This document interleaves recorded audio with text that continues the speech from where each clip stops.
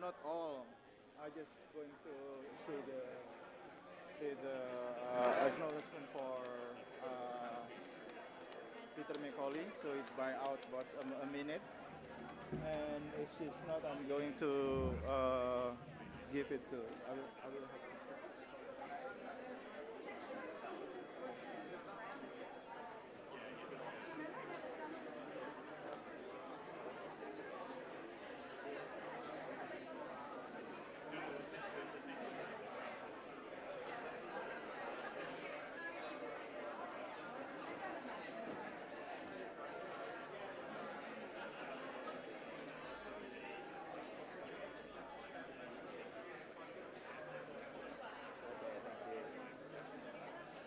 I'll be using this. Yeah.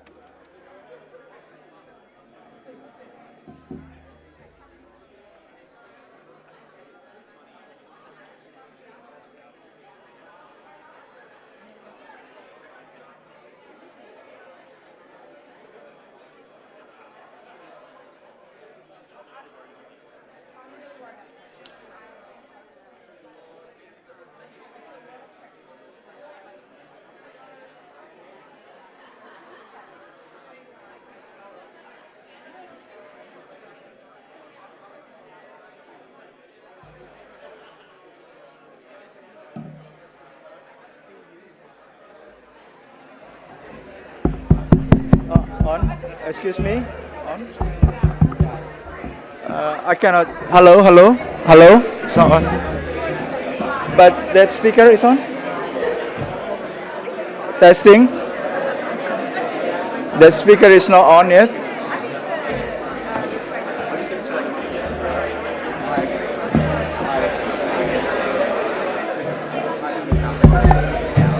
Good morning, everyone. No? Not yet? Not yet.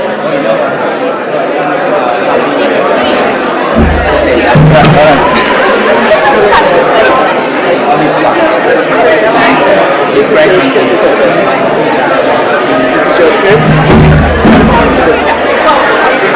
How are you?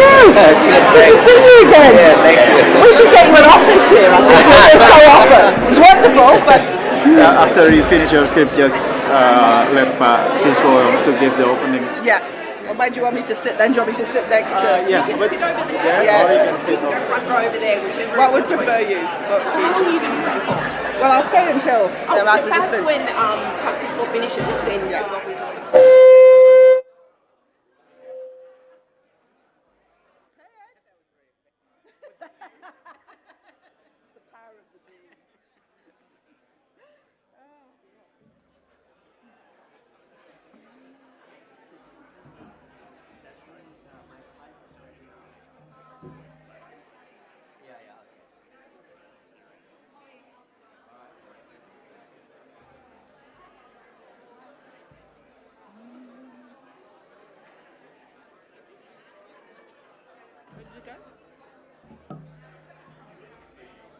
Okay.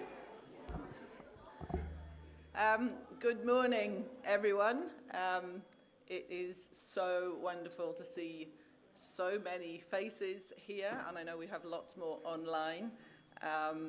It's great to see so many familiar faces, but also to see so many people I don't know, which is testament to the power and the reach of this wonderful, wonderful update. My name is Helen Sullivan. I have the great privilege of being the Dean of the College of Asia and the Pacific, the only college of its kind in the world, and one that is treasured by this institution. As we begin, I'd like to acknowledge and celebrate the first Australians on whose traditional lands and airwaves we meet, and pay my respect to elders past and present. As many of you will know, we meet on the lands of the Ngunnawal and Ngambri peoples, and I would like to extend my particular acknowledgement to them for the continuing work that they do on country and to support us here in this fantastic institution. It's a great pleasure for me to be at the Indonesian Update Conference again this year. Particularly special because we're celebrating 40 years, can you believe this, of Indonesian Update history. I think that deserves a round of applause.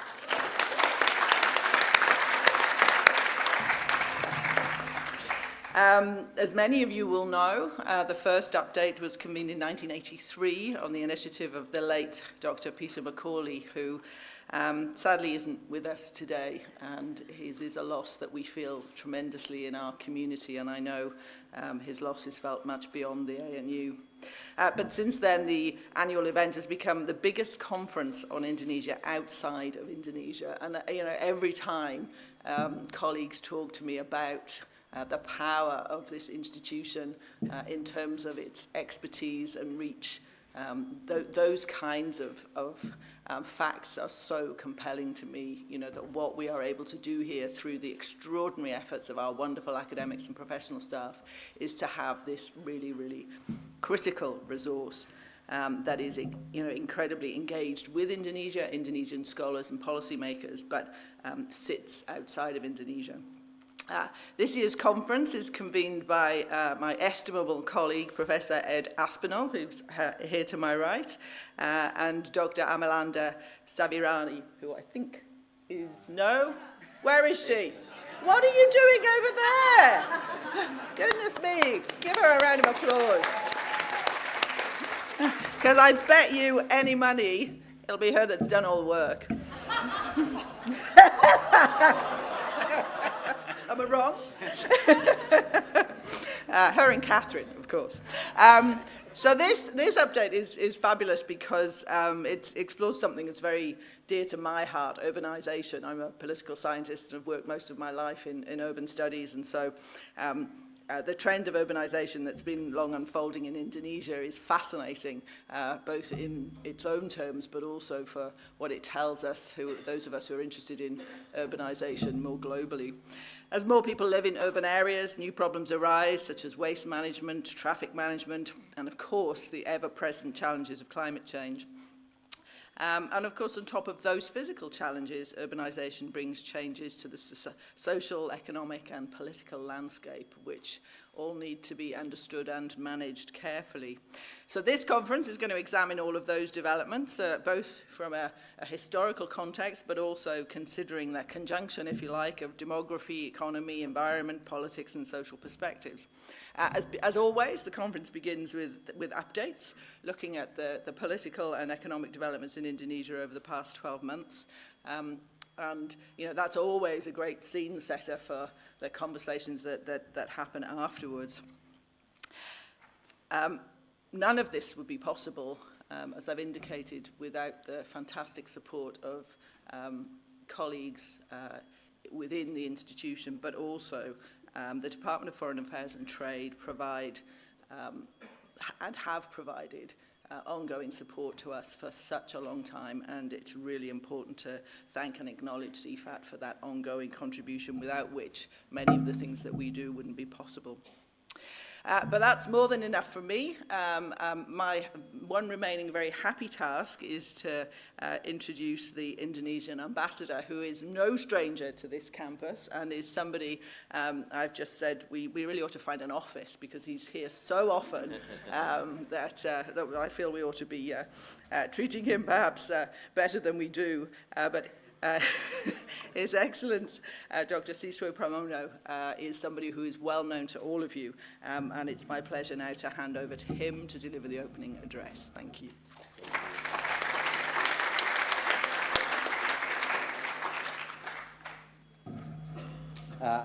Thank you very much. Allow me to begin by acknowledging the Ngunnawal people, the custodian of the land, and pay respect to the elder past, present, and emerging. My task today is to provide opening remarks. It's easy for the timely themes of our update today, governing urban Indonesia. So I would like to qualify my remark as a personal opinion. I need to be very careful with that. And this is an academic forum. Don't consider me a naughty. I know many TFAT is here, so I'm not a naughty ambassador. Please believe me. The data that I present is qualified as a work in progress, so don't quote it, because it might not be completed with the proper references, yeah? So, and how to move this? Here? It's not working. Next slide, please. So, last week, Indonesia has successfully concluded its chairmanship in ASEAN. It was during the Indonesia chairmanship that Prime Minister Albanese announced Australia's Southeast Asia strategy to 2040. According to the Prime Minister, Southeast Asia's fast-growing economy presents a major opportunity for Australia. Australia's economic future lies with Southeast Asia. The next slide, please. Now, it's a bit complicated and a lot of colors. Australia and Southeast Asia relation can be depicted in this spatial slide. This slide depicts the GMT, no, previous one might, slide GMT time zones. Perth and London are separated by 8 hours difference. I mentioned Perth because Perth is the largest delegation coming in the ASEAN Summit. But Perth and Beijing are located in one time zone. Perth is also located in the same time zone with Manila, Hanoi, and Seoul. Between Perth and Jakarta is only 1 hour difference, so this is the case also between Perth and Singapore, Hong Kong, and Tokyo. So you can imagine yourself, you have breakfast here in Canberra, call your business partner in London. This guy will be pissed off because he will be in the middle of the night. But if you call your business partner in Jakarta, it will be happy conversation because they are having breakfast too. The only difference that you eat Vegemite and bread, and for them is perhaps Indomie and telur rebus. So the urban economics that you see in the map are the motors of economic growth for East Asia. All these urban economies are well connected digitally and are very close to Australia. Last week, the leaders of the East Asia Summit have agreed on a strategic document on maintaining and promoting the region of Southeast Asia as an epicentrum of growth. So, as we notice from the illustration, I draw a red line from Perth all the way to Beijing. This is just an example of the strong economic ties between Australia, Western Australia, and China. This is particularly true for the business of critical minerals, including rare earth. Western Australia is the center of the production of lithium, rare earth material, as the world is now moving toward energy transition, and then the electric vehicle, everything is on the talks, and the demand of lithium is rising. And Australia supplies half of the demand on the global lithium. 70% of the lithium is processing in China. So this is also the case with the rare earth material. Rare earth are used for the permanent magnet, and all the high-tech production and products need the rare earth. But China also the main processing or processor of the rare earth. So, if you see in the map, the Australia embarked on the China plus one strategy, which means business diversification. China remains very important for Australia, but there is a need for the de-risk of the investment. Business calculation demands more security for the global value chain. So there is a lot of discussion now that India and Indonesia both are very fast-growing economies, demographic bonuses, and also democracy will be chosen by Australia as the new destination of investment. I think this is one of the nature of the new strategy. But if you look at the next slide, if you look at this slide, you can see that 65% of Australian total trade is with Asia. And within this Asian market, the largest Australian total trade is actually with China and with ASEAN. And voila, I think this is the opportunity for ASEAN. So, but on the other side, you see the Lowy Institute thermometers, as depicted in the slide. That measure the Australia public perception about particular state. The warmer the temperature, red, means that the closer the feeling of the Australian public to the particular country. Ironically, if you look at the Australian main partner like China, Indonesia, and India, statistically they are very important for trade with Australia. They are among those who are not perceived warm enough by Australian public. So the task of the forum, I believe, you need to help Indonesia getting warmer in Australia.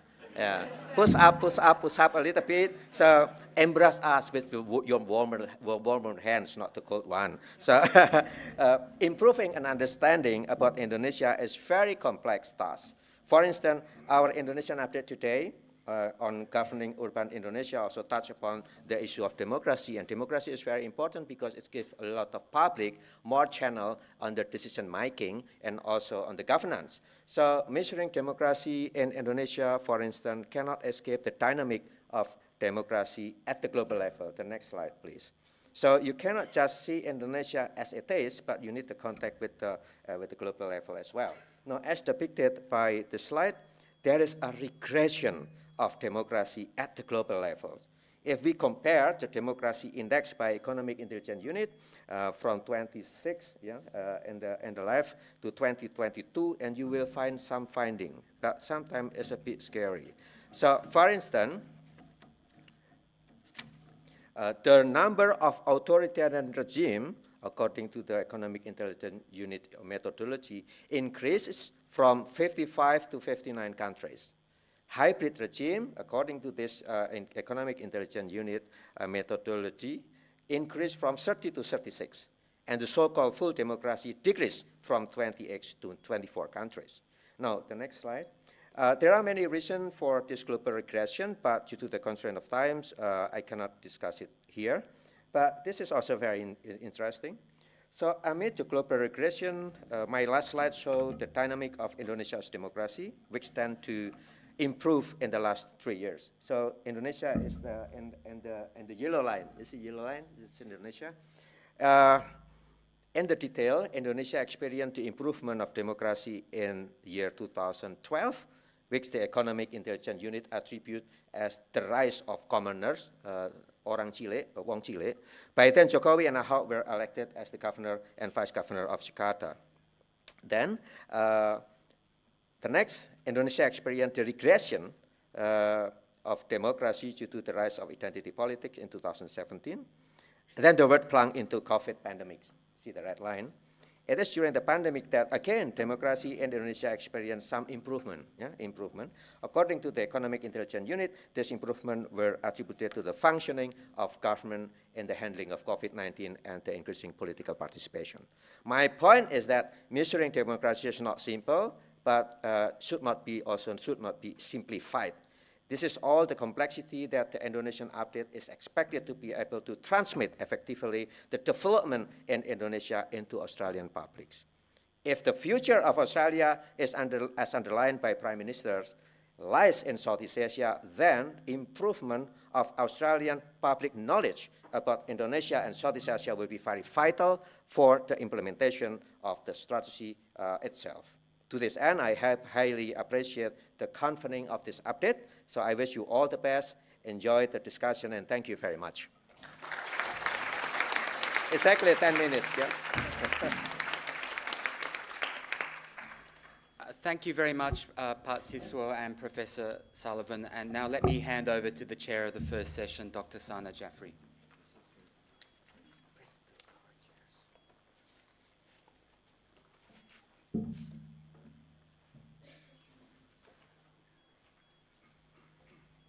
Good morning. I would like to begin my remarks by acknowledging the first Australians on whose lands we live and work, and pay my respects to the elders past and present.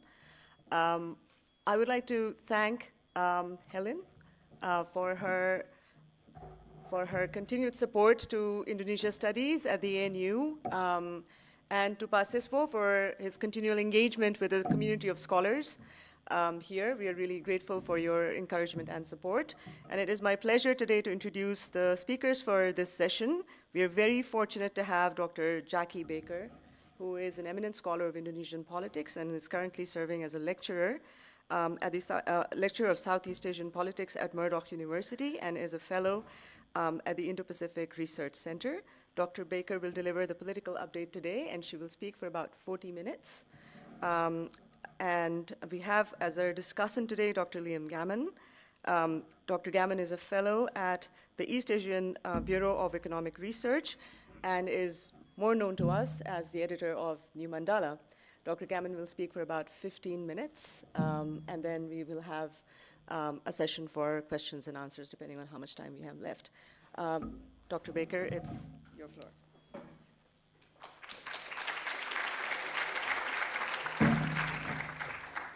Good morning, everyone. I'd like to acknowledge our chair, Dr. Sana Jaffrey, and my discussant, Dr.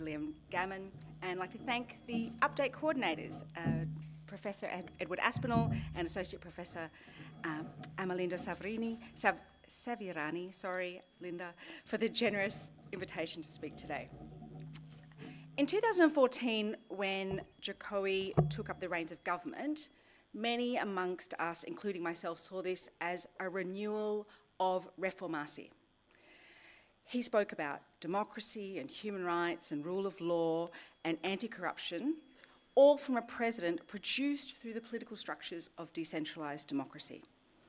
Today, in that twilight of that presidency, with all the achievements that the president has made, I think that reformasi is dead as a salient political force. And Indonesia's democracy, whilst it still endures, is definitively post-reformasi. In other words, there's no longer an organised and politically salient national coalition able to push for the core goals of reformasi. Reformasi is no longer a compelling framework that shapes the national political discourse. And in fact, as we'll see, the principles of democracy and human rights and rule of law and regional autonomy and anti-corruption that are so actively and routinely undermined that the way we talk about Indonesian democracy needs to move beyond reformasi. Do I have the clicker?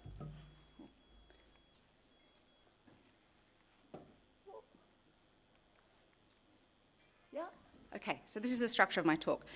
And so we see this evidently in the year that has passed, a year marked by ongoing election uncertainty, the criminalisation of political actors by the very institutions that once championed judicial activism and the war against corruption. And this has led to a narrowing field for political contestation in Indonesia. These are the antithesis of the goals of reformasi. So over the next 40 minutes, I'm going to discuss how these dynamics are dramatically reshaping the field of party coalition making towards a presidential nomination as Indonesia gears up for the 2024 elections. I'm going to then turn to some of the other big events of the year, specifically the Kanjuruhan Stadium tragedy and the inability of oppositional movements to respond to human rights abuses on a massive scale. Then I'm going to turn to the push for re-centralisation through new institutions coming out of the Ministry of Home Affairs. And finally, I'm going to turn to the question of why, and why is this happening and why now?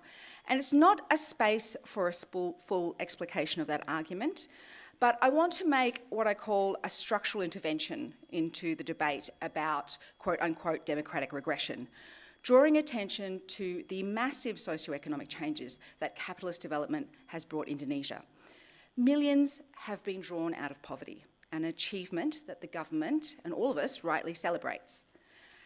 But as Indonesia enters upper middle class status, we need to turn our attention to the question of lifted to what? Some have become middle class and enjoy economic stability, but most, in fact 44% of Indonesia's population, have fallen into a vast and disparate category that the World Bank calls the aspiring middle class. Another way to describe this group of people is Hal Hill's term, which is the precariously non-poor. And I'm going to argue that the political narrowing that we see is part of a set of dynamics set in train by the government's inability to meet this aspiring middle class's needs within the specific political economy of Indonesian development. So in my paper, my argument is that the dynamics of this political narrowing or democratic regression is about demobilising this class, harnessing them to the state's developmentalist project, and managing away their unmet aspirations. So I'm going to turn first to an overview of the Indonesian elections. Okay. So on the 14th of February, Valentine's Day, for those who love democracy like I do, 200 million voters, most of them under 40, will go to the polls to elect their president and the national and regional legislatures. This is one of the largest simultaneous elections in the world. It is a logistical feat. And Indonesia has done this before. Now, of course, there are some issues with running a massive simultaneous election. It's a system that's quite confusing. There's a high chance of spoiled ballots. Obviously regional elections get kind of muffled out by the presidential contest. And it's much harder to pick up election tampering and fraud. But what you need to know about this process is that to have the right to nominate for president, parties need to have 24% of the total votes from the previous election distribution. Nobody has this 24%, so parties need to form coalitions. Where are we? And that process has absorbed much of the political energy in Jakarta this year. So what's the political landscape shaping up to look like? Well, we're looking like we've got 3 coalitions. You guys, what was that? I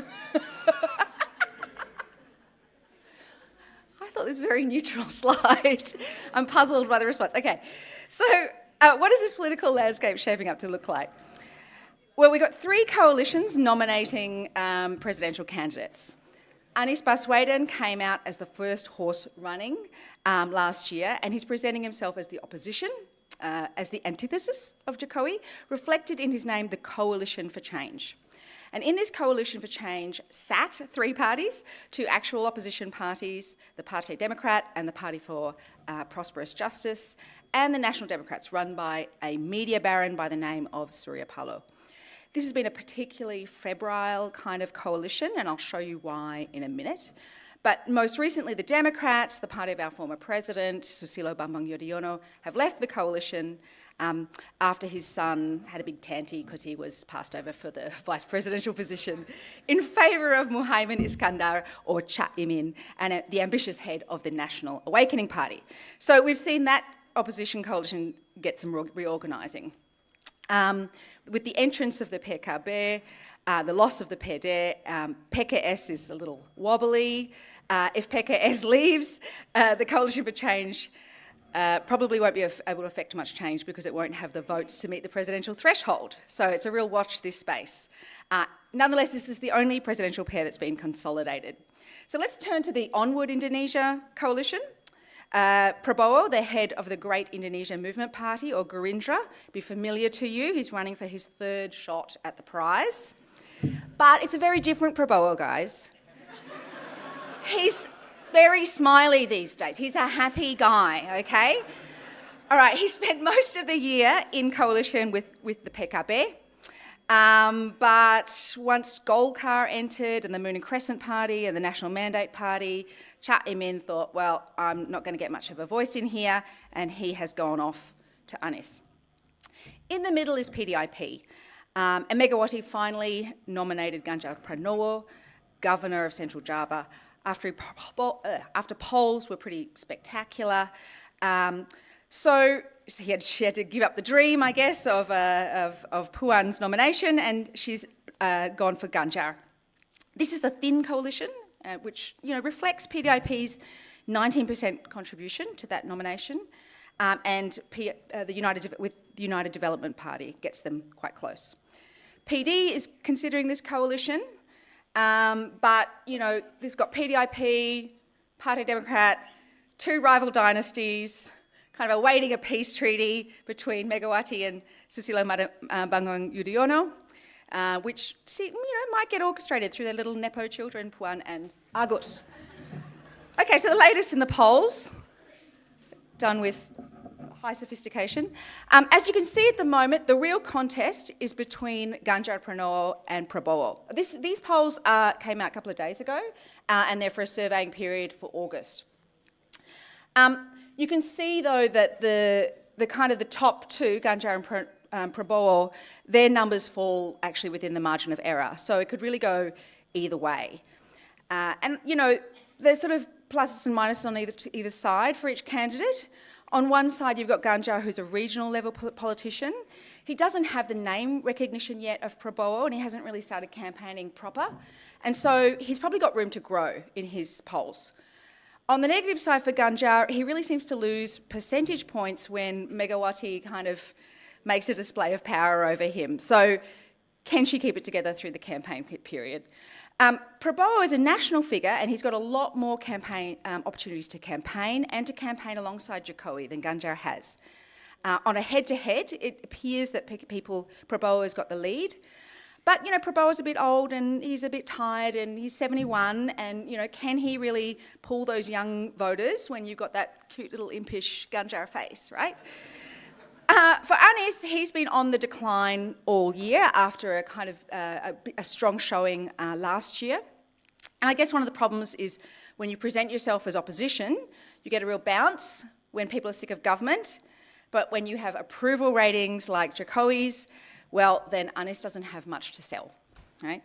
And this brings me to my next slide, which is that the president has emerged as a real kingmaker in this 2024 election. Jokowi's approval rates are somewhere between 80 to 85%, which gives him serious weight in the contest. His endorsement appears to send sort of 10 to 20% of voters to the candidate, and with that endorsement boost, he can set himself up as kingmaker over this process of nomination.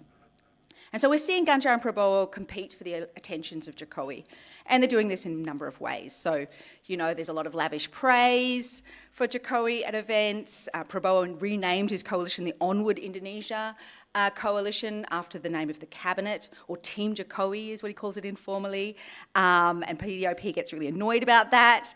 But the second important thing is that the candidates and the discussion around policy is really shaped by furthering Jokowi's legacy, right? In particular, his legacy project, Nusantara, the new capital in Kalimantan. Why is this so? Well, the capital is not... The capital is kind of got 50-50 public support. There's unclear financing. We're in a bit of a global economic downturn. Without political will, this mega signature project from Jokowi will fall by the wayside. So Jokowi has made it his business to extract promises for his signature project from all the candidates. And even Anies, our opposition party, promising change, is very reluctant to counter the presidential policy agenda. Finally, we see the two main candidates, Ganjar and Prabowo, desperately courting the president's son, Gibran Rakabuming Raka, as the vice presidential candidate, which will shore up the family dynasty and give Jokowi an ongoing presence in politics, which is always good to do, especially if you've been doing a lot of infrastructure projects. And Jokowi is keenly aware of how the SBY government ended, which was sort of in a morass of corruption scandals, and the tarnished legacy that left that family. So putting forward his son Gibran is a really good way to protect the legacy and the family. Now, nonetheless, Gibran has pretty slim political experience as Mayor of Solo. He's under 40, so he's currently ineligible to be nominated. We'll come back to that. He's not polling great. I don't think he's a really great media. He doesn't look not great in the media. And he looks like one of my undergraduate students who's about to ask me for an extension. So I don't get it. Like, would you seriously trust the faith of the world's fourth biggest country to a guy who's just learned to tie his Balenciaga sneakers? So the field is still wide open, right, for the other president. Oh, it's got some Gibran supporters over there. All right. Did I just break this? Can you pass to the next one? Okay, so the field is still wide open for other vice presidential candidates, and we see them here. There'll be some familiar faces to you. Ganjar is kind of courting Ridwan Kamil, the former governor of West Java. There's a bit of a problem with that because Ridwan Kamil is joined Golkar, who's part of the Prabowo coalition, so not sure what's going to happen there. Sandiaga Uno, who said he's not going to run with Prabowo again. He's kind of, this is kind of a red flag, isn't it? And so he's sort of in the Ganjar lineup.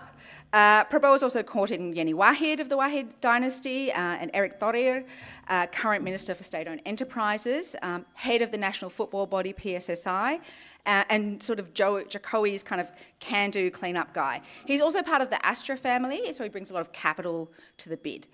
There's been quite a lot of discussion also about a possible pairing of Prabowo Ganjar. I think that is definitively out, but that was a big discussion this year about a potential pairing of the two, which would be an incredible stitch-up. To me, despite all the intrigue, I think the kind of law of Indonesian elections is you've got to win in at least 2 provinces of Java. It's hard to beat Ganjar and the PDIP machine in central Java. This leaves West and East Java at play, right? Our 2 biggest electorates. Gerindra has a pretty good party machine in West Java, Anies to a lesser extent. The game seems to be about East Java, our 2nd biggest province. You can win the presidency without West Java, but no one wins it without East Java. And this makes the NU vote, always a very diverse group, the key voting bloc to capture. And we already can see that, right, with Anies trying to capture that, trying to sort of draw in those NU votes from East Java with the nomination of Cak Imin from PKB, which is an NU-aligned party. So there's some real questions.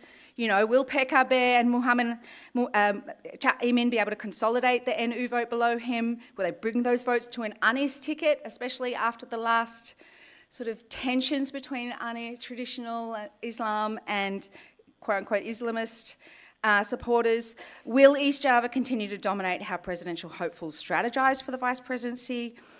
What about the money? That's always an issue with vice presidencies. This will all become clear over the next months. Okay, so that's our primer on the election. And I want to turn now to the dynamics that are narrowing the field of democratic contestation in Indonesia. And there's 5 dynamics together, and as I argued, they run directly counter to the core vision of Reformasi, which to me signals that we are now in a post-Reformasi era. The first one is that there has been quite a lot of electoral uncertainty, and last year's update talked about an effort to justify a third term for the president. Those efforts seem to dissipate this year, and instead we saw circulating a fear of an election delay, some kind of orchestration of a delay to the election, which would extend by default the presidential term. And those fears really became politically plausible with a bombshell finding in March in favour of a small, unknown party called Partai Prima, who took the National Election Commission, the KPU, to a lower-level criminal court in Jakarta. And their argument was that they had been unfairly ruled ineligible to participate in the election. The decision that came down agreed with them and said that the government needed to delay the election to July 2025. This decision really came out of nowhere, right? And it was in the wrong court. It was in the criminal court. It should be in an administrative court. And it elicited such outrage that the decision was overturned, and the justices who ruled in favour of Partai Prima were punished. And then I think their punishment was retracted, weirdly, but anyway. But between third-termism and election delay, there feels like there's some testing of the water around the regularity and the certainty of democratic elections. My next point turns to criminalisation, and the field of democratic political contestation has been seriously compromised by the efforts of these two men. On the left we have, is that your left? Yes. Okay, left. We have Attorney General St. Burhanuddin, whose family is linked to PDIP. On the right we have the head of the KPK, Firly Bahuri, who has turned a real beacon of Reformasi, the Anti-Corruption Commission, into, frankly, a very effective political weapon. And they've launched a series of corruption investigations which have been designed mainly to weaken the Anies coalition, our Coalition for Change, but also used against government allies whose affiliations they would like to sort of realign through the nudge of a threatened corruption case. So I'm going to dig into this a little more. In November 2022, after the Coalition for Change declared their intention to field Anies Baswedan, the KPK arrested Lucas Anembe, governor of Papua, and a major fundraiser for the Partai Demokrat on charges of bribery and money laundering. The KPK have also put Yassin Limpo, the NASDEM agricultural minister, also under investigation, NASDEM being part of the Coalition for Change. After the announcement of Cak Imin as Baswedan's vice presidential candidate, he received a summons to the KPK to discuss a graft case while he was manpower minister under a previous administration. Firly has also repeatedly pursued Anies Baswedan, allegedly for corruption in the electric car Formula One event in Jakarta organised under his governorship, known as the Formula E case. But he's yet to make a move, and some argue, like his own director of investigations, he doesn't have the evidence to make these charges stick. Others argue that an actual outright arrest of Anies might be counterproductive and galvanise support for his campaign. So by keeping this Formula E case hanging around, it really muddies the waters. It's made it very difficult for the Coalition for Change to get volunteers, to mobilise support, and to get momentum in his campaign. It's also made that coalition, as we saw, much more unstable. And the polling numbers, as we saw, suggest that pursuing Anies without charging him has been quite effective. We've also seen the rise of the Attorney General's office as a tool of criminalisation. Previously, it didn't instigate corruption cases very often. That was very much the KPK's turf. And now I think we're seeing it as a bit of a preferred provider of criminalisation services to the political elite. The big fish at court this year in May was Johnny G. Plate, the NASDEM Minister for Communications and Information. And NASDEM, again, part of our Coalition for Change. And he was caught on a US $800 million 4G telephony procurement scandal. This served a major blow to NASDEM, particularly to Surya Paloh himself, who is kind of individually being punished for betraying the Jokowi coalition. And it's deprived the party of much-needed funds at a time in which it needs to spend to raise the profile of Anies. More recently, we saw the head of Golkar, Airlangga Hartarto, dragged in for 12 hours of questioning to the Attorney Generals, ostensibly about, again, another old kind of palm oil case.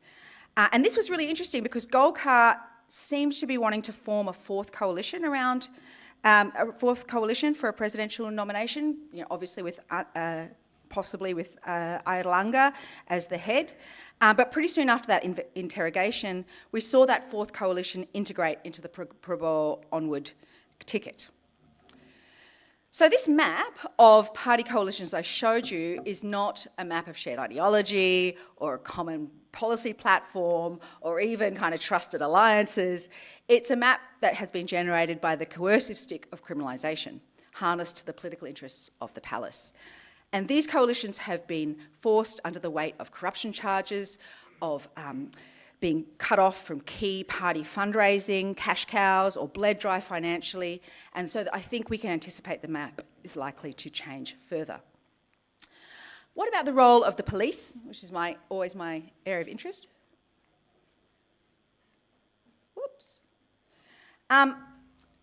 This year, the police has been kind of embroiled in scandal and they've been keeping it quiet. They sort of continue with the day-to-day grind of processing defamation and fake news criminal charges that seem to be placed routinely against regime critics and activists and journalists. But the police are really still positioning themselves politically. They're quite confused by Jokowi's mixed signals. Is it Ganjar, is it Prabowo? And they're a bit discombobulated by the possibility of a Prabowo presidency and what that might mean for their privileges. And I raise the police because I think it's a very much watch this space. In 2019, the police played a very important role in the Get Out the Vote for the Jokowi campaign. And I think it'd be very interesting to see where they go in 2024, particularly under these candidates.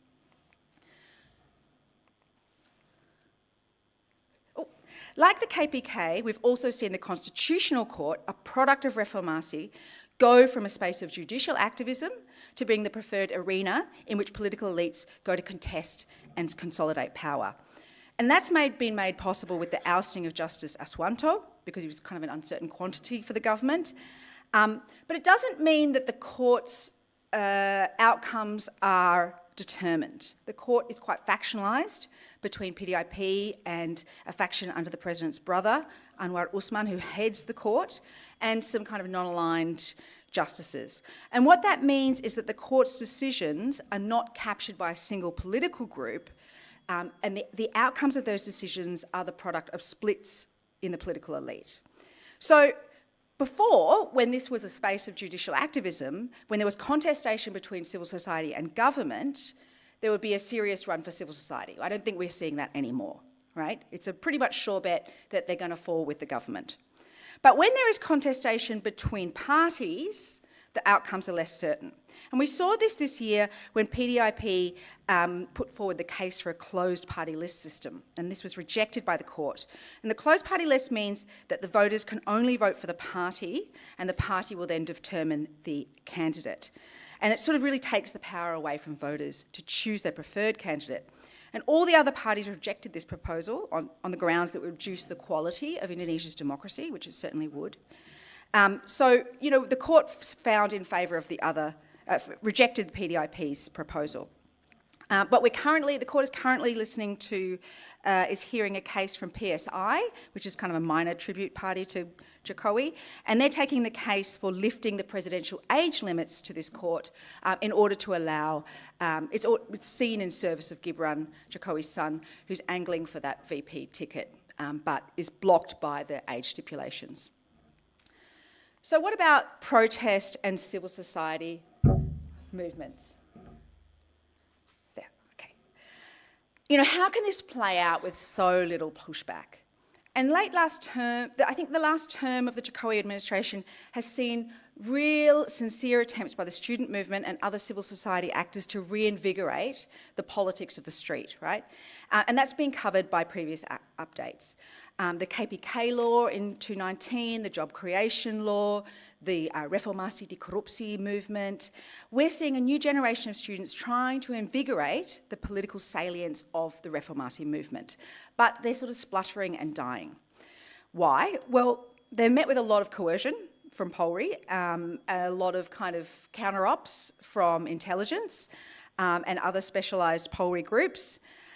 But more importantly, I think they are very isolated, and that reflects decades of very effective harassment and criminalisation at the grassroots, stamping out other kinds of community-based peasant and rural movements who, if had they flourished, they would be just the kind of mobilisation partners who would join an alliance with a student movement, right? And forge a national cross-class coalition for change, which was the basis of Reformasi, okay? So this absence I want to draw your attention to, especially when we talk about the Kanjuruhan tragedy. In October last year, a match in Malang on home turf turned into a mass grave when police responded to unruly elements in the crowd with tear gas. Gas swept into that overcrowded stadium and people struggled to get out. 135 people died, 38 of them were children, and the youngest was 3, asphyxiated by tear gas, filling the narrow exits and stairwells. And this was the second biggest death toll at a soccer match in world history. The last one was like in the 1960s, and it made international headlines. Reports from Komnas HAM agreed it wasn't the crush that killed people, it was the use of the gas, okay?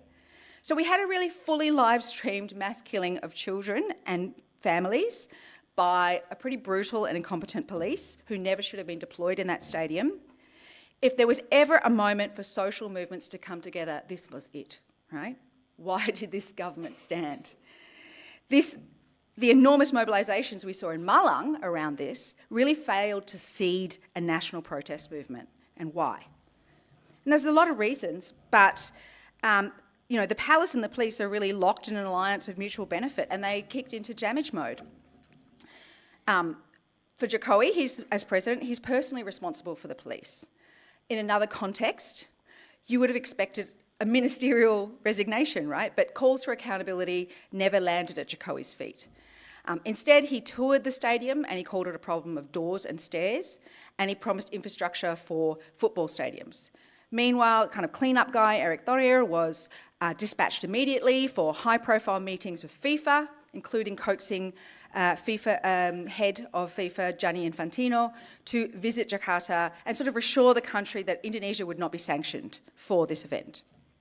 We saw other oversight organisations, like the National Commission for the Police, chaired by Mahfoud MD, move to defend the institution and muddy the waters about the police responding to football hooligans.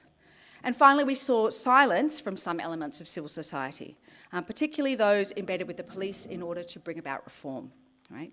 Last year, Ken Setiawan talked about the elimination of sexual violence law, and that implementing that law means setting up a new directorate within the police for the elimination of sexual violence. This is a fantastic outcome, but what does it mean when we have NGOs working on policy? It means it's really, really difficult for them to comment critically when these kinds of events happen. And that really has fragmented national, social and protest movements to bring about change.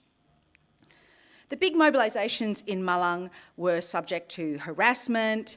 There were harassment of victim families, the hacking of phones, there was a scaring of witnesses, hacking of reporters' phones, like the new digital platform New Narrative.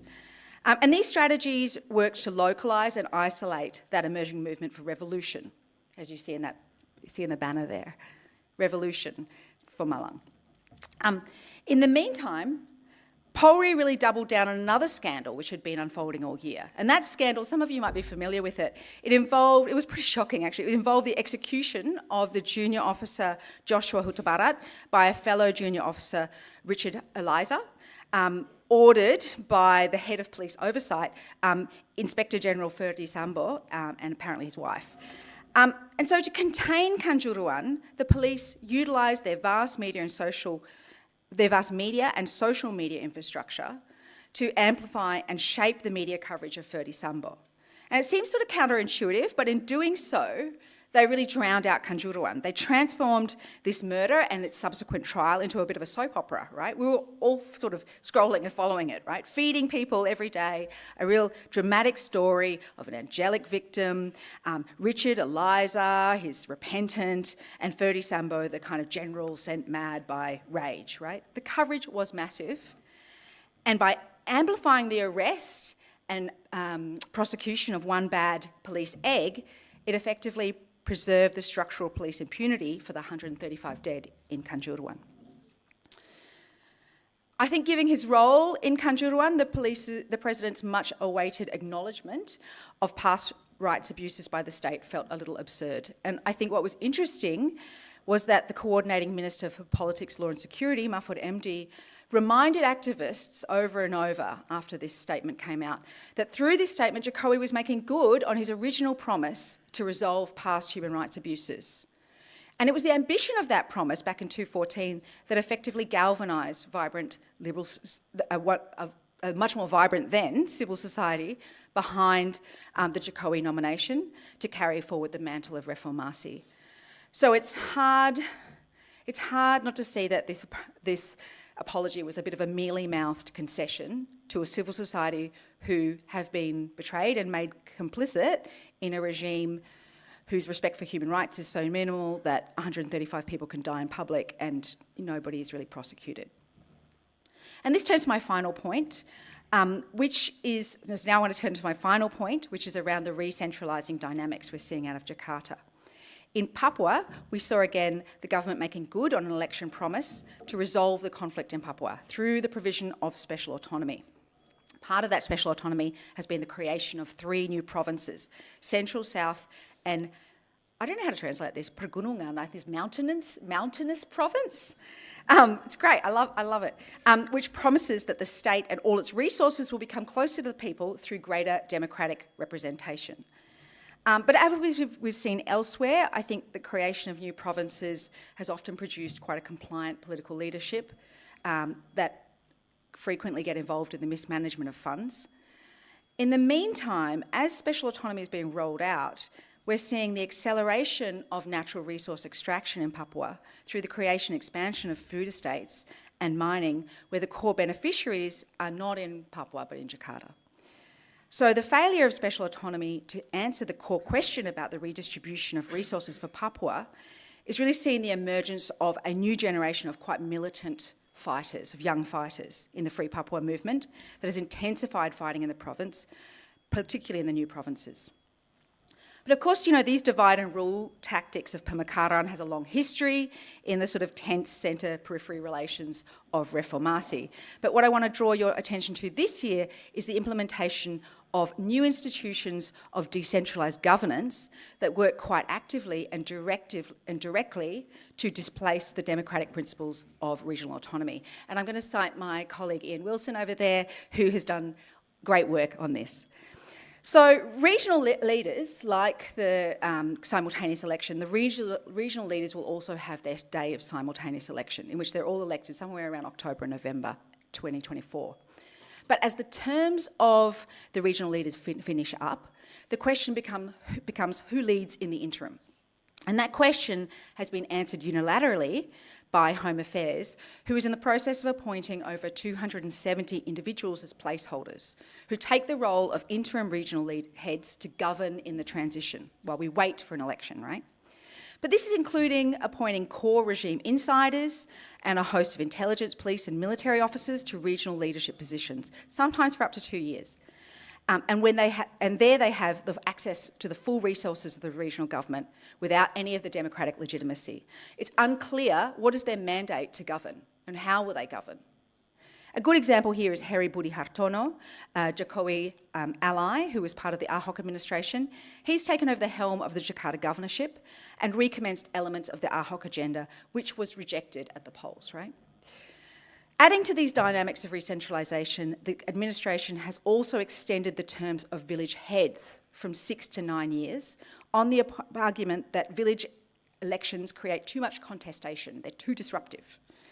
And it's worth remembering that village heads already don't have to come from that village to represent the village, right? So these are institutional innovations coming out of the Home Affairs Ministry, who is run by close Jokowi ally and former police chief Tito Karnavian. He himself seems to be a real anti-regional autonomy ideologue.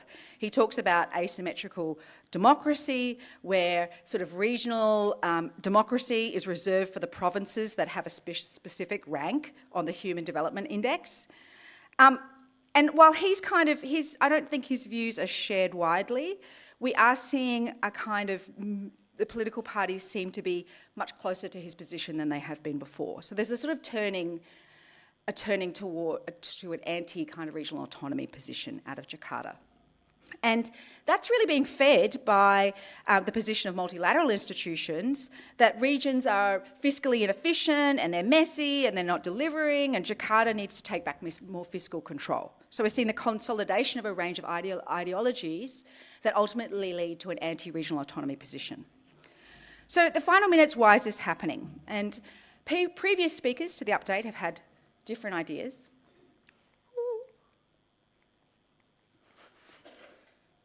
Oh, thanks. Have had different ideas, and I'm not going to go through them all. But to me, missing in the current debate about democratic regression is the underlying structural changes we've seen in Indonesia. And by that, I mean the way that Indonesia's model of capitalist development has successfully lifted millions out of poverty. But it's important for us as political scientists and social scientists to ask, well, what have people been lifted into? And some have achieved middle-class status.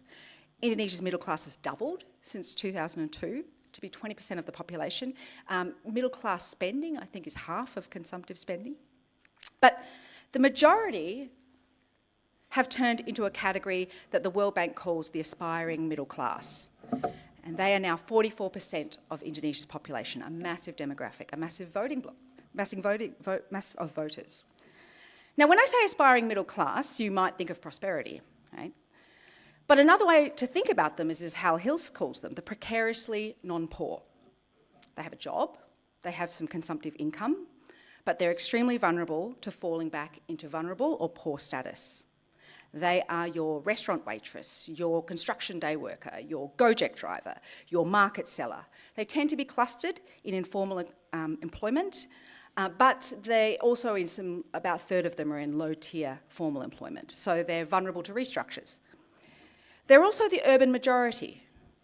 As a result, they're on the brunt end of Indonesia's urbanisation. They live in overcrowded, congested conditions with poor infrastructure, poor air quality, polluted water, and they're very vulnerable to climate change. These are all indicators of non-monetary poverty.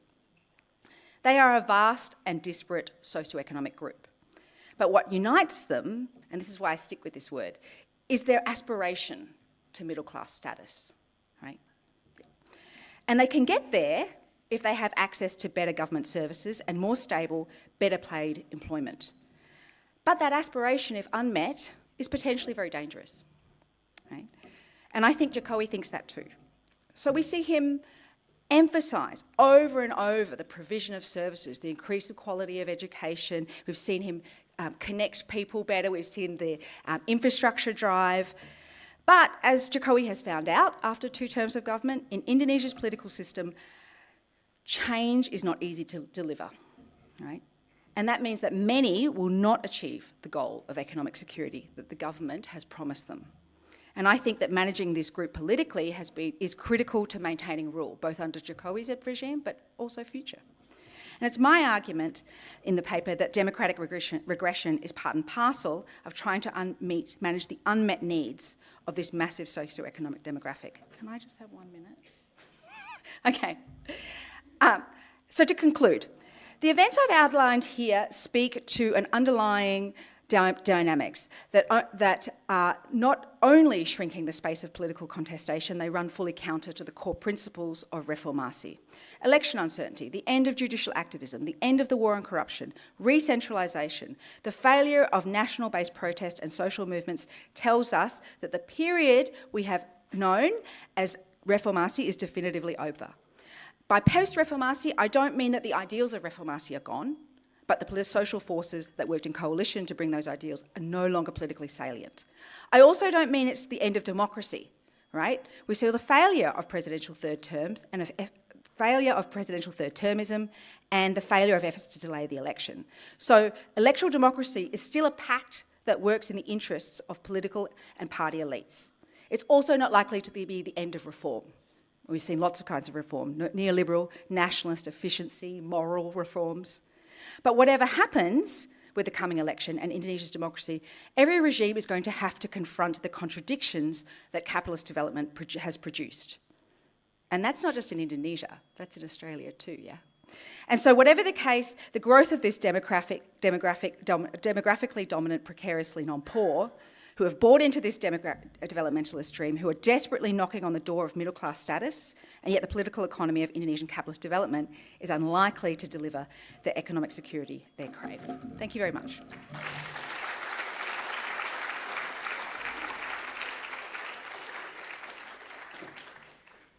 Thank you, Dr. Baker, for starting us off with such an insightful overview. And I'd like to invite Dr. Gammon to deliver his comments as the discussant. Thanks very much, Sana. And thank you, Jacqui. Thank you very much, Pak Siswo. And thanks, of course, to the organisers for inviting me to act as the discussant to Jacqui's paper. It's good to be back in the Coombs Lecture Theatre. It feels like a bit of a homecoming for this conference. This isn't quite the last Indonesia update of the Jokowi era. He'll still have about a month left on the clock at the time of next year's conference.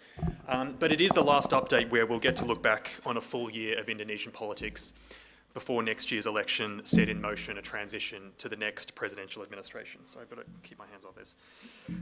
And at that milestone, I think Jacqui's paper contributes something really valuable by drawing together analysis of the year's events into a compelling diagnosis of the structural contributors to Indonesia's democratic regression. Now, there are a few main messages that I think we can take home from Jacqui's paper. The first one is that reformasi is dead, and it didn't die of natural causes. The Jokowi administration has systematically closed off pathways for social movements to engage in sustained confrontation of the government. Secondly, there's a resulting sense that contestation over policy, though it still occurs, and to an extent, even electoral competition itself, happens on the administration's terms. As Jacqui put it, there's a narrowing space of who can contest power and how. Thirdly, this is all an outgrowth of the government's response to the challenge of maintaining and managing the confidence of an emerging electoral majority of non-poor, but not necessarily economically secure Indonesians, whom Jacqui describes, borrowing from the World Bank, as the aspirational middle class.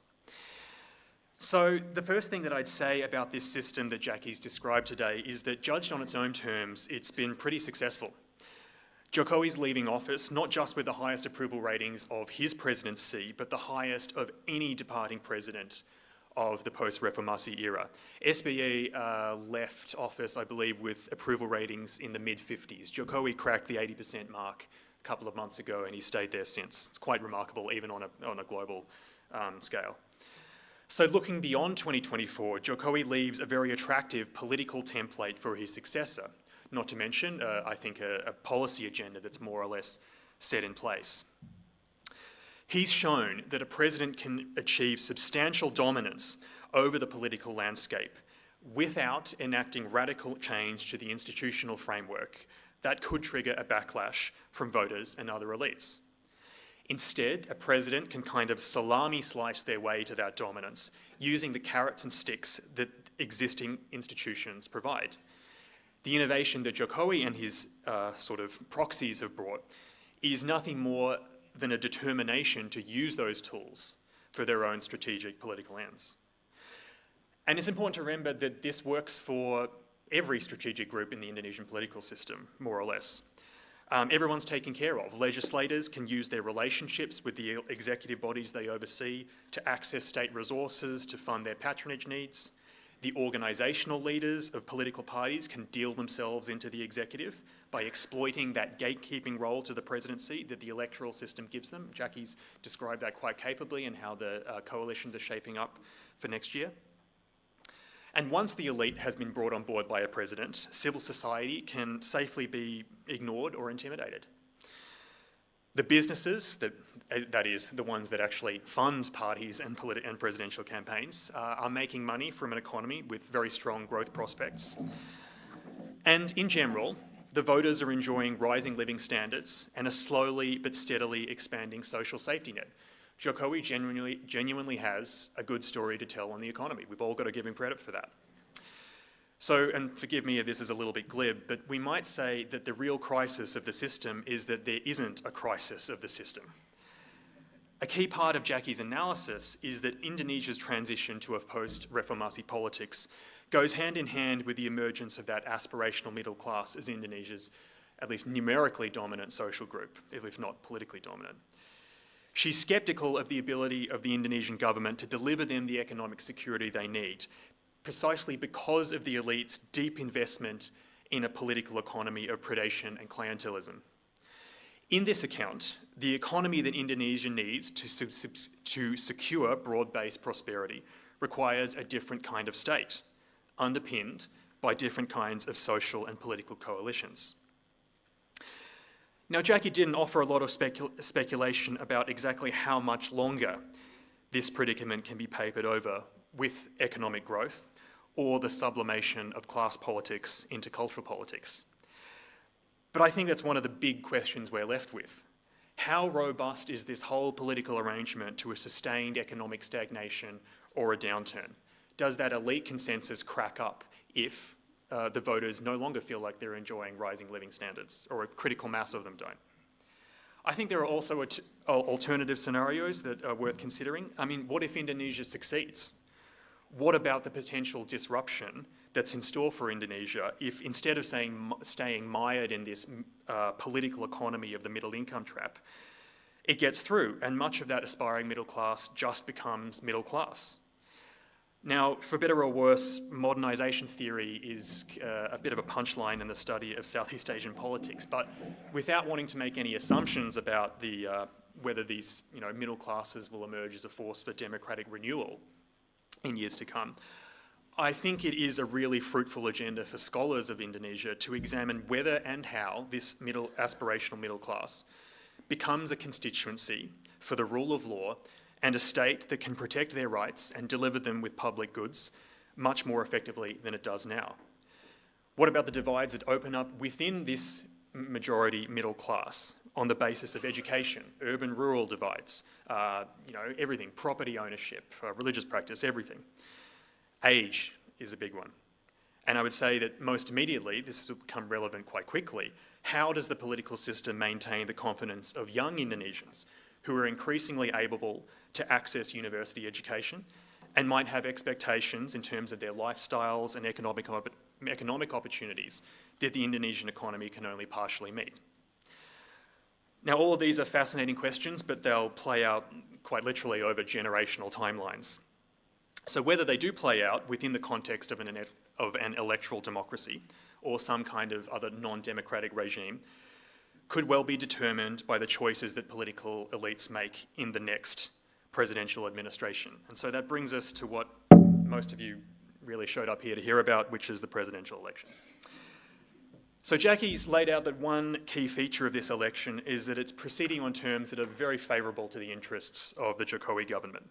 The two leading candidates, Prabowo and Ganjar, are both overtly affiliated with the president. And even Anies Baswedan, who's so far, I mean, you would call him quasi-opposition at best, not overtly opposition.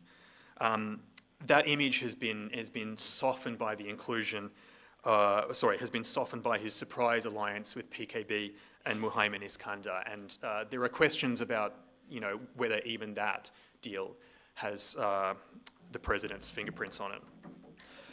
So this spread of candidates, Jacqui says, bears the signs of what she says is orchestration by the administration. It's also been marked by some quite worrying interference that really deserves to be underlined. As Jacqui mentioned, there's been an effort afoot to use legal cases, some of which clearly have merit, some of which are a little dubious, to destabilise and intimidate Anies Baswedan's nominating coalition. This has included KPK Chairman Firly trying to get Anies charged with corruption. If Anies were to be convicted, he would be legally ineligible to be nominated for president. I mean, the time frames are very short. The horse is probably bolted, but I think it's important to keep in mind. Because at last year's update, Ken Setiawan highlighted how talked about how the resilience of electoral competition, that fundamental competitiveness of the Indonesian political system, still survives despite the illiberalisation of the system. Well, I don't want to be too alarmist about this, but I would just say that if it becomes normalised for the legal system to be abused by incumbents, to handicap their adversaries' political campaigns, or to erect unsurmountable legal or political barriers to their participation in elections, that is exactly the kind of evidence that would suggest that Indonesia is lapsing from illiberal democracy into some kind of competitive authoritarian regime. I want to emphasise Indonesia is not at that point yet, but I think that the signs are there for us to be vigilant about that kind of thing in coming years. So having said all that, even absent any interference from the government, no smart candidate that is, really has an interest in making this election a referendum on Jokowi or Jokowiism. The risk is that you will get on the wrong side of it, and we're dealing with a president with an 80+% approval rating. It's not smart strategy. So is this an election about nothing? Looking at that Indonesia Survey Institute or LSE poll from August, we can get a little bit of a snapshot in time of what's guiding the electorate's choices in the run-up to 2024. Unsurprisingly, a big predictor of how people are going to vote is how they voted in 2019. I'm just going to give you very rough numbers because I don't have slides. I don't want to bewilder you with too many numbers. So, the 2019 Prabowo, I should say that the story of Prabowo's sort of leading edge in the polls is that the 2019 Prabowo vote is going about 55% to Prabowo, about 40% to Anies, unsurprisingly, only about 5% to Ganjar Pranowo from PDIP. Prabowo's edge is the fact that of that 20-odd% of the total electorate that plans to vote for Anies in a hypothetical first round, if Anies is knocked out in the first round of an election in February, or he doesn't get on the ballot, a big majority of that vote transfers over to Prabowo in the second round. So among 2019 Jokowi voters, a majority of them are going for Ganjar, between 50 and 58%, depending on which poll you look at. Prabowo, despite his refashioning as happy, smiley, friendly Prabowo and the heir to Jokowi, he's only actually winning about a quarter of the 2019 Jokowi vote. So the slate hasn't exactly been wiped clean of some of the voting patterns that we saw in 2019. If he wins, Prabowo is likely to win largely based on the same voter coalition that he had in 2019, plus a bit of the Jokowi vote. Ganjar, if he wins, it'll be with most of the 2019 Jokowi vote. And ironically, insofar as Jokowi is shifting his own support to Prabowo, he's doing that in spite of his own voter base preference for Prabowo. For Ganjar, rather. So going back to my question, is this an election about nothing? So the biggest argument against that proposition is the fact that Prabowo is on the ballot and that he's arguably the favourite to win it. And so we're back where we were 10 years ago, wondering whether the ascent of Prabowo to the presidency imperils the survival of Indonesian democracy. So one thing that we've heard again and again about Jokowi at these Indonesia updates over the Jokowi years is that he's not an authoritarian ideologue. The damage that he's done to democratic norms has been for basically pragmatic political reasons. He wants to clear the political decks so he has maximum authority over the direction of his policy agenda. Jokowi, it has to do with his character, I think, as well. Jokowi is basically a mostly cautious and conflict-averse politician who is more than ready to be guided by public opinion. So the hope with Prabowo is that now that he's been operating within the system for some years, is that the example of Jokowi has sort of rubbed off on him. That it's shown him that radical institutional change isn't necessary for a president to exercise dominance over the political landscape. On the other hand, it's hard to escape the fact that Prabowo is just a different kind of politician to Jokowi. He's got a history of alluding to the need to reconsider Indonesia's post-reformasi political reforms, including the practice of direct elections. Dating back to his military years, he's got a history of risk-taking and rule-breaking, and personally, I doubt that he would let his strategic decision-making be guided by public opinion and economic performance to the extent that Jokowi's has. So it is, of course, completely plausible that a Prabowo presidency simply looks like a Jokowi presidency, maybe augmented with a little bit more, a little bit more violence, a little bit more overt repression, a little bit more, it could get worse. The thing about Prabowo is that I would close on is that he definitely lowers the floor in terms of potential political outcomes relative to Anies or Ganjar. And it's very difficult to predict how he could act in a political, security, or economic crisis. So I'll leave you on that happy note. Thanks very much.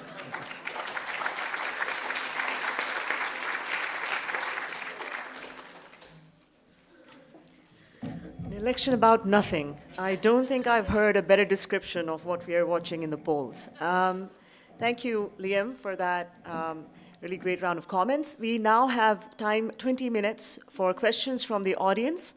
I'll request that in the interest of time, please keep your questions brief, and please keep them questions, not long commentaries, so that everybody has a chance to get in. I'll take 3 questions at a time. So anybody who is, please raise your hands. The gentleman in the blue sweater, the lady with the orange sweater, and then Nava in the back. So we'll start with those 3, and then we'll go to a session for questions on Zoom as well later. Please identify yourselves, and if your question is directed at a particular speaker, please name them as well.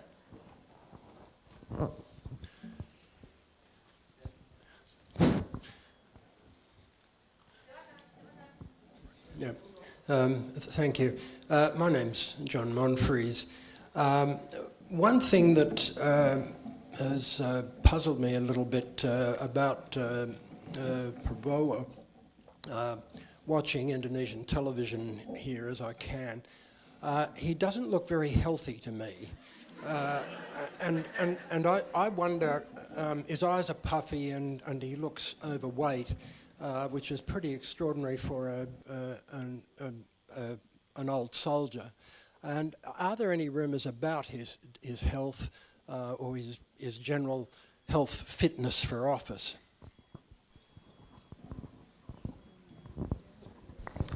Hi, Jacqui. I'm Gabrielle Legrand.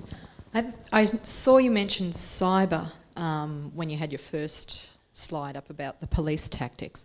Is that cyber tactics used by police against political activists? If it is, are we seeing any information about whether it's a homegrown cyber capability, or are they getting help from Russia and China? Because I think that might be something we might want to look at. So what did you mean by cyber, pretty please?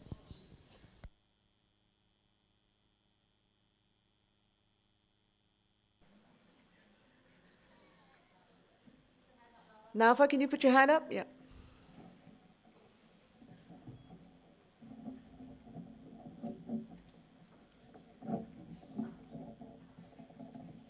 Both? Is it on? Okay. I guess for both presenters, what do you guys think of the political or voting behavior of the aspiring middle class? Who are they most likely going to vote for? Do they have any class or political loyalty? Thanks. Thank you. Would you guys like to start with Jacqui, would you like to start off?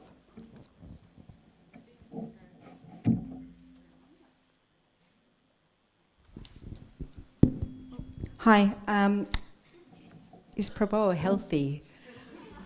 I had a crazy conversation with an intelligence agent who wasn't quite so sure, but I feel weird to talk about gossip.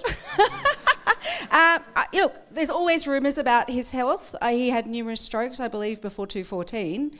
He's made it through, 2 election campaigns and, head defence ministry. He's still standing. I think the rumours about Prabowo's health have circulated for a very long time, and we haven't seen him stumble, frankly. I don't know. Do you want to comment on that? Yeah, I mean, like, Prabowo's health is the subject of constant speculation, and I have no personal insight into what the exact nature of those health problems are, but we know he's got them. Where there's smoke, there's fire. So it's interesting to think about, you know, if he becomes president, you might have these kind of Duterte-like episodes where he just disappears off the face of the earth for a little while, only to reappear with very little transparency about what exactly he was dealing with. You can get away with that when you're not in the public eye as a president, as he has been for most of his political career. But I think that would be one of the, I guess, the weird elements of a Prabowo presidency.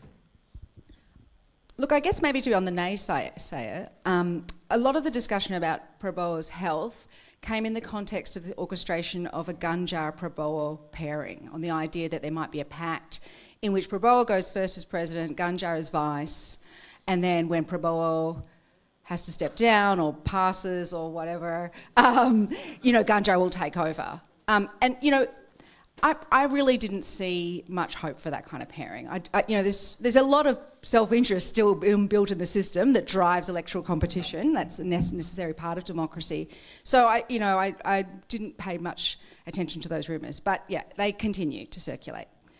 The question about the cyber regional teams. So the police have very homegrown capacities in cyber policing. They were transferred around the war on terror by different Western governments, probably including our own. And so they have been trained to police the internet and police the web in order to root out terrorism. But those capacities pretty quickly got turned around to regime critics and opposition figures. And you add to that the ITE law, and then things around defamation on social media and the fake news and hoaxes, and you've got a kind of roving police online looking out for potential regime critics and criminalising them. And often the cases actually don't go to trial, but they just have them there and they sit there. And so they sort of terrify the life out of these ordinary people who have made a criticism against Jokowi, for instance. The cyber teams that I was referring to on the slide, so a lot of the cyber capacity is in Jakarta and at Central Police, but that cyber capacity is readying itself for the elections, and they've set it up in, I think, 8 or 9 different regional police stations. So they're sort of gearing up for policing the election debate that will be happening online. Is there Russian or Chinese influence? I'm unsure. I don't know anything about that. But certainly different governments, as I've said earlier, do work with the Indonesian police in order to raise their capacity on certain fronts. And the Chinese police have been quite close to the Indonesian police for some time now. So, you know, make of that of what you will. I mean, that is all part of the transnational policing kind of industry. Yeah. Do you want to comment on that? Cyber policing? Cyber policing? No. Really? You don't have an opinion on something like that? I'm sure you would have thought. All right, so the voter behaviour of the aspiring middle class. This is a really tough question, Nava, because the aspiring middle class, I mean, the word class is a misnomer in some ways, right? It's a group. It's a socio-economic group. A class suggests consciousness and suggests the ability to kind of mobilise and organise for similar common interests. What keeps this as a group is the fact that they are demobilised. They are vast and disparate, and they don't see their common interests. The fact that they are all on the hamster wheel trying to get to middle class status, they've been promised middle class status, and they're just sort of not getting there. Now, if someone was to mobilise them, as Prabowo, I suspect did, parts of that aspiring middle class were mobilised under the Prabowo 2014 and 2019 campaigns under, you know, a logic of inequality, right? Like he was like, these are, you know, all these other enemies of the state are working against you. You know, and if you're aspiring and you've invested in education, you have great hopes for your kids and you're just not getting there, that's very attractive. That's not just attractive in Indonesia, that's attractive here. This is a problem everywhere. I mean, I'm interested in the aspiring middle class because I think it's eating up democracies everywhere. You know, to come to your point, Pak Ambassador, you know, that... you know, that these class dynamics are everywhere, and every regime has to manage the people, the have-nots. We have a 30% constituency of renters in this country and a housing crisis. How do you think that's being managed? So in the question, I mean, you had a question about time, like how long can this system, well, it can continue for quite some time, actually. It takes, you know, it's about ideology, it's about managing that class ideologically, that socioeconomic group ideologically, it's about keeping them split and keeping them disparate, it's about keeping them unaware that they don't have these common interests, and it's about the inability of a political system to produce political candidates that might appeal to this class and bring them together. And I think that is a mechanism of politics that is, like I said, eating up democracies everywhere. So the voting behaviour of the aspiring middle class, vast and disparate at this point in time, and probably more demobilised than we saw in previous campaigns.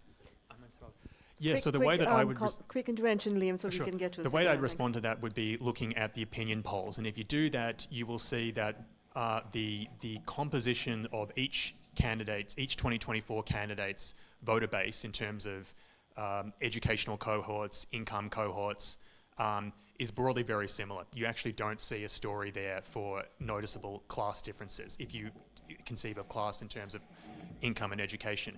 There is a bit of a noticeable difference in terms of uneast busway down space. It appears to be a little bit more educated, a little bit more white collar, a little bit more higher income, but that gels with what we know about the social base of, you know, conservative modernist Islam. And I would say that in 2014, 2019, there were modest but nonetheless noticeable differences in terms of how income and education affected both the Prabowo and the Jokowi vote, with poorer, more rural voters tending to go to Jokowi, and same will be with Ganja, better educated, higher income, urban voters tending to go for Prabowo, although the margins really aren't great. Not a huge deal of class polarization. Okay, so I'm told we have 3 minutes left, so let's take a quick round of questions, first from Zoom, from our online listeners. Okay, we have one question from online friends. This is from Melinda in Makassar. It's a question for both of the speakers.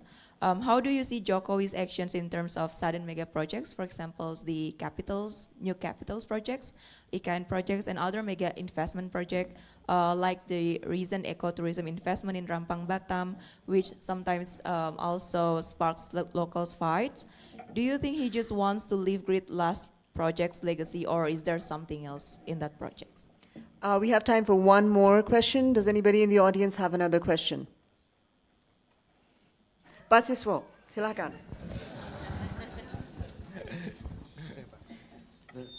To Mbak Jacqui. In the last couple of years, we have 12 ministers and high-ranking officials from the parties who went to jail. So it's a bit absurd if we consider all as politicization, because they are lengkap, Mbak. Ada PDIP, Gerindra, PPP, and others. So I think this is also, we need to see it from the law enforcement on the working. And the last one is just a comment. To describe a democracy in Indonesia as dead, I think it's too much.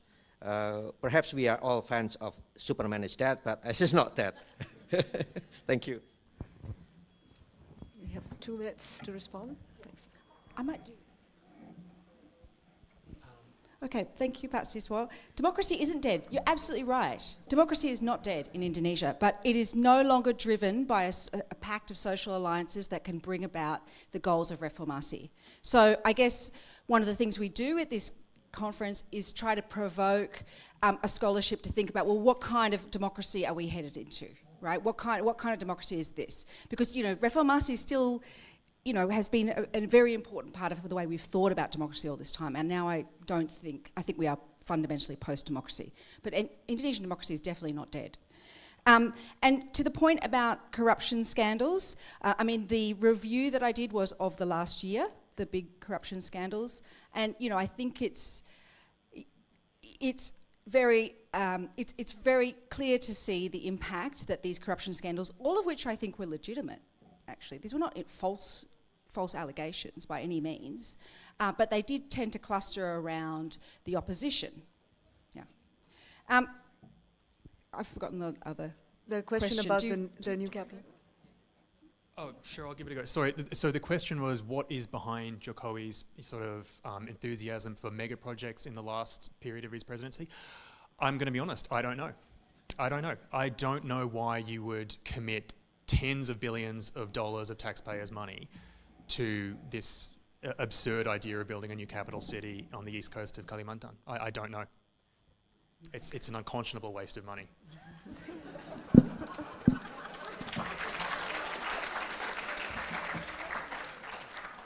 Thank you, Liam and Jacqui. This concludes our political update. We are now breaking for morning tea, which I'm told is served right outside. We ask that you please be back in your seats by 10:45. That's when the economic update will begin, so please be back in your seats by 10:45. Thank you.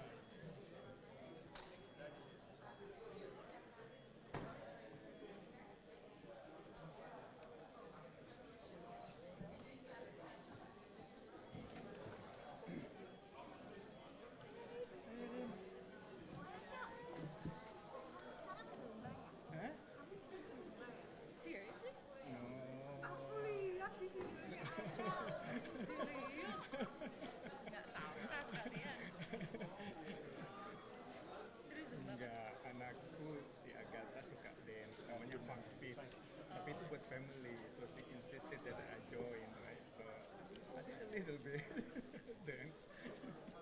And Masyita, will you have slides? You've got slides? I have, yeah. Great.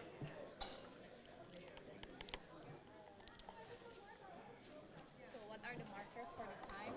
5, 1, 5, 1, and hopefully I won't have to use the X.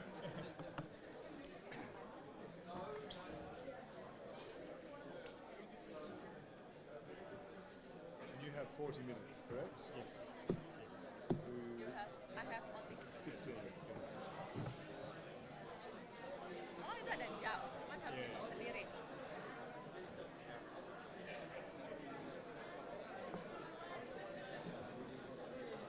Berarti Mas Acel sampai di angka 6.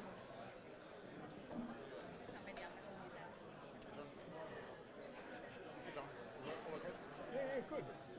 Oh. Yeah, good. Hey, hello. How are you? Hello, Martin.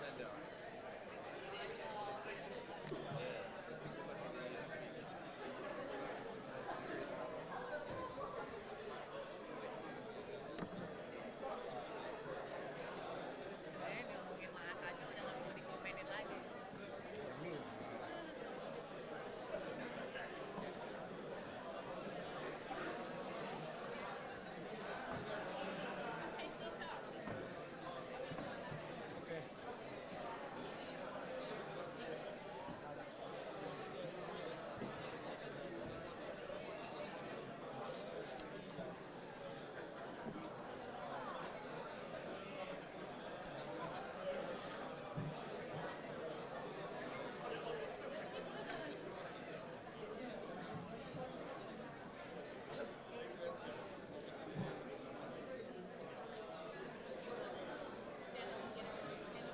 Okay, so I'll start in a few minutes. Straight. Morning, everyone. Morning, everyone. If you could be seated, we'll start in a few moments shortly. Thank you.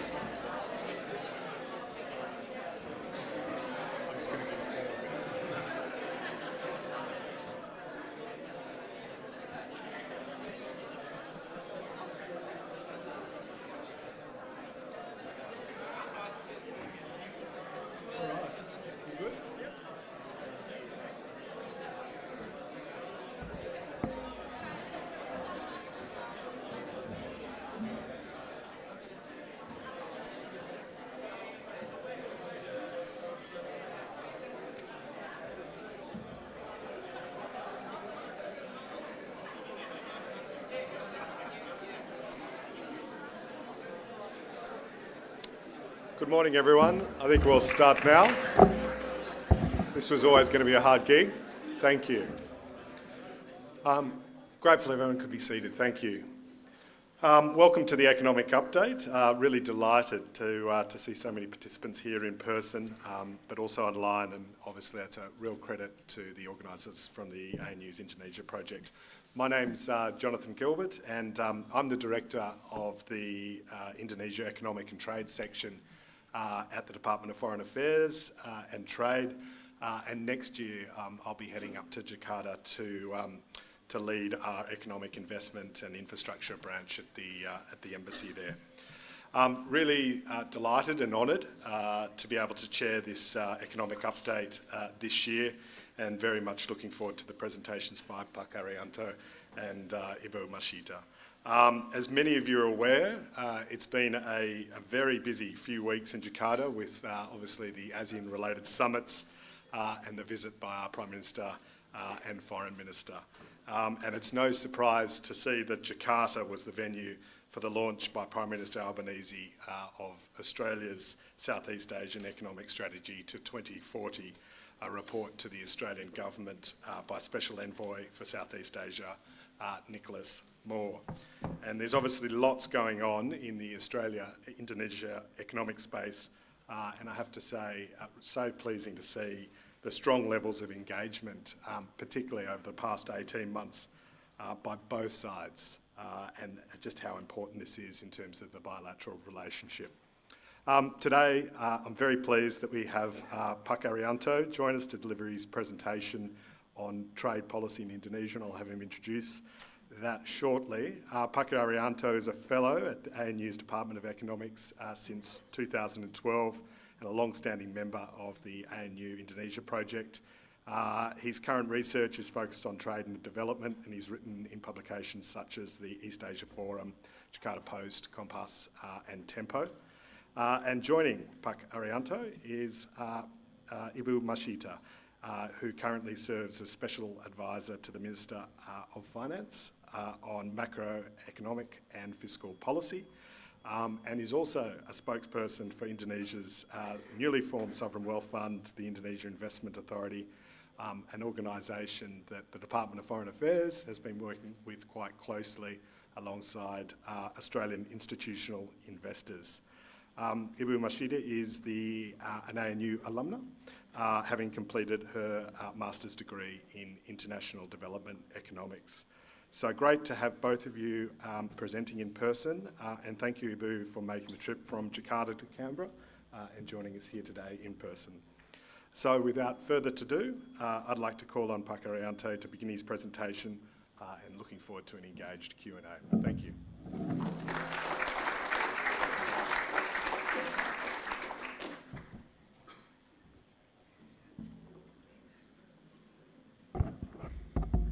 Thank you very much, Jonathan. Hello, everyone. Good morning. Selamat pagi. It's a pleasure to be here again, but I feel bad that I'm taking you from very interesting politics to dry and boring economics. So please bear with me.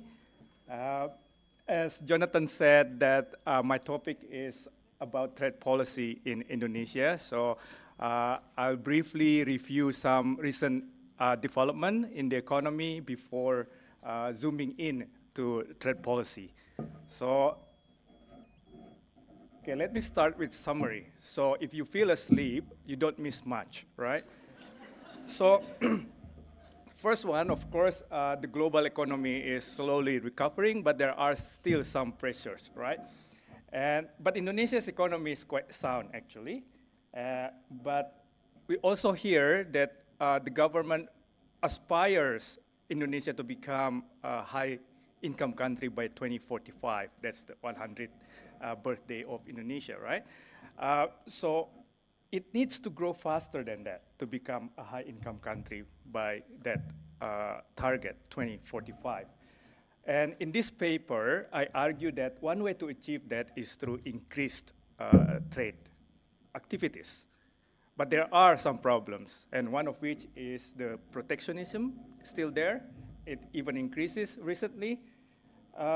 And in the paper, I discussed this, and I characterize this approach as being a mixed bag of pragmatism, ambivalence, and nationalism. And then I will end the discussion with a call for improving productivity and logistics infrastructures as a key to support further integration to global value chain. Okay, so that's the summary. And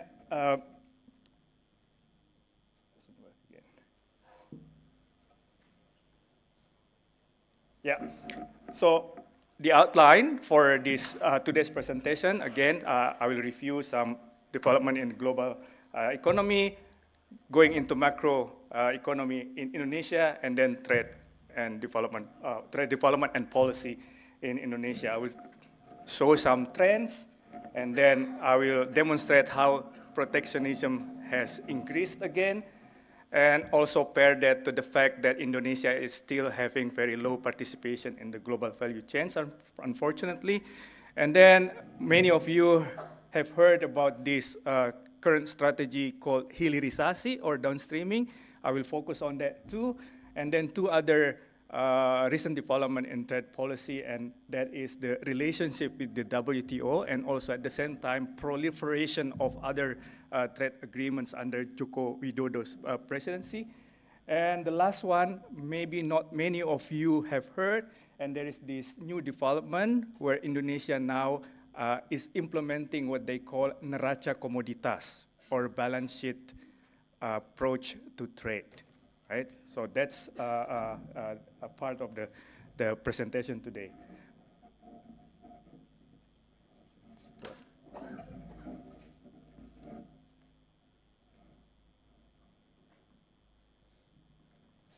working. Okay, so start with, for the global landscape, we see that in the US, in Europe, and even in Australia, inflation is starting to slow down, but probably the interest rates might stay high, right? Even the inflation slowing down are sticky in many parts of the world. So we hear issues like whether or not it's going to be a soft landing or hard landing.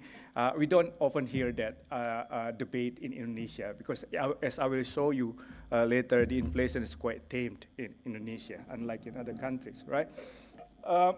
In China, it's the other way. We're seeing economic slowdown, right? They even have deflation. Just last week, they started to go back to positive territory, even though very close to zero, right? But they are slowing down. And there are still some rising tensions in the US. In response to the high inflation, the Biden administration implemented this IRA, or Inflation Reduction Act, many of which actually is has very protectionist content, and it creates tension with US trade partners, including Indonesia. So probably some of you have heard that Indonesia is trying to get a mini FTA deal with the US to secure the flow of nickel to US under this IRA. Okay? And then we also see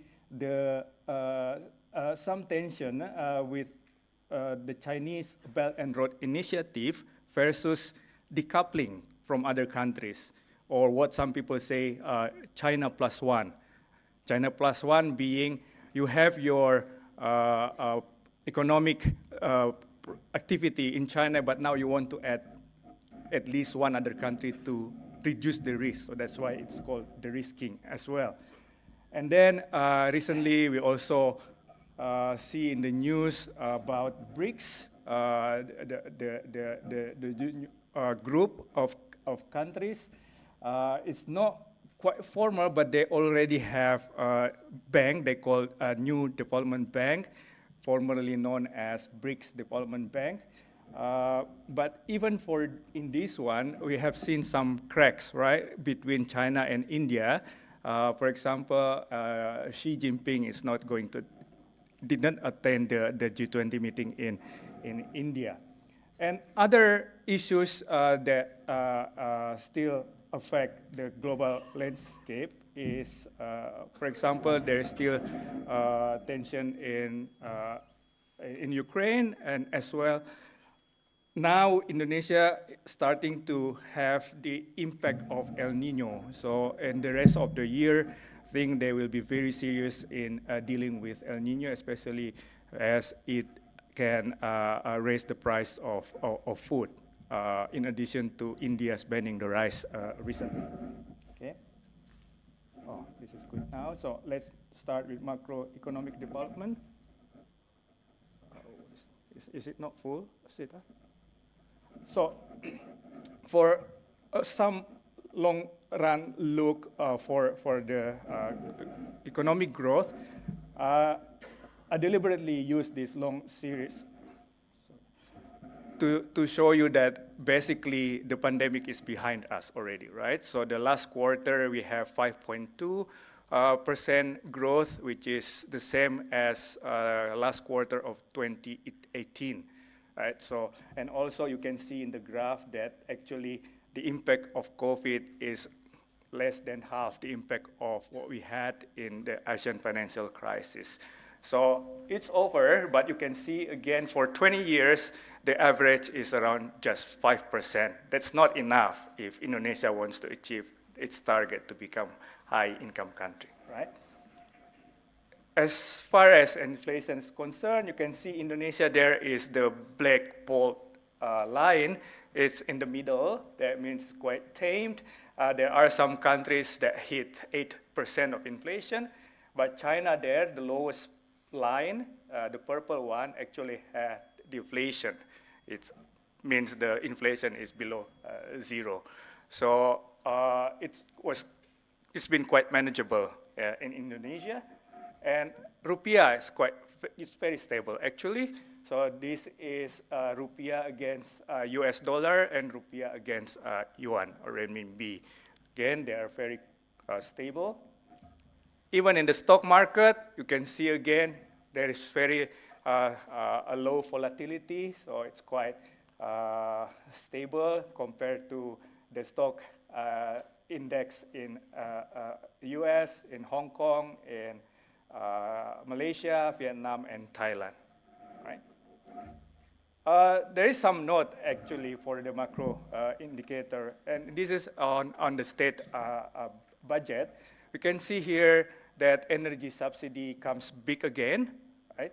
So the red numbers there is the energy's expenditure as percentage of central government expenditure. It increases again, and much of this goes to the fuel subsidy. So it's unfortunate because Jokowi came to power. When Jokowi first took office in 2014, he was applauded because one of the first reforms that he did was to remove the fuel subsidy, right? But now he's leaving office with quite a big subsidy again. And it's quite big compared to social assistance. And studies have shown this is quite regressive because those who enjoy the subsidy for, especially fuel subsidy, is actually not the poorest ones, right? While the poorest ones are, of course, they need the social assistance. So it's quite unfortunate in that regard. So now move to the trade development and policy. I'll start with the general picture of the export and import. You can see actually export and imports of goods and services have increased again. So blue line there is export, red one is imports. So if you add them together, actually Indonesia has around 40% of GDP in trade, right? It's typical for a large country because they have big domestic market. So this one is even bigger than that in China or US, right? But it's much below countries like Vietnam, for example, whose trade to GDP ratio hits 200%, or let alone Singapore, 300%, right? Malaysia, more than 100%. Right? Australia is quite the same with Indonesia, but around 45%. Okay. But the more important one is what's inside these export and import figures, right? So if you see the composition of exports, Indonesia merchandise has increased. That means the role of trade in Indonesia's merchandise production has increased quite a lot, more than 90% recently. But if you look at again to the more disaggregated level, we can see here that we are still very reliant on coal, for example, export of coal, right? The best metal one there with the blue numbers probably reflect the transition from nickel to nickel derivatives, the one thing that I will talk more later on. But the coal here gives an indication that probably the government plan to phase out the coal power plant and things like that is going to be very difficult, right? Next one. Now, I will show you some recent trend in the protectionism. Okay. Back in 2015, when I wrote another paper about trade, actually my argument at that time is that the tariffs have been low across the board and they changed to non-tariff barriers, right? But now you can see that actually even tariff, the blue and the purple line there, has been increasing lately. And the role of non-tariff barrier is actually still very high. So the non-tariff barrier, maybe some of you ask, why is it's non-tariff measure, why do we have the percentage? So that's the tariff equivalent. of non-tariff measures, right? So new database have been issued, so we take advantage of that, so we can actually put at the same graph, tariff and non-tariff. The green one there is actually non-tariff measures. And if we decompose the non-tariff measures, we can see that actually the most restrictive ones is the quantity restrictions or quota or ban, right? Which is actually not allowed by WTO. So that's another part of the story today, how Indonesia deals with WTO, okay? And these are the more disaggregate breakdown of the non-tariff measures collected by Global Trade Alert. You can see here Indonesia compared to Malaysia, Thailand, Vietnam, and China. We're quite protectionist, right? Of course, on the last column, China is really, really protectionist, but you can see just in the first row, China actually has so many bailout and state aid, right?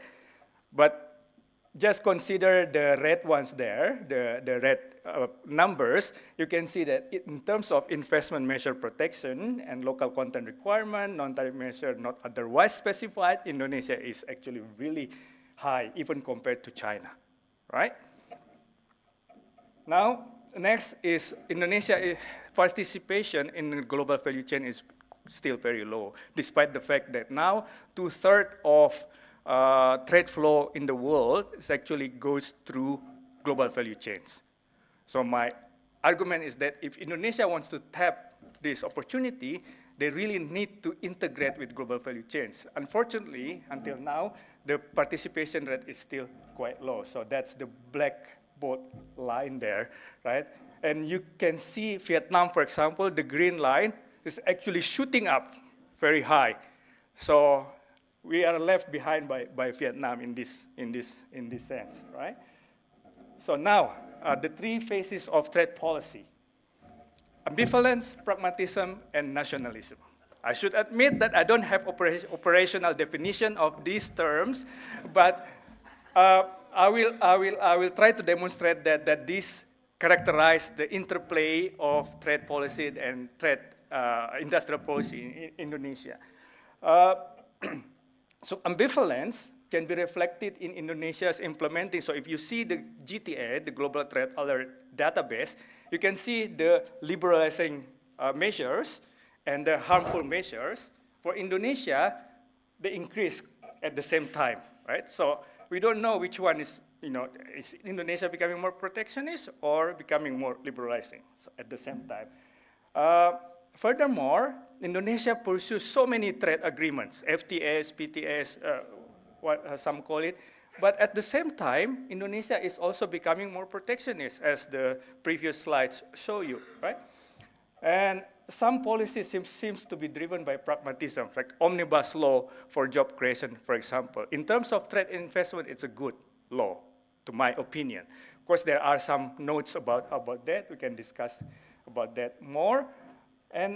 But often, these policies, when it comes to defending these policies, they use nationalism sentiment, right? For example, this is when the IMF issued a report saying that Indonesia should try to slow down in their downstreaming strategy, right? So the Minister of Investment said that President instructed him to fight for our own country's sovereignty that must not be encroached by anyone.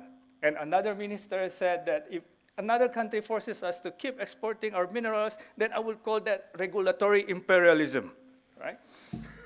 And so I'll use some three recent developments to show the interplay of these three phases. So first, this one is really making splash in the media, right? Successful downstreaming. Well, they claim this is successful, right?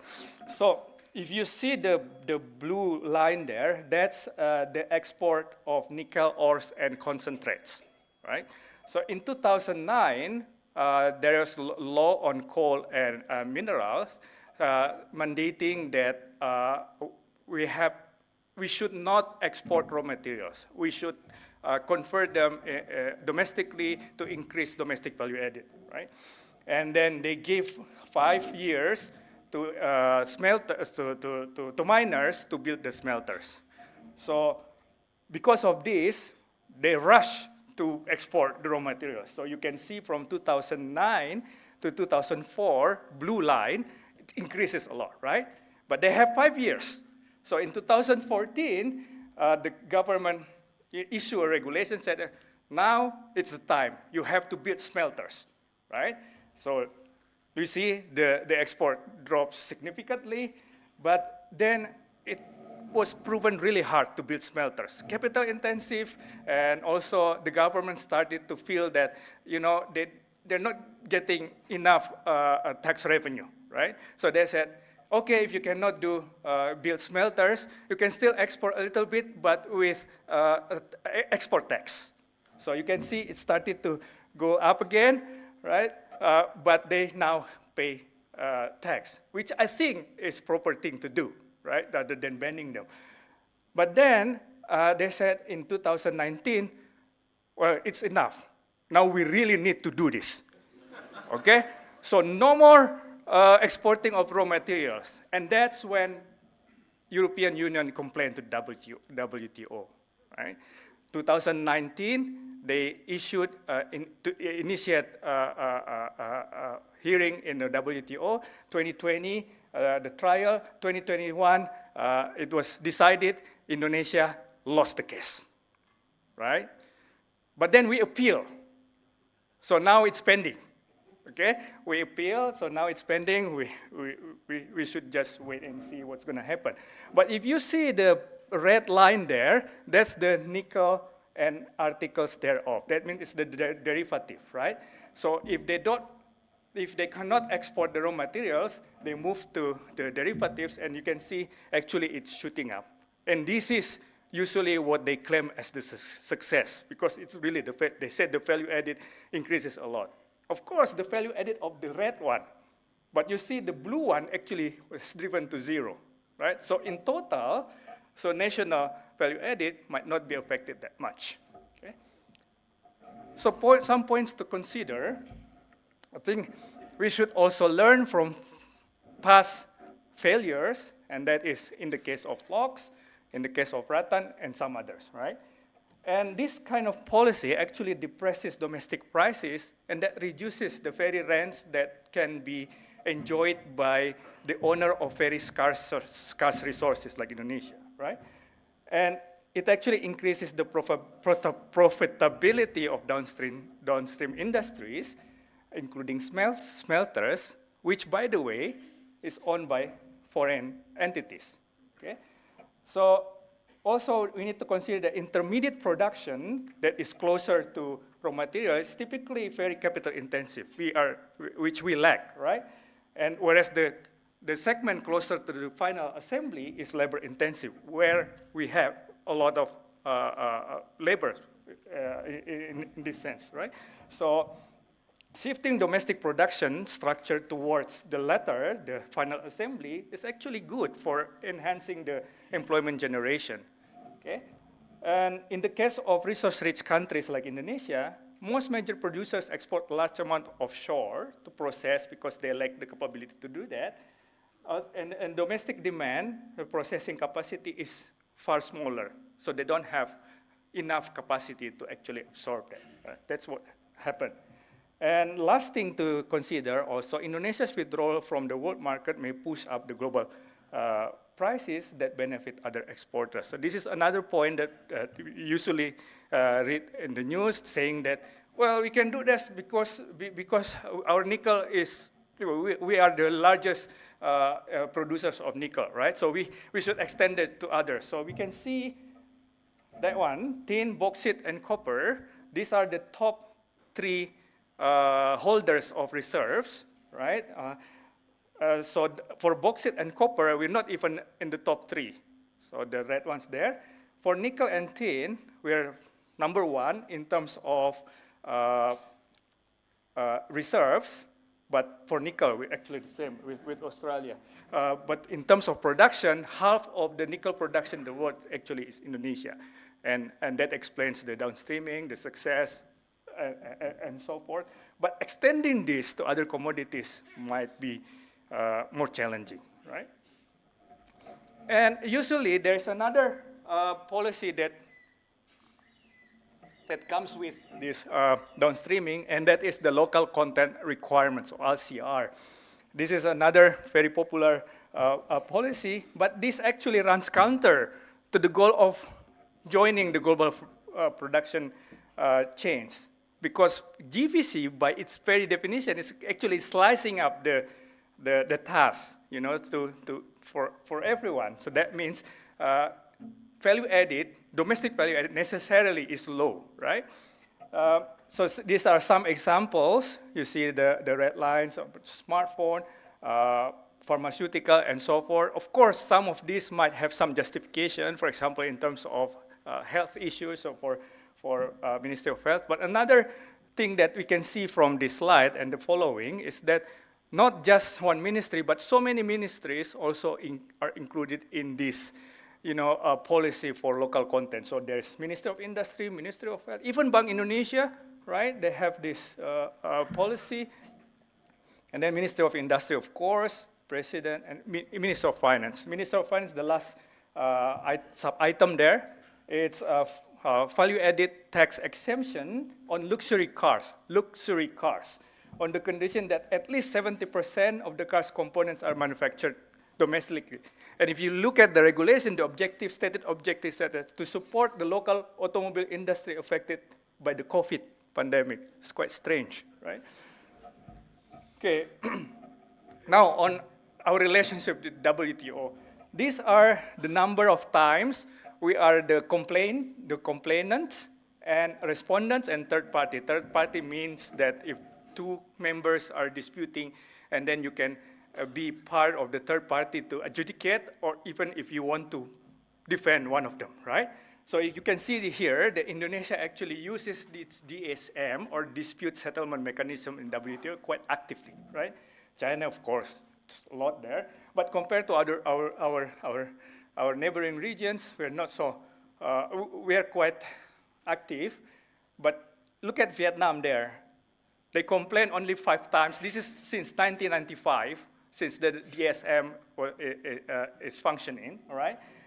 Vietnam only complains 5 times, never get complained by anyone. Indonesia got complained 15 times, including the latest one with EU on the nickel downstreaming. These are some examples of, well, these are all Indonesia as a complainant. So the blue one there, we actually won the case, but the red one we lose. The one that we lose for Australia is the packaging of the cigarette. So many countries actually sue Australia, and they all lost. So good, Australia. Okay. And then Indonesia as a respondent there, the red ones, we lost a lot, right?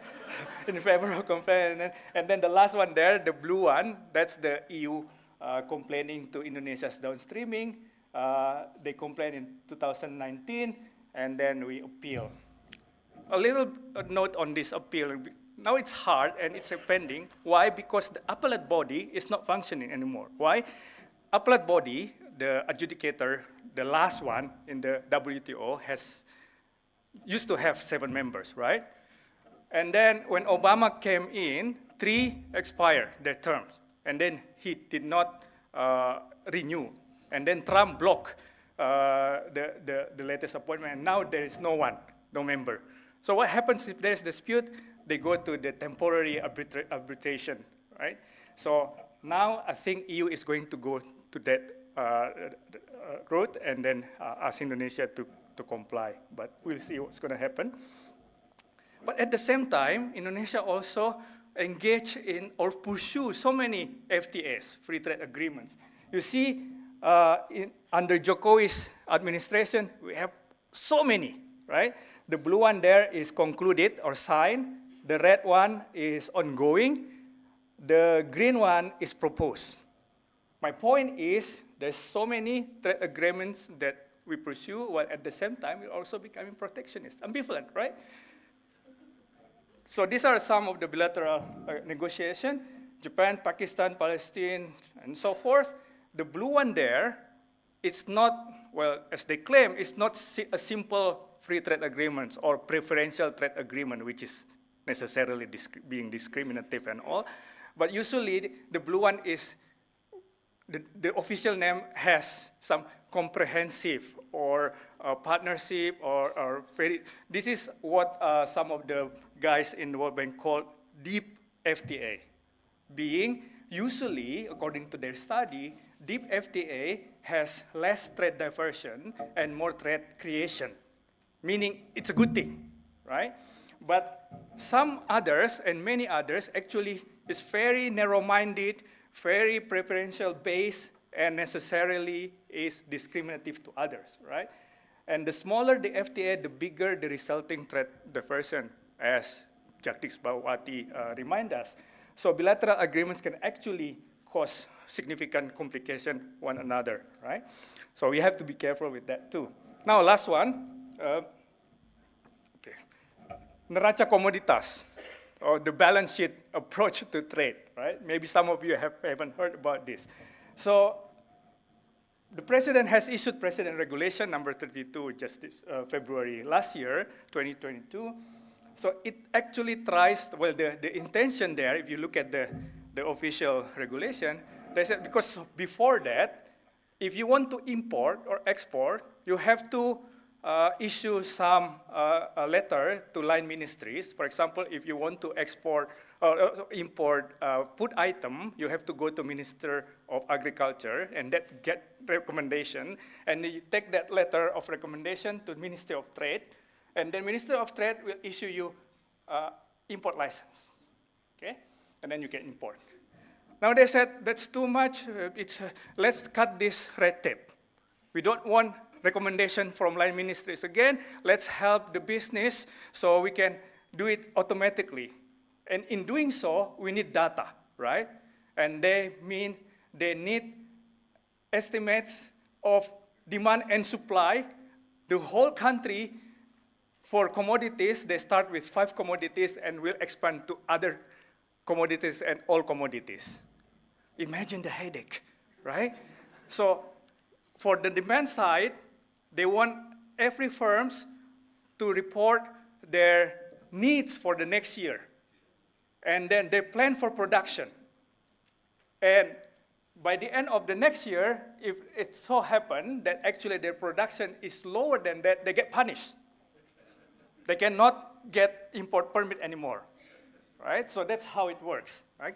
For the supply side, it's still the line ministries have to go to the field, count all this potential production, and based on that, it's neraca, right? Balance sheet, and then if the supply is higher than the demand, you should not import.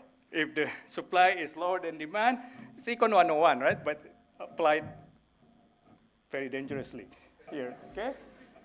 Okay, so the immediate problem, of course, data reliability, integrity, and interministerial coordination. It's happening already. They fight one another. And this is just because my time is, oh, I'm good. Okay. So why neraca komoditas is almost impossible to do? So this, from my other paper, so I compare based on statistical, like official statistics, right? So I didn't cook up the numbers, right? So I have the production. So 1, 2, 3, 4, 5. Column 5 is production. Column 7 is, column 4 is consumption. Column 5 is production. So you just take the difference. That's implied excess supply, okay? So if you have excess supply, why then you have so much imports, right? Doesn't make sense.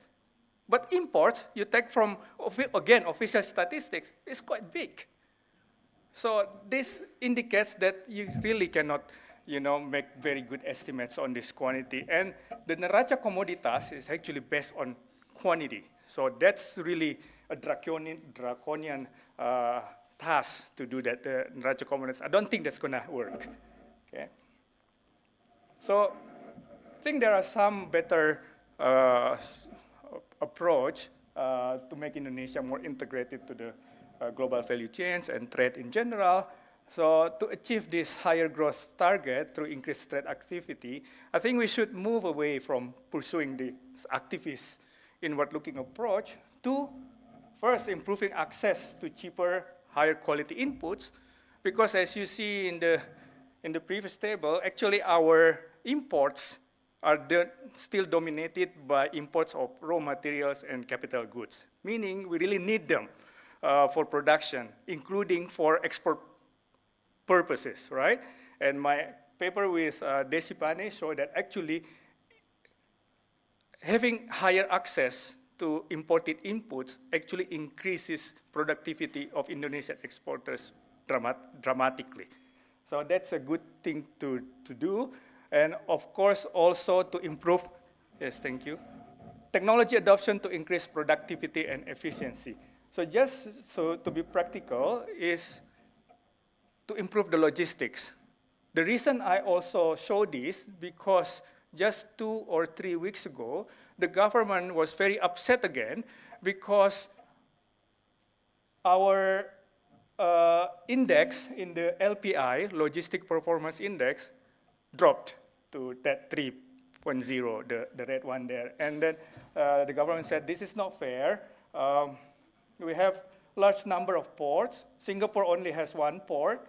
Thus it would be unfair to compare them, right? But then just a very quick Google search, we can find that China has 34 major ports and 2,000 minor ports. And they're higher than us in the LPI, the Logistic Performance Index. And you can see Vietnam there. They overtook us in 2010 in terms of overall Logistic Performance Index. And why is this important for trade? Because these are what trade economists call service link, right? So infrastructure situation that can support trade activities. Then if you look at the subcomponents of these indexes, actually the worst one related to trade. So this is the sub-index on quality of trade and transport-related infrastructure. So if we can improve this significantly, I think it's going to be very helpful for Indonesia's access to production network and efficiency of customs and clearance process. So those 2 things, right? Infrastructure infrastructure that supports trade and efficiency in customs and clearance process. Now let me wrap up. So Indonesia's approach to trade has been a mix of ambivalence, pragmatism, and nationalism. And recent trade policies, I think they are very intertwined with industrial policy. Maybe I can say that trade policy is there as a byproduct of industrial policy, right? And the restrictive policies prevent Indonesia to gain more from further integration with the global value chains. And instead, what I propose is Indonesia should instead focus on creating a more conducive environment for access to inputs and materials, and on becoming an active player, more active player in the global value chains. Terima kasih.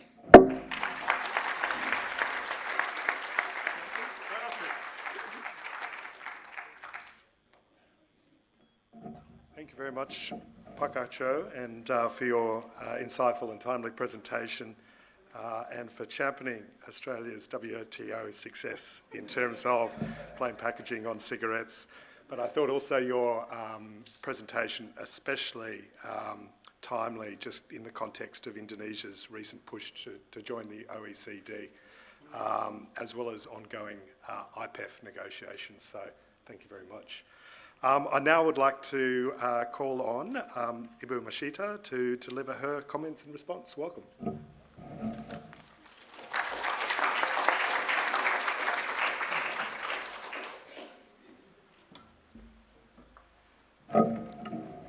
Hello everyone. So it's hard to talk after Aco, one of my favorite seniors from Depok, on a boring topic according to Aco, not according to me. So I won't bore you with too much of the details, but I would like to provide, because I cannot comment more on Acho's point of view, a parallel universe, so-called. I'll start with the easy one. So if I see Acho paper is basically talking about the long run. He started with the middle income trap and the target for Indonesia to be a high income country by 2045 and the way towards there. And then he also talked about a little bit on the short run, on the macroeconomic development, on the global conditions, and also in the Indonesia condition. So the easy part is that in the short run, I think we have a lot of agreements on the conclusion. If you see the global GDP is actually slowing down at the global level. Inflation, even though you see that Acho many wiggly line on the inflation is coming down, but actually a lot of countries are still struggling with inflation, as you can see on the country's inflation on the left of the bar chart. So Indonesia, in terms of growth and inflation, is in a good condition. Why is it important? Because usually when you have an economic recovery, you started inflation going up, and then suddenly you have to start the monetary contractionary, which will then counterfeit what you already done in the recovery period, which probably hold the economic recovery. So the counter-cyclical policy has been quite successful in Indonesia. It's the biggest bang for the buck, I say, because if you're looking at this chart, is that you see the fiscal deficit in Indonesia is not too bad. We're exceeding the laws stipulating maximum of 3%. However, if you compare to other countries, in the chart, Indonesia is not too bad. On the right-hand side, the debt ratio, the one that's domestically would create a lot of tension, especially this year, is actually not very bad at all. We have the law that says maximum of 60%. We never exceed 40%, especially after the Asian financial crisis.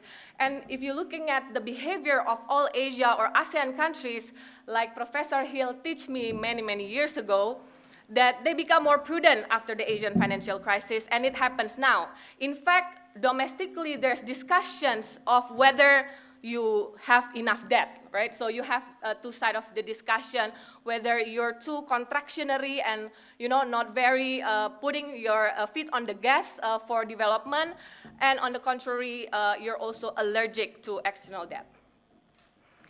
If you're looking at Indonesia, it's already plateauing, yeah, but there's a lot behind this line actually.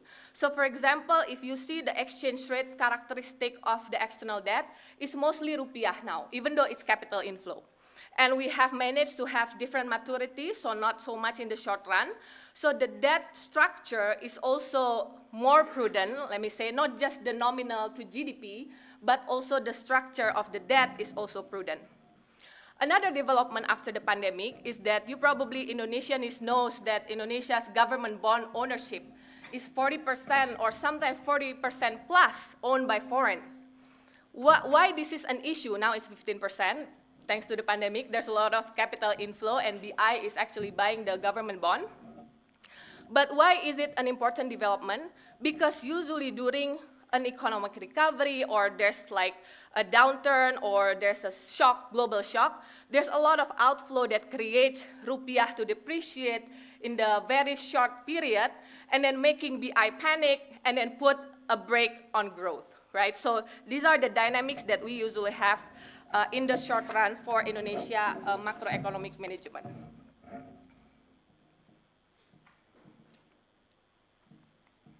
Okay, what I'm trying to say is that I'm supposed to have the longer one like Acho. In 20 years, potential growth stays at around 5 to 5.2. If you see Acho's previous graph, is actually not much variation in the later years. At least in the 90s after the Asian financial crisis, even though it's at that level, but you somehow have like, movement in the growth, so if you're doing counter-cyclical, then growth will move up, right? Now it's like the ocean. You put a counter-cyclical, the growth stays at 5% and not much variability. So this is, I think, a good thing about Indonesia's growth, but if you're looking at trying to be advanced economy, this is probably not a very positive development. Also, I would like to brag a little bit on the macro development, because before I start on the long-term issues, is that growth by expenditure and production already come back to the pre-COVID level, even though some areas still need development. Okay. So can the downstreaming be part of the new growth engine? I'll leave that questions to the second part of my commentaries, but at least the downstreaming in the short run is cut the automatic brake of growth that Indonesia usually have. In the old days, before this downstreaming time, whenever growth pick up, current account deficit will widen, you import more, I just say 40% of GDP, right, including raw materials. And then suddenly rupiah is depreciated, BI has to change the interest rate, and the economy has to go back to the potential. So every time you have a chance to do a leapfrog, exchange rate will change, then you gonna have an automatic break.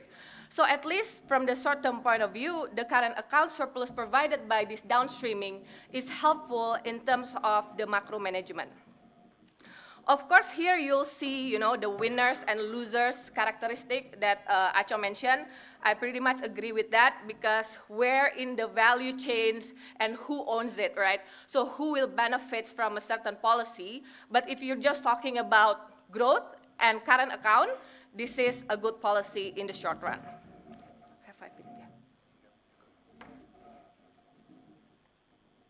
Okay.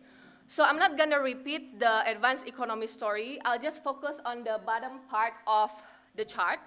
The one that says the distribution of manufacturing within the GDP. This was the target made by Bappenas in order to achieve the advanced economy status.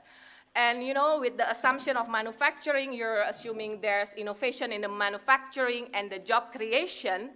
But both of these two variables that makes manufacturing an engine of growth for countries to leapfrog is actually questionable these days. Not because of the downstreaming, but because of the automation, AI, and IoT development.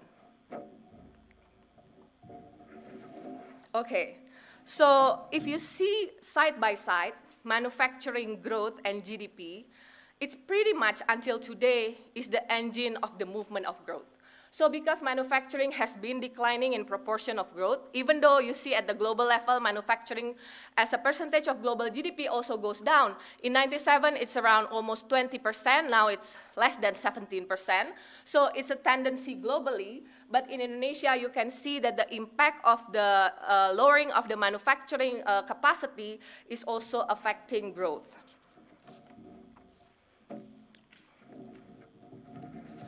So Acho also talks about, the local content requirement, the high import content. It is the same story since I was studying in Depok. So nothing much changed. So you have to ask the next one, what engine of growth should Indonesia make in order to leapfrog to be an advanced economy? Can we still rely on manufacturing like the South Korea and Taiwan development? I doubt that it can be happen, because now we have automation, AI and IoT, where manufacturing is no longer creating a high quality jobs with a premium salary. I would like to offer a deeper analysis, Mas Acho, on this labor absorption. So you see, if you want to be an advanced economy, you want to go to the quadrant on the right and bottom right. But the problem with the quadrant right and bottom, it's a formal scale, it's high tech. The problem is that if you see electronic equipment, machinery equipment, automotive components, all will be affected by automation. So the strategy for growth, not only for Indonesia, but for all countries that are still in the middle income categories, will find a challenge, because the old recipe will not work for us anymore. So I would like to close with this. So I'm good on time, right? Perfect. I'm asked by Pak Budi not to mention something that Acho doesn't mention. So I would like to apologize in the beginning. So I would like to offer another alternative, right? manufacturing, of course, downstreaming, you see an effect in the short run, and you do need a short run stability in terms of macro management, otherwise you cannot leapfrog to a higher growth level. But you also have to look at, if you want to be an advanced economy, it's GNI per capita. Think about the demographic dividend. Until what year the demographic dividend is actually peaking? Previously, they say it's 2038. Now it's actually becoming around 2035, and probably it will get even, shorter and shorter. So we have to move faster than the demographic dividend. Why manufacturing was the engine of growth? And we're hoping also downstreaming. We're hoping not only on the capital and innovation side, on the value-added side, but also we're hoping for the labor absorption and also the premium that manufacturing sector usually plays. So you see from now until 2056, the left chart, you see the number of labor created per year, right? So this is how much new job you need to provide to the economy if you want to be in an advanced economy. Otherwise, the GNI will go up, but the per capita also, you don't feed enough people. So I'll leave with this, Mas Aco, on the paper. It's a good analysis, and I agree most of the long-term stories, and it's the same story for Indonesia, so no comments on that. My next question to scholars here is that, so what are the alternatives? We still want to be an advanced economy by 2045. We're trying our best with the downstreaming and all that we're currently working on, and with the institutional capacity that's probably putting a brake on the development as well. But then please also help us think about the alternative. What type of engine of growth for developing and emerging economies that are not advanced yet at this stage, where automation is getting even more faster and faster being adopted? You might end up in countries getting poorer and rich countries getting richer because of the divide. Thank you.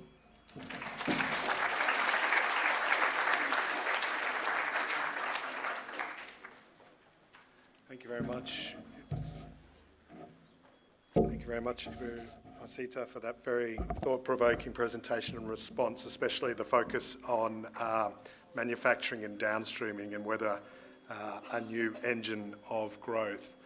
Now on to Q&A. We have about 20 minutes.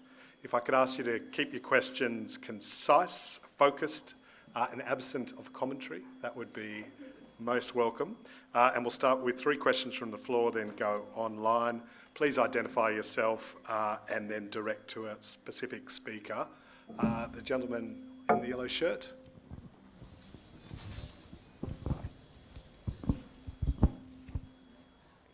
Yes.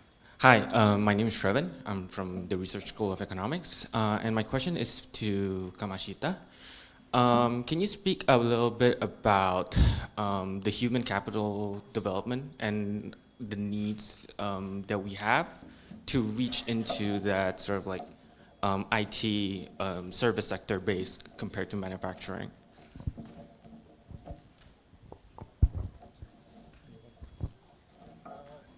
Yes, the lady there behind you. You. Yes. On the left, you.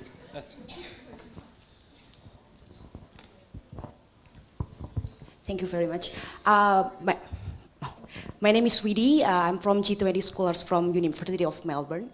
My question is for Pak Arianto regarding the protectionism and the proposed US-Indonesia mini trade agreement you mentioned earlier in your presentation. What kind of implication that Indonesia should anticipate it, particularly concerning the Joe Biden administration announcement earlier this year about new economic world order, which has worker-centered trade policy for Americans. Thank you. And sorry, the lady just there in the middle on the left.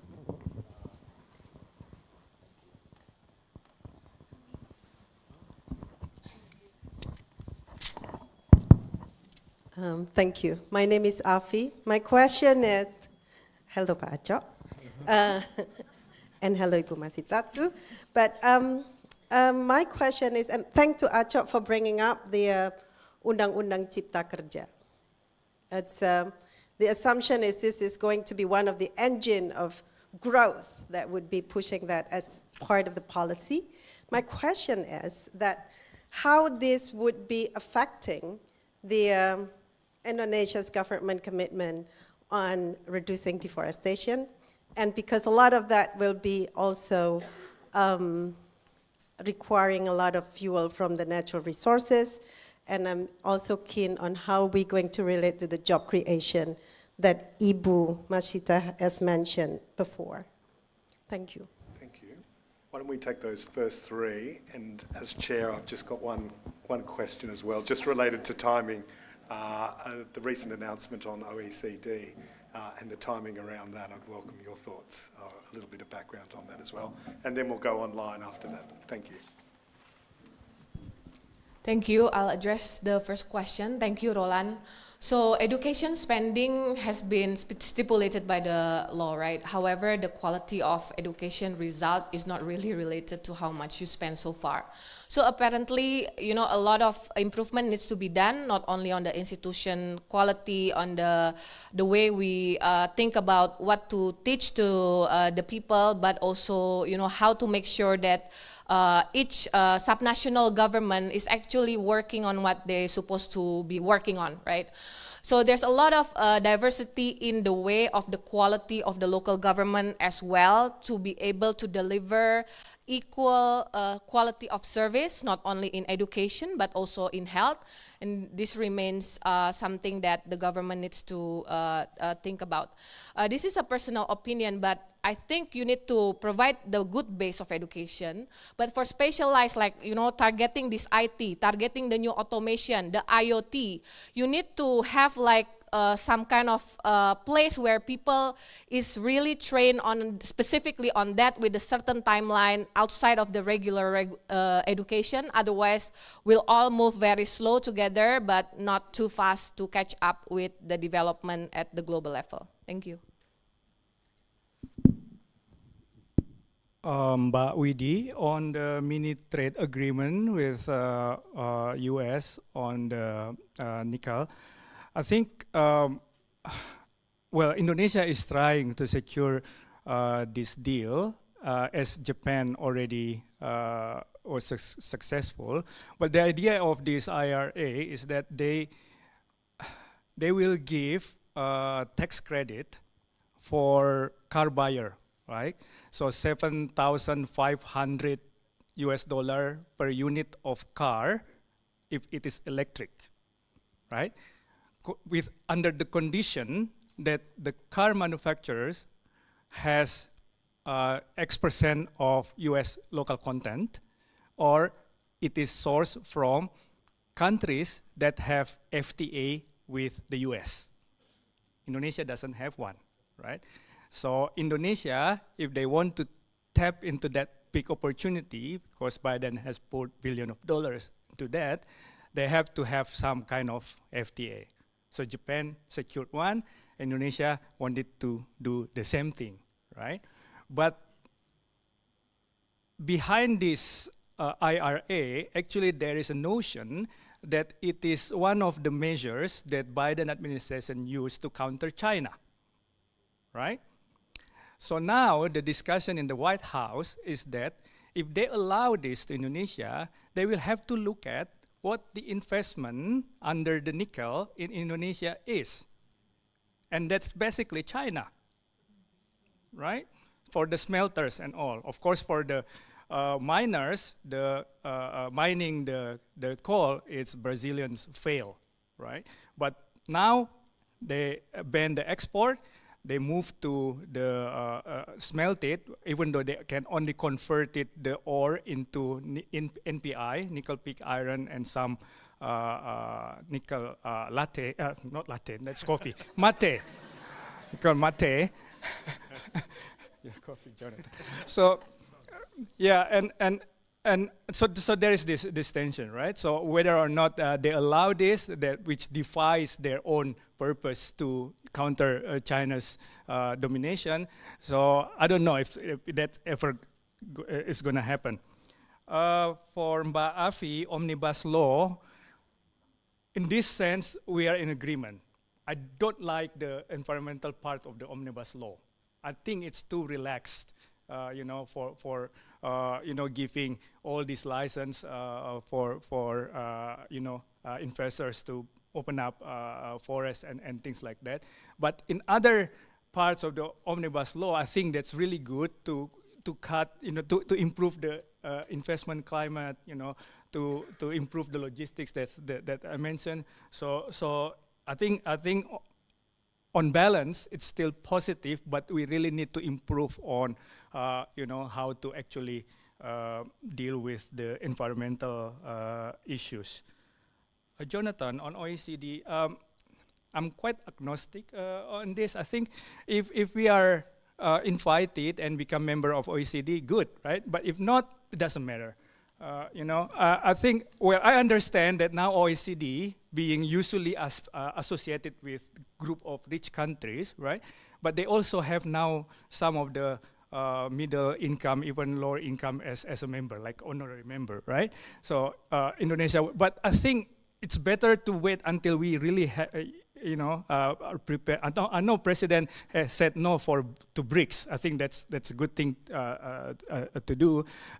OECD, if we are there, fine, but if not, that's also fine. I think what reminds me is the Korean experience, right? So they decided to dump the import substitution strategy and embrace export orientation, right? And one day, from 30 million US dollar of export, they shoot to 100 million dollar of export. And that day, when they did that, it's a national holiday until now, right? And then after that, they're invited to join OECD because they become the one of the high by regular definition, not just like honorary member or things. So I think if it's more natural, I think it's a good idea, but I don't think it's a big deal. Yeah, thank you. On the OECD, like I'm sort of aligned a little bit with Acho. However, you know, becoming a member of OECD, even if it's an honorary member, you have to fulfill some requirements, right?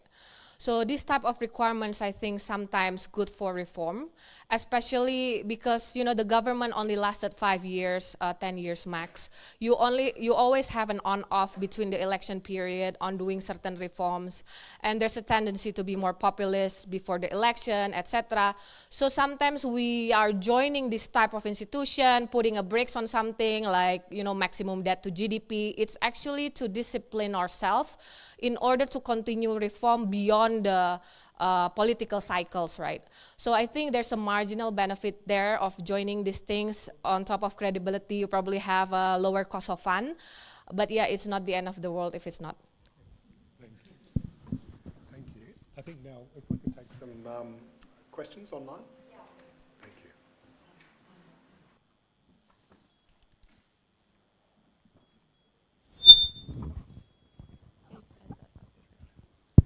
Okay, so is it all right to have one question or two questions? It's okay.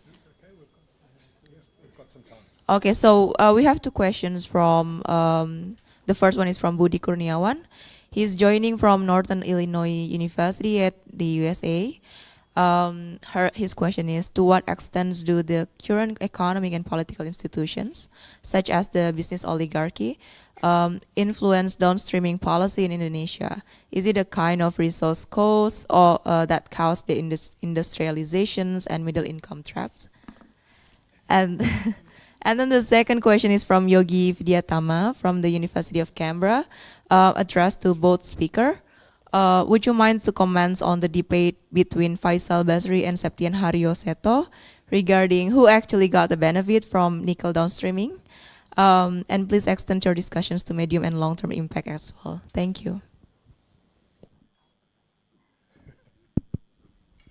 Okay.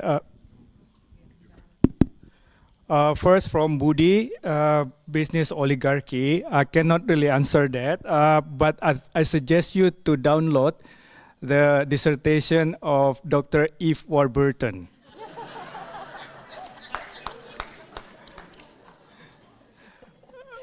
And to Yogi, commenting on, so just a context to our audience here. So there's been a splash in the media going on back and forth between noted economist Pak Faisal Basri and one of the staff of coordinating Minister of Marine and Investment about this downstreaming, right?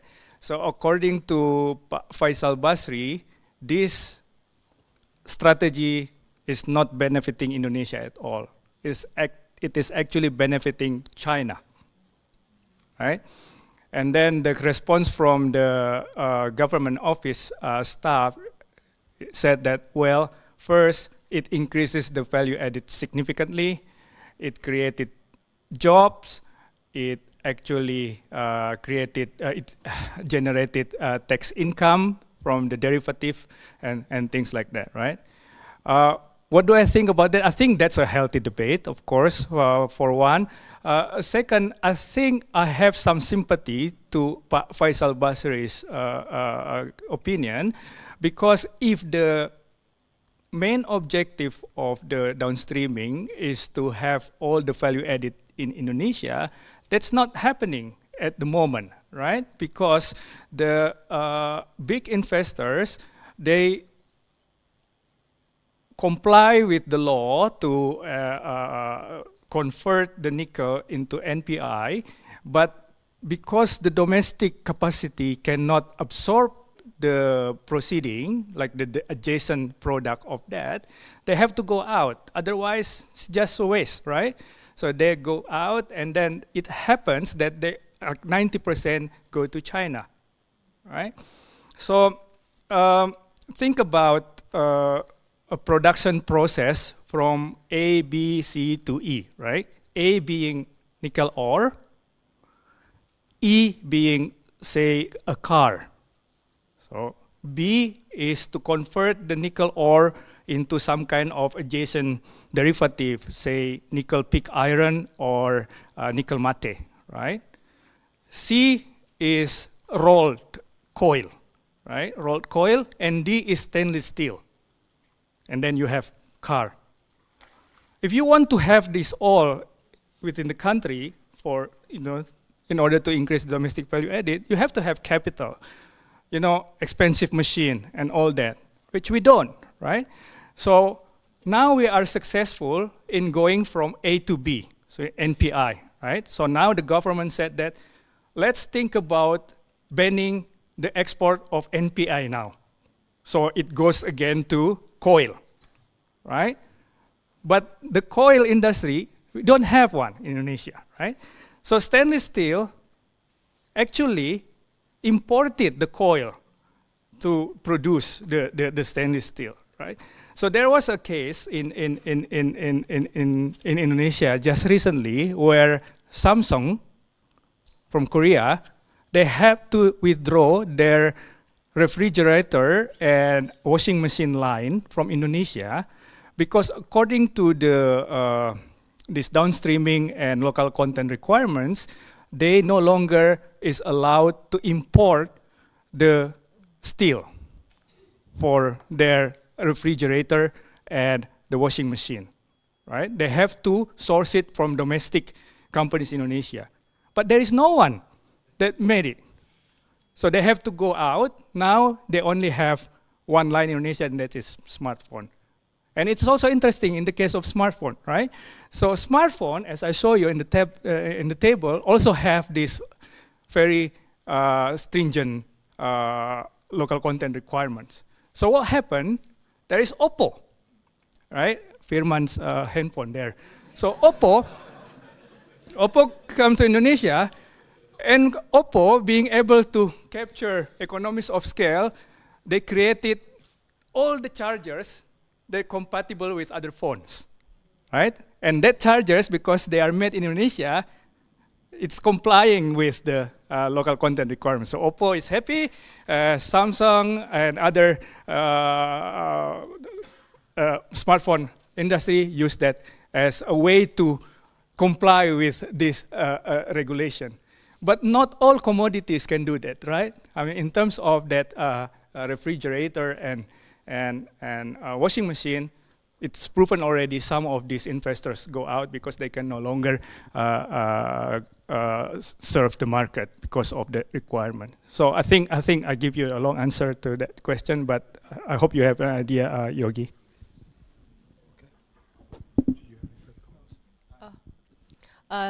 Time's up. Okay. Hi, Mas Yogi. I just want to say hi. You're asking short-term, medium to long-term. There's no short answer for this, but definitely in the short run, I can see the argument coming from the government because it does shows in our macro data and trade data and also our tax revenue data. So it does have a short-term impact. The medium-term to long-term, whatever you protect is going to be more innovative outside as well, right?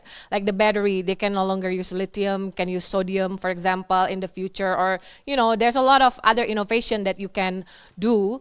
But also as the dominant producer of a certain goods, Indonesia can actually form alliances with countries, not only on the same goods with Australia, but also with the goods that are complementary to our production in order to create a final goods, right? So this is an era of, another new era of trade where it's not going directly to China, it might go to Indonesia. Acho presentation shows that Indonesia doesn't get really the advantage of the global value chain. It's not an easy thing to get into the global value chain. For example, like India trying to get into the iPhone value chain, they only get the assembly. So it's a very low value added towards the end. So even countries like India with probably better education and some part has a better human capital on IT and those more advanced skill set, it's not very easy to micromanage an economy and a line of production. So I think the jury is still out, but I always, the minister and the cabinet always ask, so what are the alternative then? We need to start somewhere. There's a pluses and minuses in all policy. There's always winners and losers. You just have to make sure that the losers are well compensated. The aspiring middle class, the bottom 40% is getting what they need in terms of economic volatility. And then you can put a guess on some of the policy that might not be very popular to the academic community or also to advanced economies opinion. Thank you.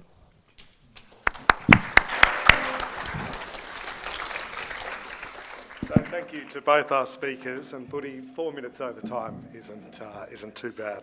So very, very interesting and greatly appreciated to both of you. And I think especially interesting in the context of media reports of President Widodo's upcoming visit to the United States in November, particularly around downstreaming issues. So thank you very much. I think this panel, it's done its job, you're on time, and I think we're all better informed. So thank you. So please put your hands together for Ibu Achu and Ibu Masyita. Thank you. Thank you. Now it's time for lunch. We're ready to break. Student volunteers will be outside the theatre to accompany people to Friday prayers, should they wish. Take a walk around the campus, enjoy the sun, the beautiful weather. And you can also purchase lunch at the Canberra section of the campus. But please return to your seats no later than 1 p.m. Much appreciated, and thank you very much.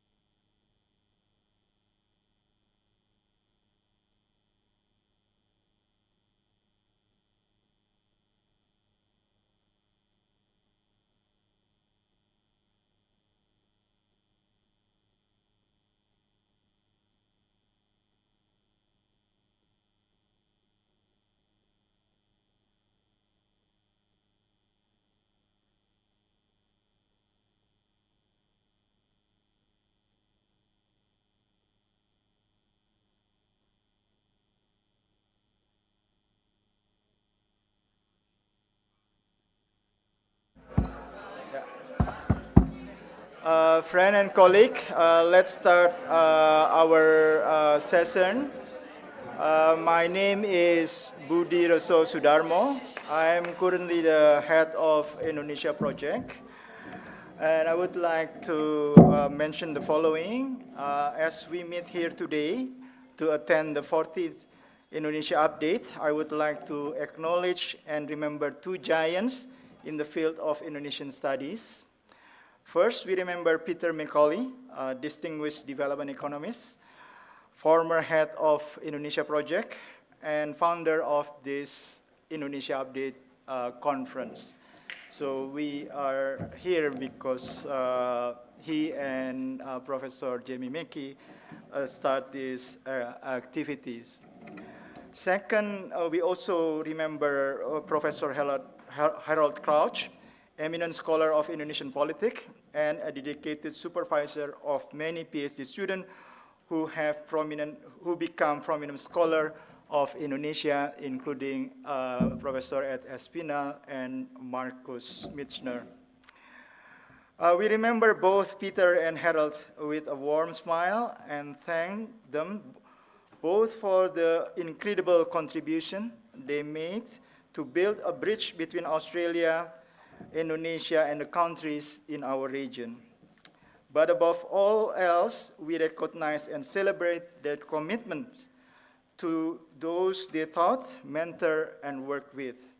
Thank you, Peter and Harold.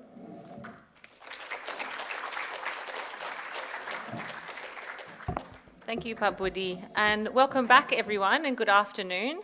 Welcome to the first, or the opening session for the thematic portion of this year's Indonesia Update, Governing Urban Indonesia.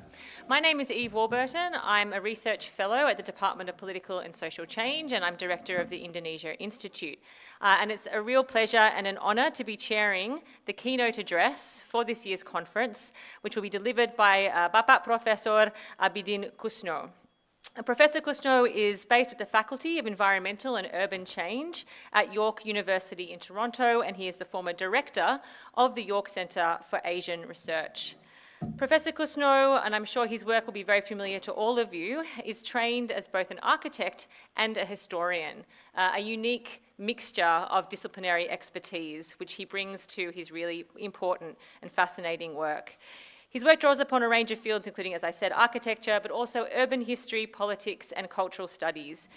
Professor Kusno is the author of a long list of publications and, in fact, a remarkably long list of books, which is very impressive, all of which deal with architecture, history, and the politics of space in Indonesia. And his most recent book, published just this year with NUS Press, is Jakarta, the City of 1,000 Dimensions. And I'm sure, like you all want me to stop talking and let Professor Kusno take the microphone. Please join me in welcoming him.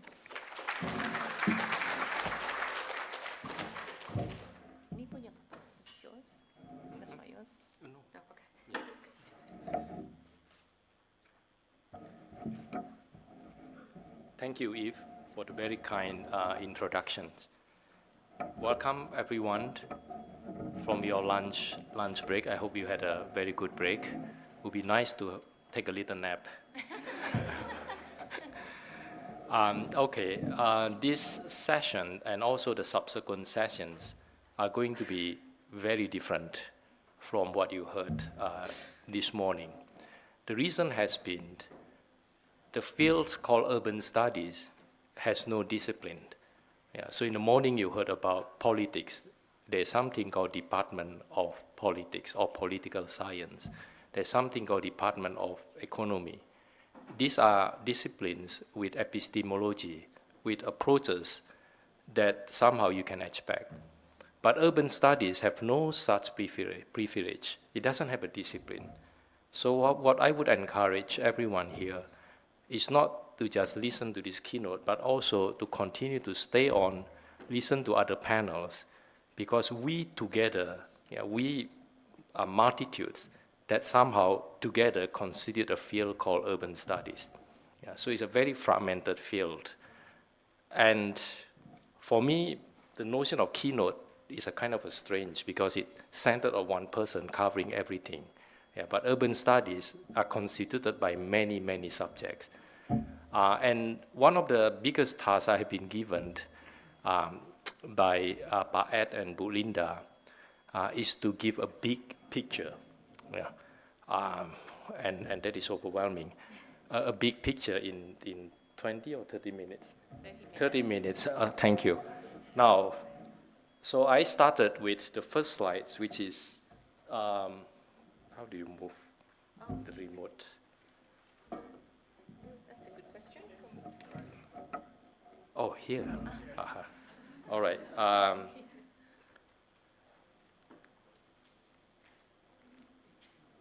So I start with a picture, really, yeah, because some people say picture words 1,000 words, so that saves already many minutes. Okay, and I also, have many questions as well. Yeah. So the first one that I want to point out is, how should we talk about the urban? Now, the urban, it is not referring to any political jurisdiction, but it's more to geographical phenomenon. Yeah.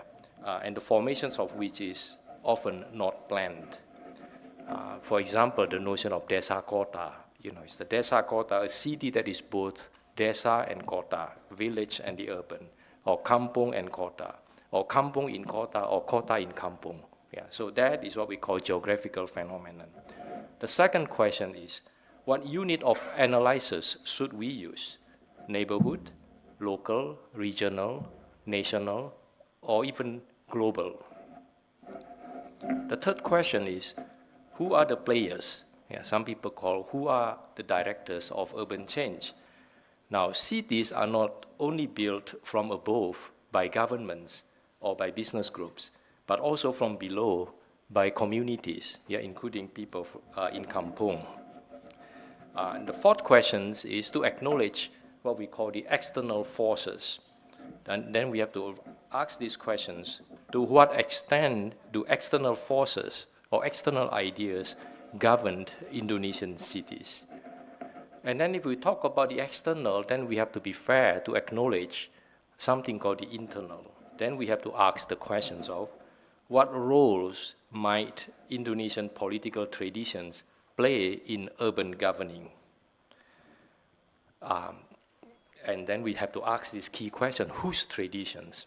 Yeah, so these are the kind of a series of questions which I will try to tackle, though may not be able to answer all of this. And so let me move on to the second slides.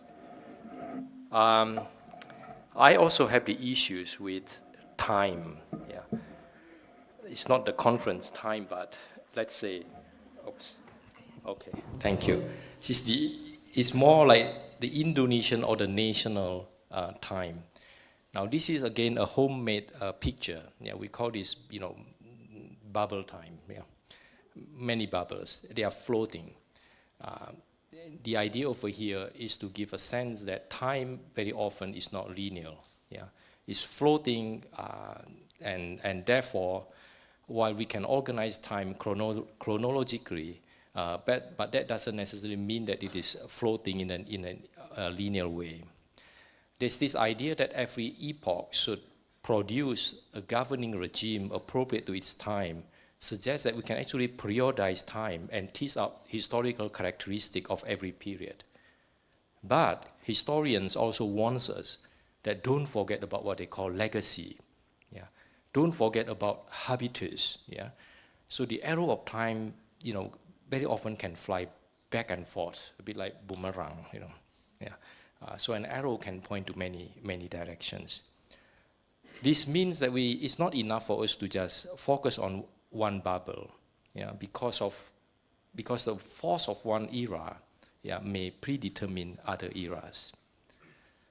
And then this we have to thanks to friends in politics. They also tease out a concept called critical junctures, yeah, and which would be the yellow, bubble there.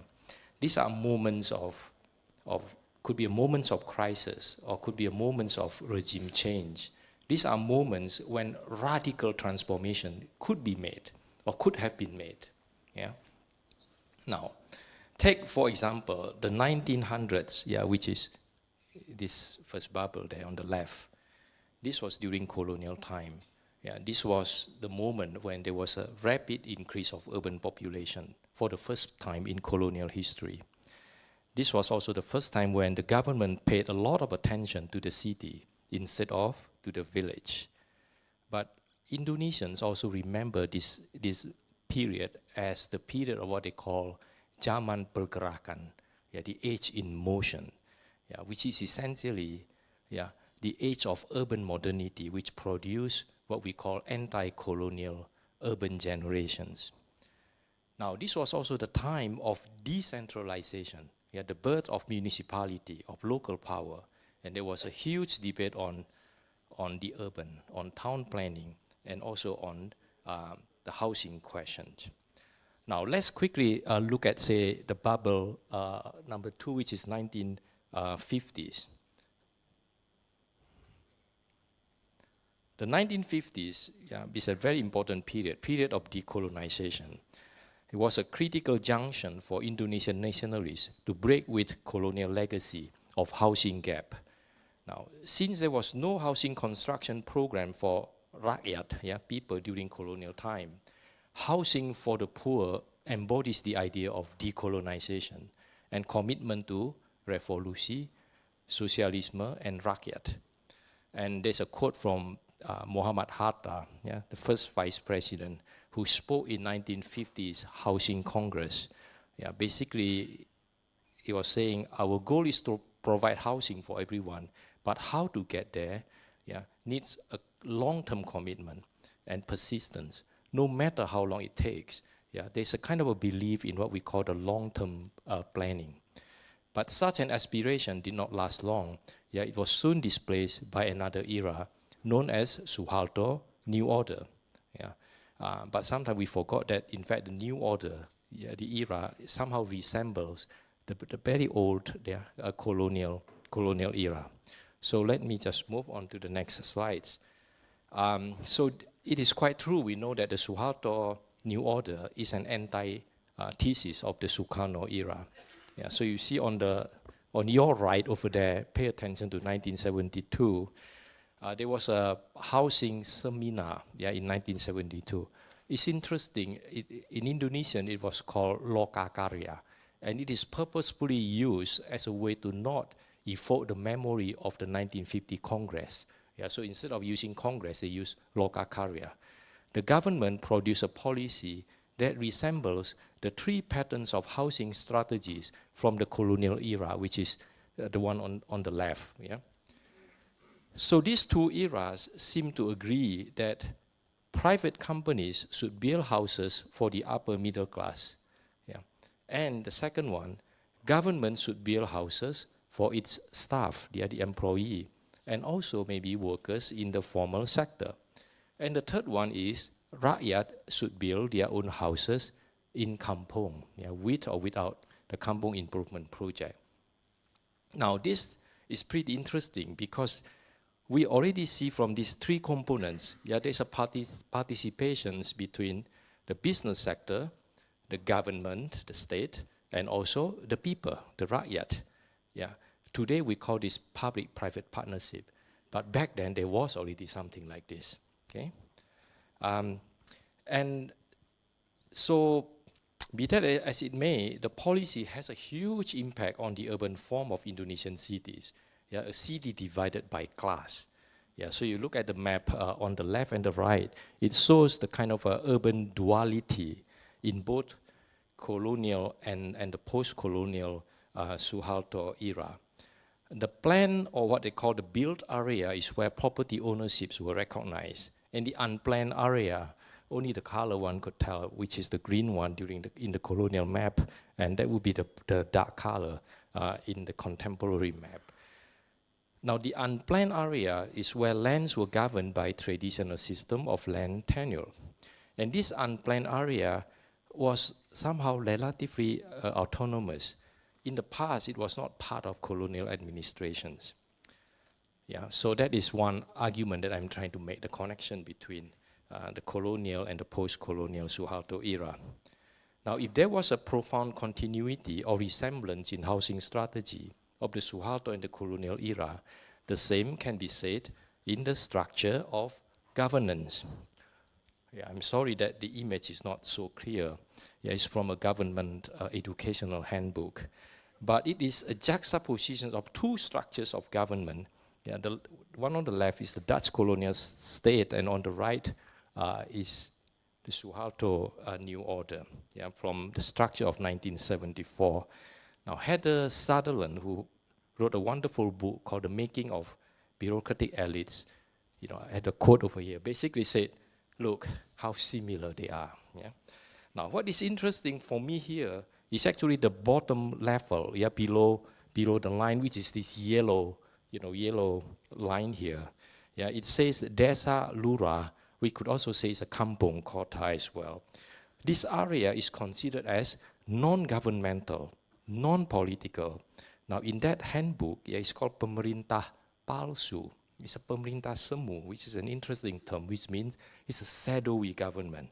It's a social domain, supposed not to be political, and it is relatively autonomous. So it's less hierarchical in that domain. Yeah. And in fact, that is the domain that is most dynamic. Yeah, later on we'll hear from Elisa and from Rita how dynamic that sphere is.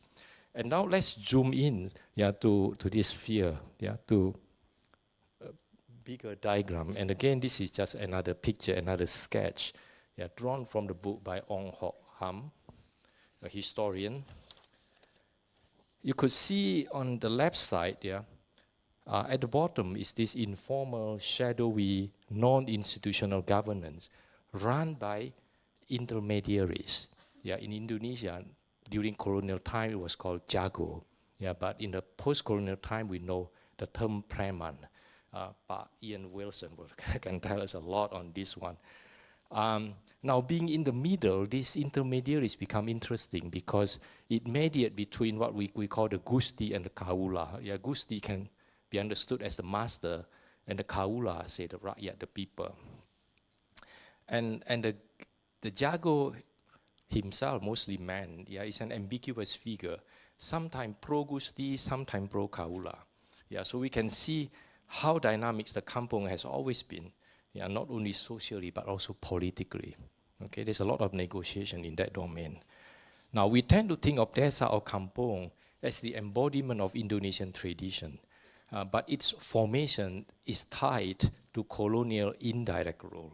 Yeah, so the image on the right over there is a kind of, again, a speculative research, trying to figure out whether the 1980s growth coalition, yeah, of Suharto, Indonesia, in fact, ought to be understood in relation to this earlier partnership. Yeah. Of course, what is new in the growth coalition here is that we have NGO, right, at the side of civil society, and there's also the military, and there's also a World Bank. Yeah. So there are many different new components in this growth coalition, yeah, as opposed to the earlier diagram. But they are all somehow integrated, yeah, into what is then called the growth coalition. Okay, moving on now. Oops, I think I can skip this one. Moving on to the 1980s, yeah, I can say that we are in the global time, yeah, because by the 1980s, the line that divides the global north and the global south is becoming unclear. Yeah, as the neoliberal idea has become a global trend.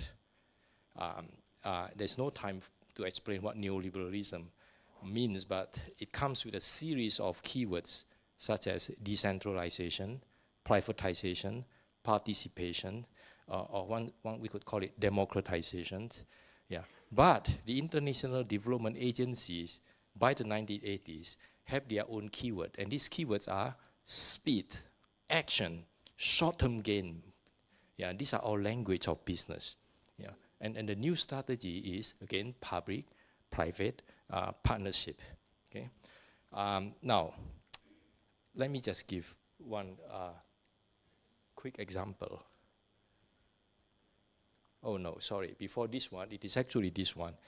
The World Bank, yeah, including the US AID, sponsored what is called the Integrated Urban Infrastructural Development Plan Now, in it, it had what is called the IDAP component.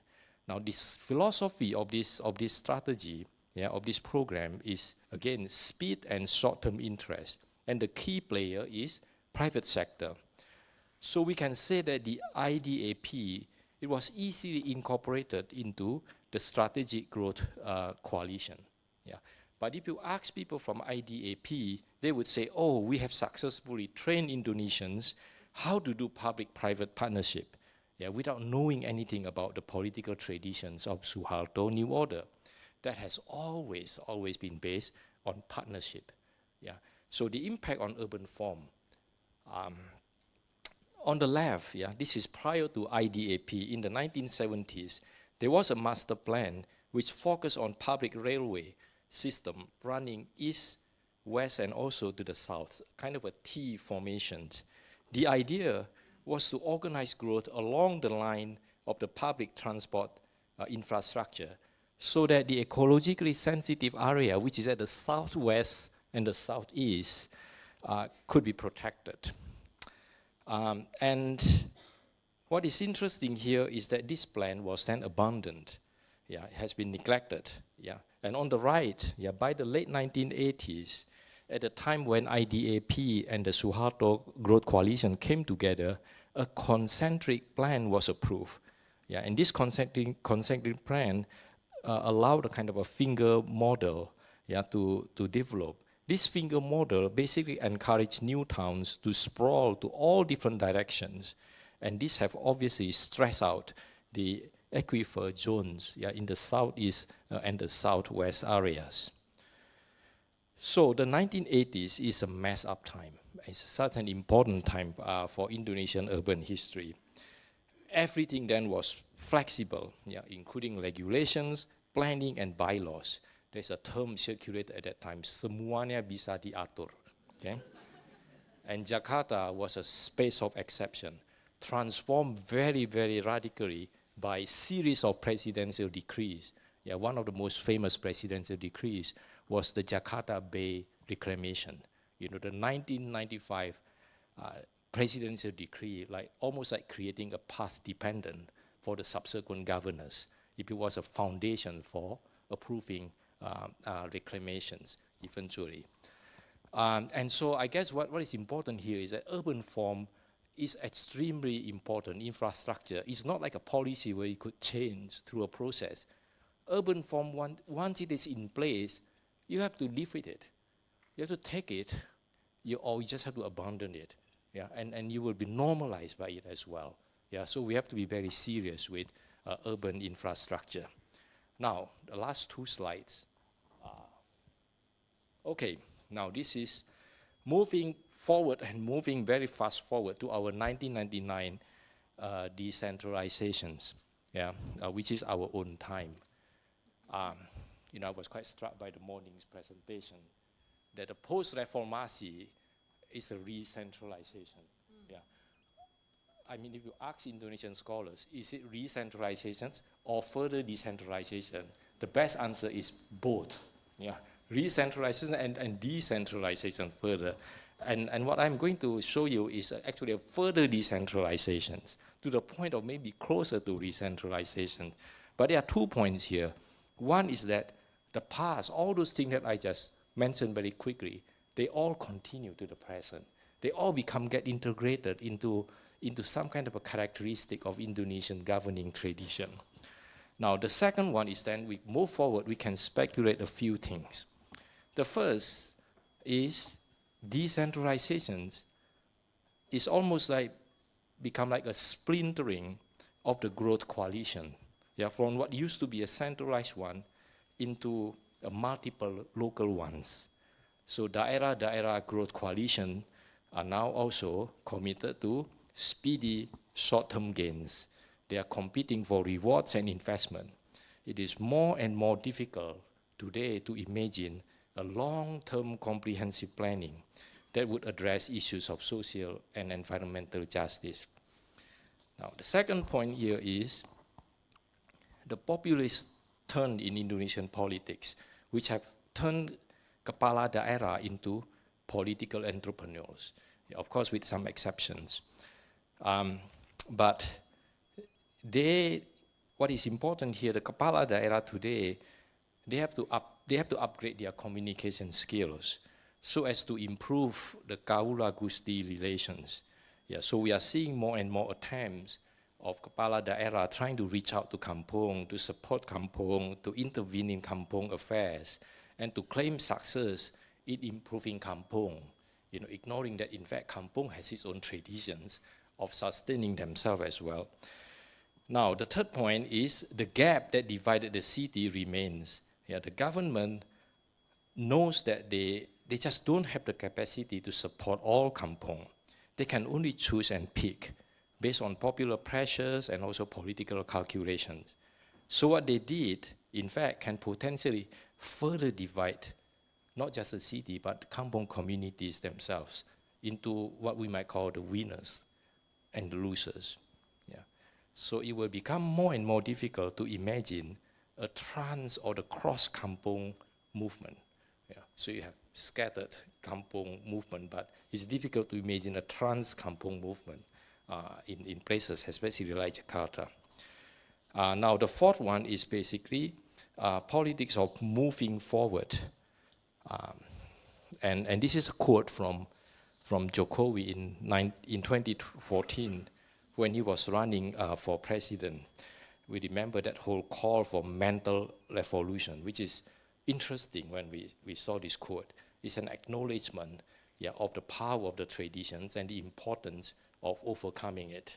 Yeah, so those traditions are really, the kind of traditions that seems to be cultivated during the independence era, but they cannot be separated from the colonial era as well.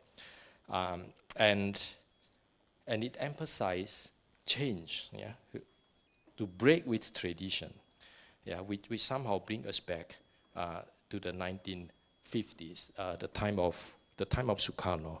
So I have these last slides, which I do not even know how to explain it. Yeah. This is a montage of discursive sources, yeah. And don't ask me don't ask me to translate this, but I guess what is interesting here is that when asked who are the people who most inspired Jokowi, no, I think there was a question, who are the 5 people that most inspired you, right? And then Pak Jokowi say, Bung Karno, Bung Karno, Bung Karno, Bung Karno, Bung Karno, right? Now that is pretty striking. Yeah, this suggests that don't blame me. If anything wrong, it would be Bung Karno, because, right? And so I guess in the end, one have to ask these questions. Yeah, you want to break with tradition, which is what Sukarno has been associated with, but then whose tradition we are talking about? Yeah, and so Sukarno seems to appear either as God or as ghost. It's no longer clear, but it's around Pak Jokowi. And then with that, Sukarno somehow seems to be brought back, right, to future with the whole idea of building a new capital city. Yeah, thank you.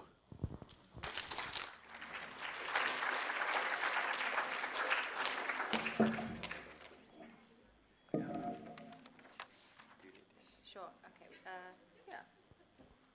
Thank you very much, Professor Kusno. I think that was a really, yes. Yeah, that was a really wonderful opening to the conference. And I think you offered us a really kind of compelling reminder that so many of the institutions and interventions that we talk about all the time as though they're a product of the sort of post-Suharto era, like decentralization, have these really, really deep historical roots all the way back to the colonial period. So a really wonderful way to start.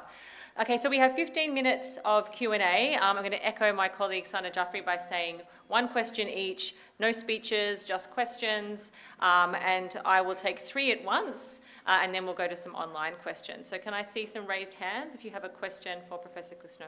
Rini in the purple jacket here, Rini. Anyone else in this first lot? Yes, thank you, Professor Reid. We got another microphone over here. So just for Oh, this is it? Oh, sorry, yeah. I don't need this. I'll shout. To Professor Anthony Reid. I can use this. This is fine. Okay, Rini, silakan.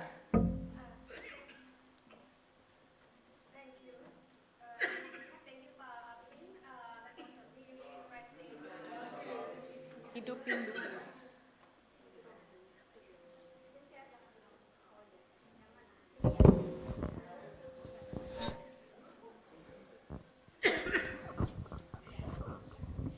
Hello. Yeah. Okay. Thanks, Pak Abidin. That was a really excellent presentation. My question is related with your last slide on IKN and the move from Jakarta to IKN. That the bureaucrats always say that Jakarta is sinking. That Jakarta is facing so many environmental challenges, and the recent one is pollution. What do you think of this reasoning using environmental challenges and well, you know, is that kind of like, yeah, well, yeah, that's true.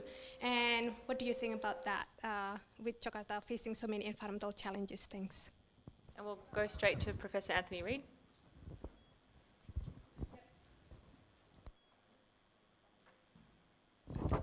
Yeah. It's counterintuitive. It's great to hear a wonderful address. Thank you very much. There's a mischievous question, but if you were asked by the President or whoever to lay the foundation for the new capital, what would be your single piece of strategic necessity to get it right this time as opposed to all the mistakes of the past? Two very easy questions to begin, Pak Kusno.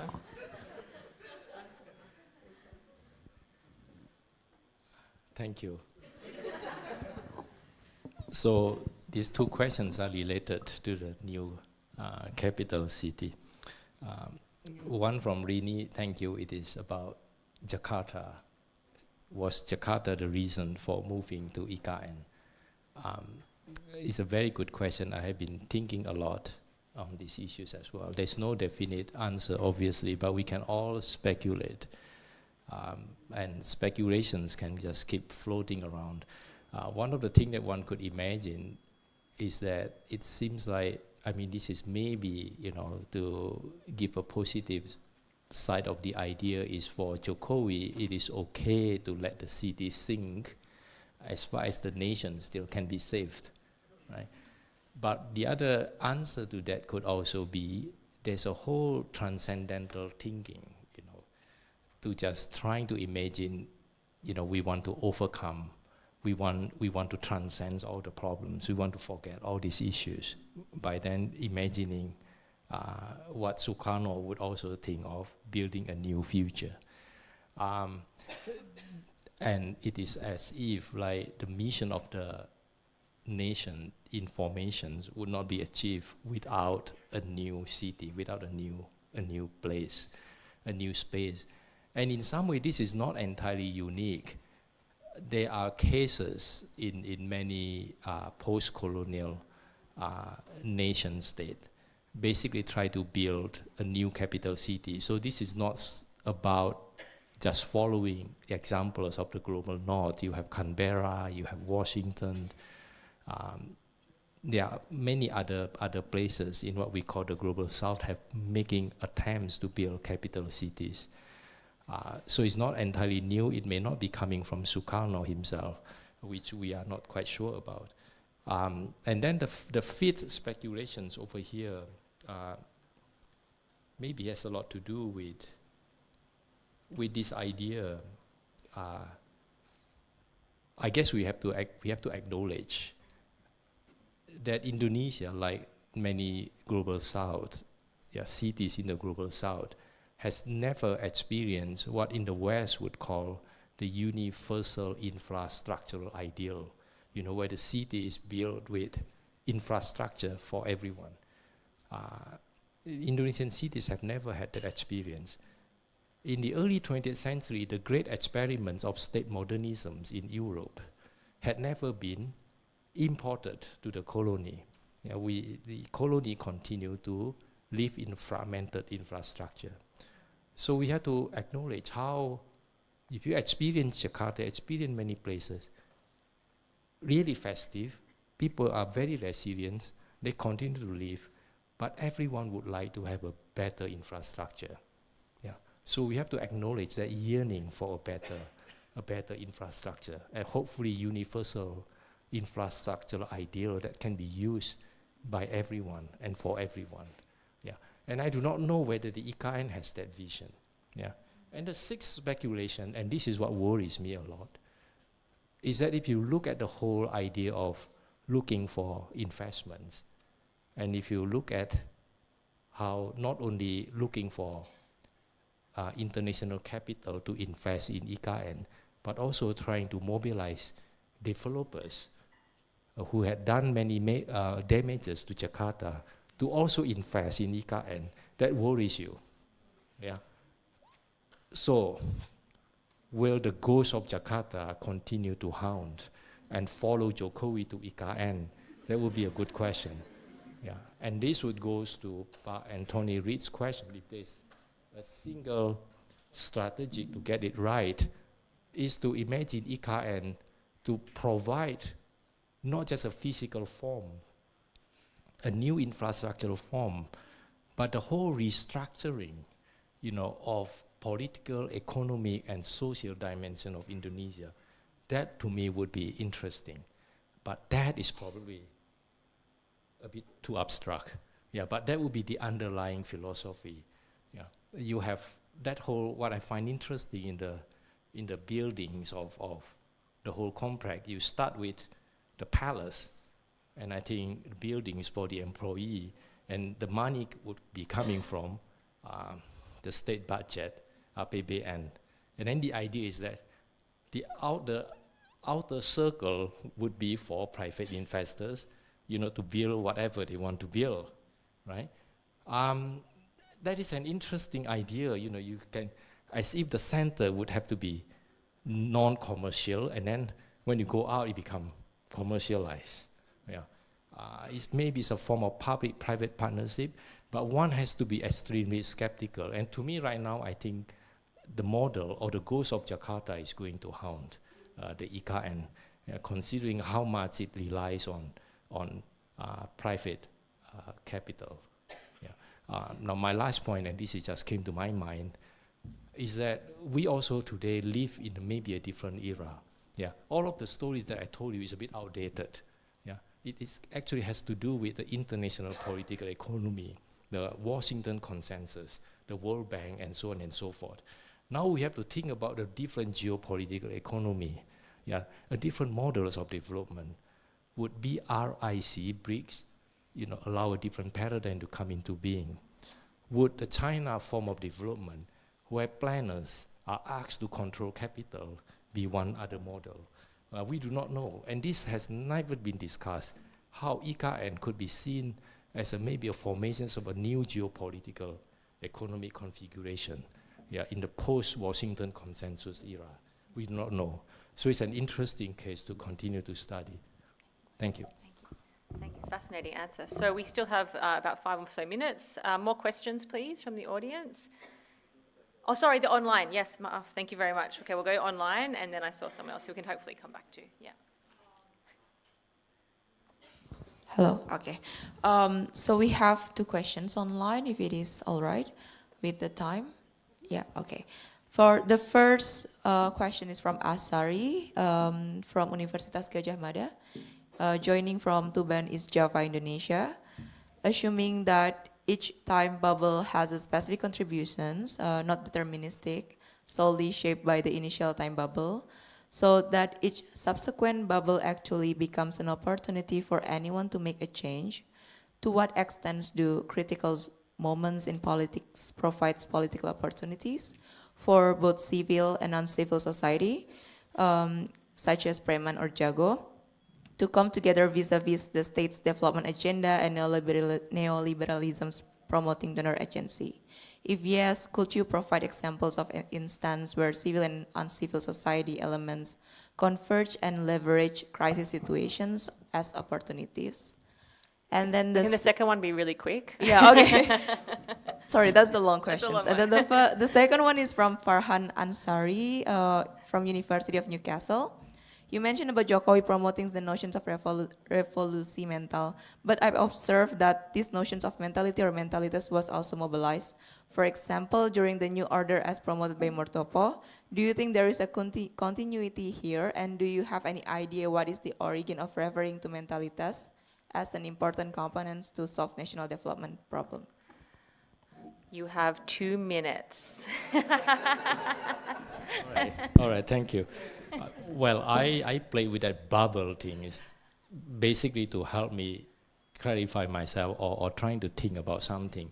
I think I like that whole idea of how the old can continue to the present, but there is an opportunity for the old to be transformed into something entirely new. Right? That is where we learn from our friends in political science. They have this notion of critical juncture, right? And of course, those who are critical would always say, well, yes, there's a critical juncture, but in the end, it got reabsorbed into the structure itself. So in the end, the restructuring occurred rather than a real transformations. Now, your questions are not your question. The Ashari's question is whether civil society was able to grasp that moment, yeah, and to turn things around and to make them play a major role. Yeah, I think that would have to go into empirical research or historical research to have that qualification to say, oh yeah, you know, at this particular moment, things have changed. Yeah. But the skeptics would also say, oh yeah, but not quite. You know, they got reabsorbed into the structure itself. Yeah. But I think the concept of critical juncture allow us to have this opportunity to think about agencies, yeah, rather than the structure keep repeating itself. The second question is about the idea of the idea of new order. Oh, Jokowi mental revolution. Yeah. In some way, that whole revolution thing is not a new thing in Indonesian history. You have a new order, say new, you know, that means it was an old, right? Decolonization was new. But what we learned from this whole bubble thing is that the notions of movement or moving forward, or what we call pergerakan, gerak, is a central problem in the modern history of Indonesia. Yeah. And that's all I can say, you know. That's yeah. Thank you, Professor Kusno. Okay, so there was a gentleman I missed right up the back there with the red shirt, and then we had a gentleman here in the yellow shirt as well, both on this side, because I haven't seen another hand go up on this side. Very quickly, please, because we only have a couple of minutes, so very short, sharp questions. Silakan. Thank you, Pak Kusno. A quick one. I wonder whether you can make a quick comment on the effect of this still under construction IKN to the surrounding areas in Borneo, in Kalimantan. And quick side note about this one. Oh, no side notes. That's a very good question. Next question? Yeah. Maaf, Mas. Silakan. The effect on Borneo environment. Yeah. Hi. So you mentioned a little bit about the normalization of current policies. So how does that influence attempt to change and restructure the bad policies into, you know, better ones in terms of urban studies? Okay. And we have 2 more minutes. Yeah, that's it. Yeah.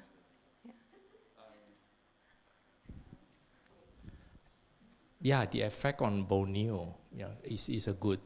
Is an important item to put on research agenda. Not only the effect on Jakarta, yeah, with the government, you know, move to other place, but what happened or what is going to happen to Borneo, I do not have the exact, precise answer to that. There's all kind of a conflicting news for Jokowi and the pro. You know, moving to the new capital city in Borneo is the opportunity to create a new time and also a new space. And we know the existing Borneo, the whole image of jungle, in fact, is not quite right. There are all kind of concessions that, in fact, would transform Borneo in any case, right? So the government sort of idea is that we go there and we buy up all these concessions. We quote unquote nationalize it, you know, and so and that gives us a bit of a justification of saving the nation from capitalism. Yeah, the Borneo, the image of the jungle, I think is just an architectural rendering. And I do not know. I think if you want to use a larger geopolitical economic configuration, then you would have to think about Borneo in relations to maybe the larger networking of different cities, maybe in the region. There's something quite strategic. Not only Borneo happens to be in the middle, of the Indonesian archipelago. But again, that needs further research and the courage to go beyond nationalistic framework to think about the regional reconfigurations of power in which cities will play a major role. The second one was about how to create a better place, better policy.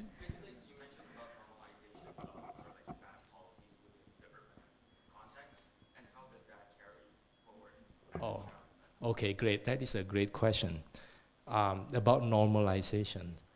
The strange thing about space, the built environment, is that when we are given a new space, we don't like it because we just don't like it for some strange reason. It's not like what I want. But then you have no choice because you can't break it, So you live with it, and you are eventually conditioned by it. And you grow to not really like it, but you become normalized in that space. I mean, this is a bit too theoretical now, but this is a very Foucauldian concept, You will be subjected not by role. No one cares about role policy, but you are subjected by space. Your everyday life change. You adapted to it, and you turn something that is very miserable into something that is workable. And difficult to explain, but that is how everyday life works. That is the politics of everyday life. Okay, thank you. Great note to end on. Thank you so much, Professor Kusno. I will just ask that you all remain seated where you are because we're moving straight now into the second session of our conference. Thank you very much once again to our keynote, Professor Kusno.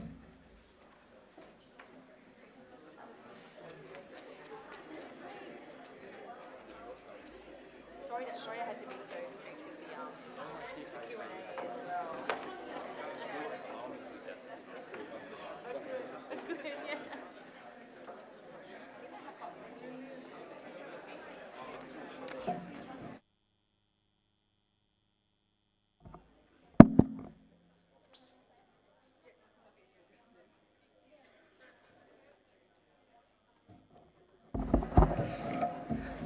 Okay, so we're now moving on to the second session of the conference, the first panel session.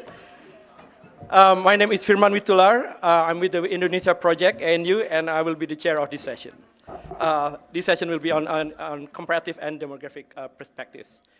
We're delighted to have two distinguished speakers here. Sonia Roitman is an associate professor in development planning at the University of Queensland. Her contribution to the field of development planning and urban sociology include influential research on urban inequalities and how they manifest in cities. And she has done her research work in Indonesia, Samoa, Uganda, Argentina, and Australia. Our second speaker, Meirina Ayumi Malamassam Ayumi, is a researcher at the Research Center for Population, National Research and Innovation Agency, BRIN, Indonesia, with primary research interests in population mobility and regional development. Ayumi has just received her PhD from the School of Demography ANU a couple of weeks ago. So each speaker has 20 minutes to speak. No interruption, please. Sonia?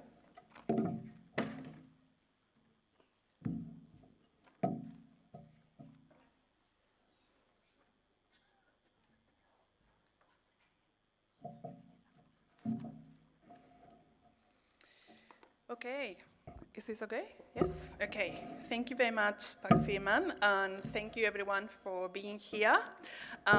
Thank you very much for the invitation. Ed, Linda, where is Linda? And I really want to, apart from saying thank you to all the team from the Indonesia project, I really want to congratulate you because I think the program works really well. Like you see how the sessions are very well thought and there is a really good connection. So thank you for Abidin because he has done a great job to allow me to start now with, and I'm going to also provide an overview of planning, which I think that is going to perhaps simplify the discussion for many of the speakers later on. So I'm not going to spend a lot of time on things that will be discussed later today. So I was asked to provide a discussion of urban planning in Indonesia in the context of what we called the Southern Planning or Global South Planning. So this is what I'm hoping to cover today, but I just want to start with the acknowledgement of country. So I acknowledge the Gunawal people here, the traditional owners, are the custodianship of the lands on which we meet today in Canberra, Gunawal country. I live and work in Brisbane, Menjin, so I also provide my respects to Jagera and Turrbal people, just acknowledging that the lands where we live and work are unceded lands, and we pay our respects to that. So I also pay my respects to descendants who continue cultural and spiritual connections to country. I recognize their valuable contributions to Australian and global societies. And I also acknowledge that these spaces where we are have always been spaces that provide opportunities for teaching, learning, research, and collaboration for many, many years, thousands of years before this university was built, and all these places for research and learning were built here. So thank you.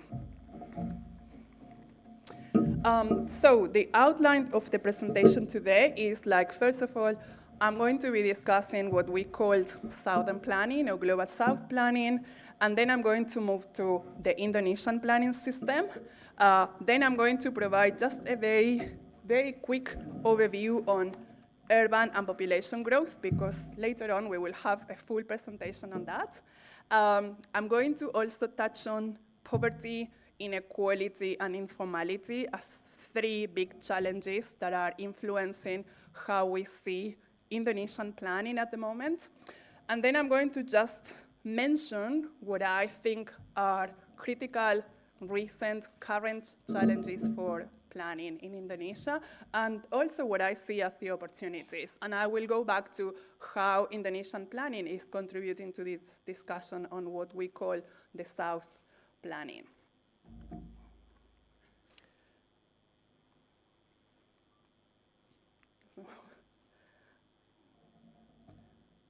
Is it moving? Oh, yes. Okay, so just to start with what we think about Southern planning, and perhaps some of you have already seen this image.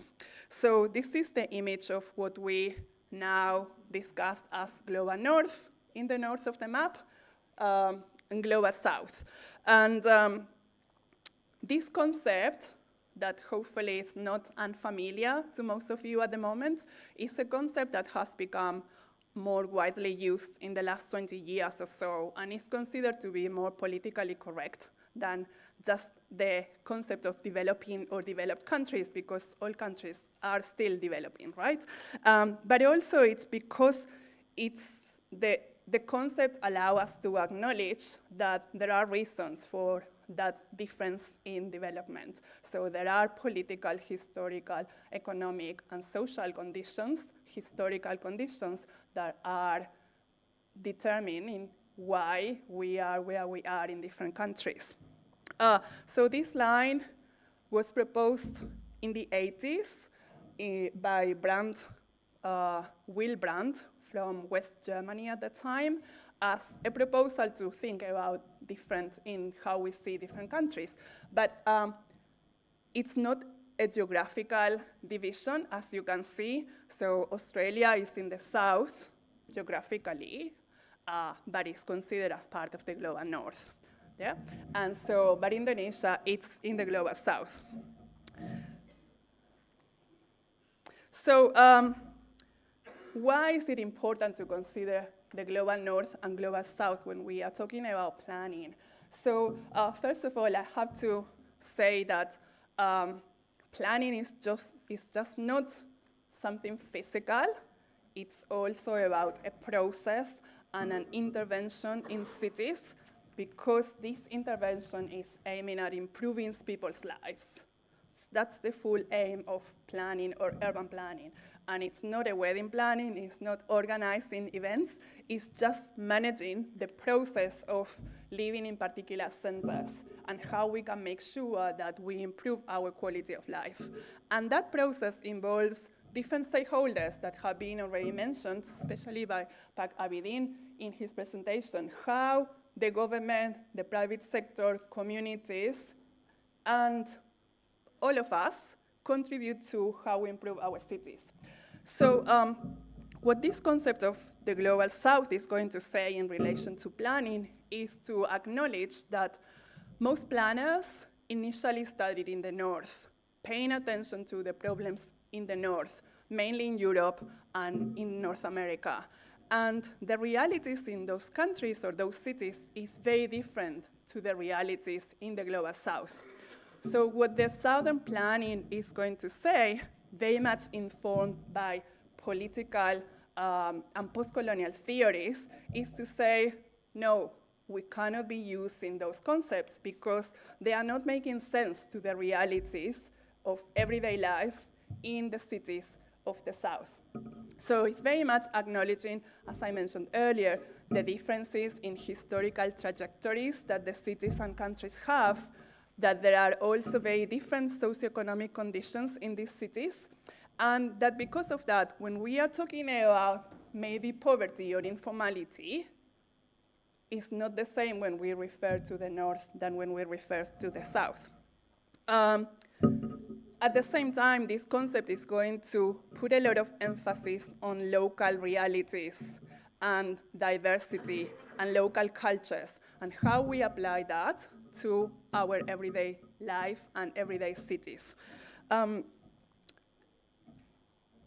I'll move to the next one. So when we move to the Indonesian planning system, I think that at the moment it's very much a hybrid system that is informed by both a top-down approach that still exists, that is very strong, but an emerging, that has been emerging for 20 or more years, bottom-up approach from different stakeholders. So here I put, let me see if I can we put all of them together? So we don't, yeah, thank you. So I just wanted to compare, if we think about, and this morning they were discussing a lot of reformacy and post-reformacy. So if we take a step back and if we think about the new order and then reformacy, what are the differences? So we know that in terms of planning and how cities are organized, we still have a very strong role of the government. The national government in the new order was directing changes in cities, but it was very much supporting the private sector. A private sector that is very much an elite private sector, is very much a very selective group of developers, especially in Jakarta, with who had a very clear vision of what sort of city they wanted. And of course, at that time, we know that local governments were very weak in terms of managing cities, managing growth, and how we wanted those cities to be. At the same time, there was a lot of corruption. At that time, very much informed or in relation to the national government and developers. There were very clear alliances between the two. And at the same time, we find that there were lots of, I will call, disregarding or violation of planning rules. At that point, very much based on the national government actions. But then if we look at reformacy, so of course we know that the government is still with a very, very strong role dictating how growth is going to be. But what is happening, and still the private sector has a very clear role to play, but what is happening is that with this devolution of power into local governments are the ones, and we have here many people who are experts on that, who are the ones who make decisions on how cities are going to be growing. And that is also something that has opened the door to, of course, a bit of some corruption cases. Now corruption has moved or shifted a bit to more local governments. There is also a bit of unclear rules or how to implement national government regulations into the everyday playing at the local level, and especially because there is a very unbalanced power relations between developers and local government staff. We still have lack of coordination between different governments, and even when we have now more community engagement, more community participation, and we don't have time for this, but I'm hoping that Elisa and Rita might be discussing this. Like, there are different reasons why we have some successful communities and communities that have been not very successful in how they contribute or how they make decisions in terms of housing and in terms of cities. So there are lots of still very tokenistic approaches to community participation. So now moving on, where are we going? With to some points that will be discussed a bit later, but I just wanted to mention, so can we put them all? Just that, why is this important? Because if we think about the time of the independence, only 12% of the population were living in cities. Now we know that nearly 60% of the Indonesian population lives in cities. So how is that impacting the role of planning and a critical role that planning has? And as I mentioned, again, like, we need to think that growth is not just the role or the actions made by the government, different levels of the government, but it's also the actions made by private sector, but also communities. And I'm assuming there is going to be a discussion about this reclassification of rural to urban areas, like why now we have become, or Indonesia has become more urbanized than before. This morning there was a lot of discussions about the aspiring middle class. I wanted to discuss a bit more about the role of the middle class. So as you can see here, this is how the World Bank defines social groups according to consumption. So you can see here that the middle class, it's around 20% of Indonesian population at the moment. However, it represents 50% of the consumption at the national level.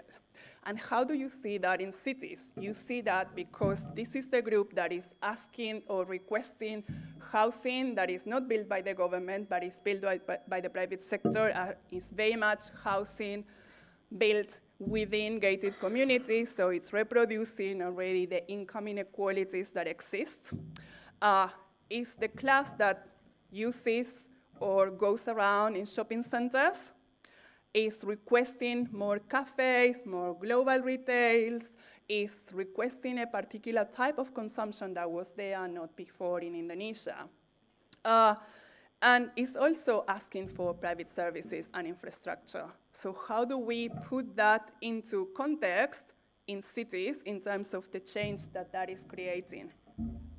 And we, of course, have still the poor groups that are still sometimes in silence, sometimes not in silence, building their own spaces, creating and self-building their own housing and environments. So, how much time? Oh, okay. So, I'm not going to spend a lot of time here, but I just wanted to mention that these are three critical concepts in planning and why they are important in the context of Global South planning. First of all, because Indonesia shows very clearly that now poverty is not just seen as a quantitative concept. And so you have 9% of the population, according to the World Bank, again, living under the poverty line.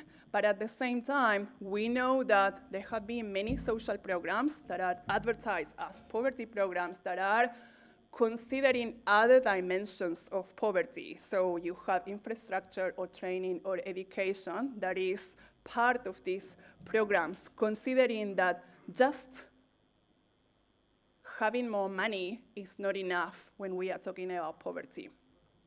Again, we know that there is more community participation, but it's still very limited. And again, income inequality is currently, and I see it as the most important challenge for the government, more than poverty, and it's going to become even more serious than it is at the moment. Informality, and I don't have time to discuss a lot of informality, but Indonesia is one of the countries in which land tenure and informality can really show the diversity of what we are talking about when we refer to informality.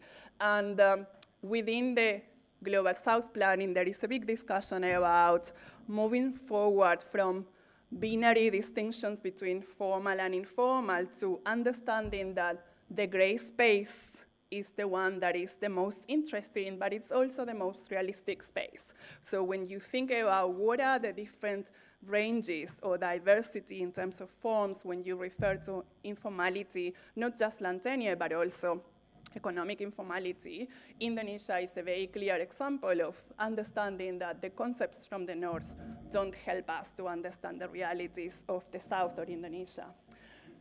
So what I see as the challenges, and I'm not going to discuss them, I'm just going to mention them. Here you see a photo that for me shows a big intersectionality of three of the current challenges that I see in cities. Can you put them three? Thank you. So housing, the housing crisis, that is not just in terms of quantities. The quantitative deficit is around 14 million households without a house, but more importantly, the qualitative deficit is around 29 million households in Indonesia who live in houses that are not in good conditions. We know that Indonesia faces one of the most serious challenges in terms of disasters in the world, and when you compound the vulnerabilities because of living in a house that is not appropriate, because of facing disasters, floods, or whatever disaster that it could be. And then when you combine that with solid waste, which we will hear later today or tomorrow, is waste that is not recent waste, is waste that has been there for years. And it's going to be a very big challenge to clean that waste or to be able to manage that waste. So how do we deal with those challenges at this point? So just to finish, yes. So I think that the good points here are that the Indonesian planning system has moved forward in considering these three opportunities. So first of all, there is a big discussion in terms of governance, and it's acknowledging that communities and the private sector have a very big role to play in managing cities. It's not just the role of the government at different levels, and that's really important. In other countries, this is not the same. It's not at this level of the conversation and the debate.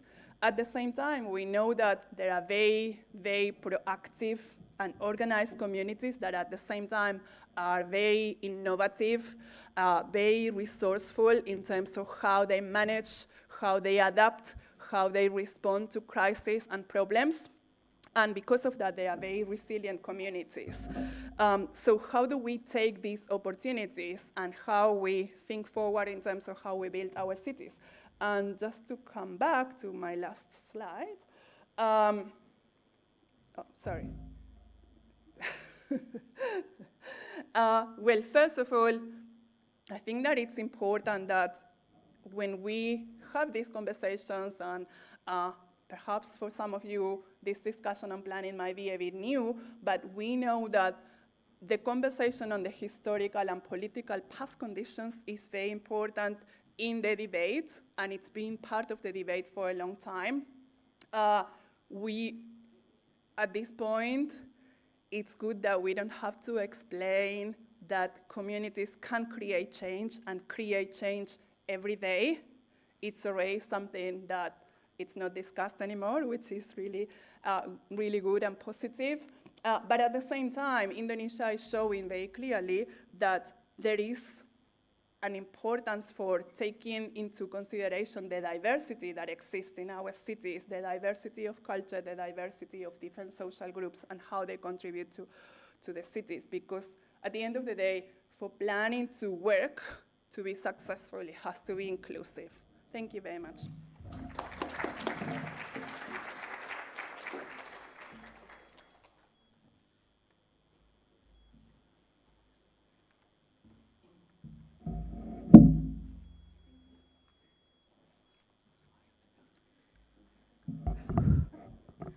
Good afternoon, everyone. First of all, I want to thank the Indonesian project for such a great honor to present in this conference. For past few years, as a student, I regularly attend this conference. I will sit somewhere in the back row in the corner. So being a presenter today, it's quite nerve-wracking experience. So please bear with me because I'm really nervous right now. So for this presentation, I will talk about my work with Luhkiti Katerina, my colleague also from Rujak Center for Population Breed, and our paper titled Urbanization in Indonesia, Demographic Changes and Spatial Patterns.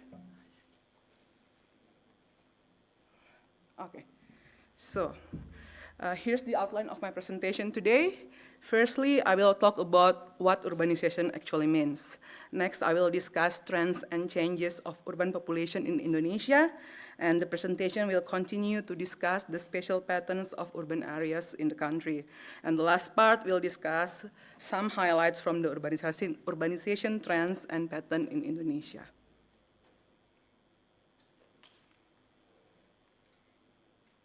Okay. So first things first, what is urbanization? In Indonesia, urbanization has become a buzzword that we heard a lot after Lebaran holiday, or when we talk about urban problems in metropolitan cities.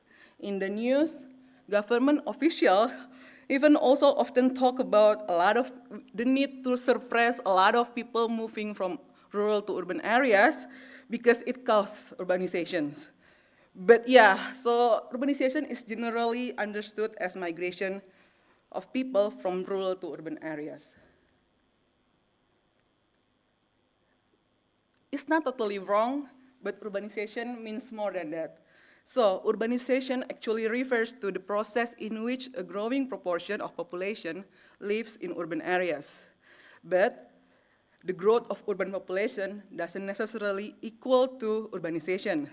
It can only be considered as urbanization when the growth of urban population exceeds the national or rural growth rates. So there are three components that can contribute to urban population growth. First, natural population increase. So more births and less deaths in urban area result in the growth of its population.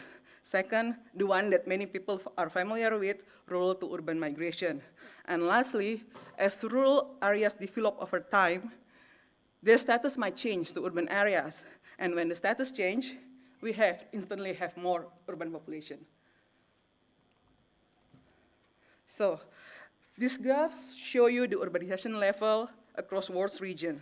So you can see the variation across the region from only 35% urban population in South Asia to about 83% urban population in North America. In Asia and Pacific, Indonesia, and also Australia belong to this group.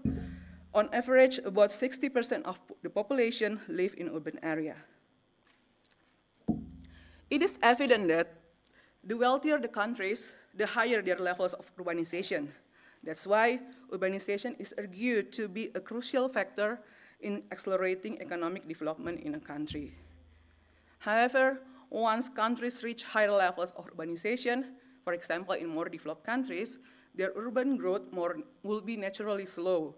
On the other hand, in less developed countries, where the level of urbanization is still in the low or mid-level, we can expect accelerated urbanization alongside their economic development.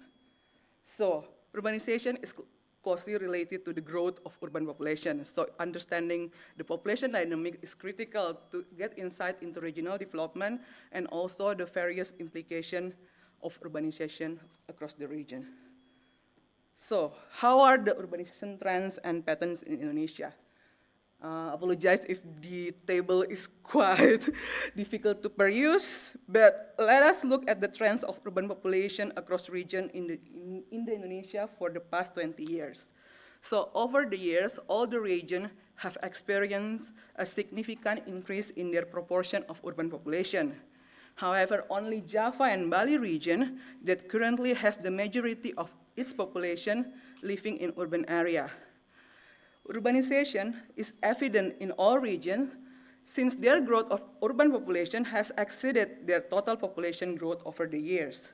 Among the regions, the East Indonesia has the highest urban population growth over the years of about, on average, 4% annually. Meanwhile, the Java-Bali regions show the lowest rate of urban population growth. While observing the urban population profiles in Indonesia, it's also important to look at its age structure. Here I show you the population pyramid between urban and rural population in 2010 and 2020, and the proportion of in 2010, the proportion of young adults in urban area was noticeably higher than that of rural areas. Interestingly, in 2020, there are similar patterns of age structure between urban and rural areas, and we can say that both areas are experiencing the gradual shift towards higher age groups within their age structure. If we look at the demographic trends in Indonesia, recent data released by Statistics Indonesia (BPS) show that fertility rates in urban areas were lower than those in rural areas. On the other hand, urban mortality rates were higher than rural areas. With this situation, we will expect that urban area experience slower population growth and aging population. In fact, as shown in previous slides, urban Indonesia experienced higher population growth and also higher proportion of young adult groups. In this situation, we can say that rural-urban migration have an important role in the urbanization situation in Indonesia. Over the years, the majority of recent migrants in Indonesia are those between age 15 to 34 years. Young people move from rural to urban areas for various motives, including work and educated-related reasons. And rural to urban migration has notably appeared in the form of migration within a province and also within an island.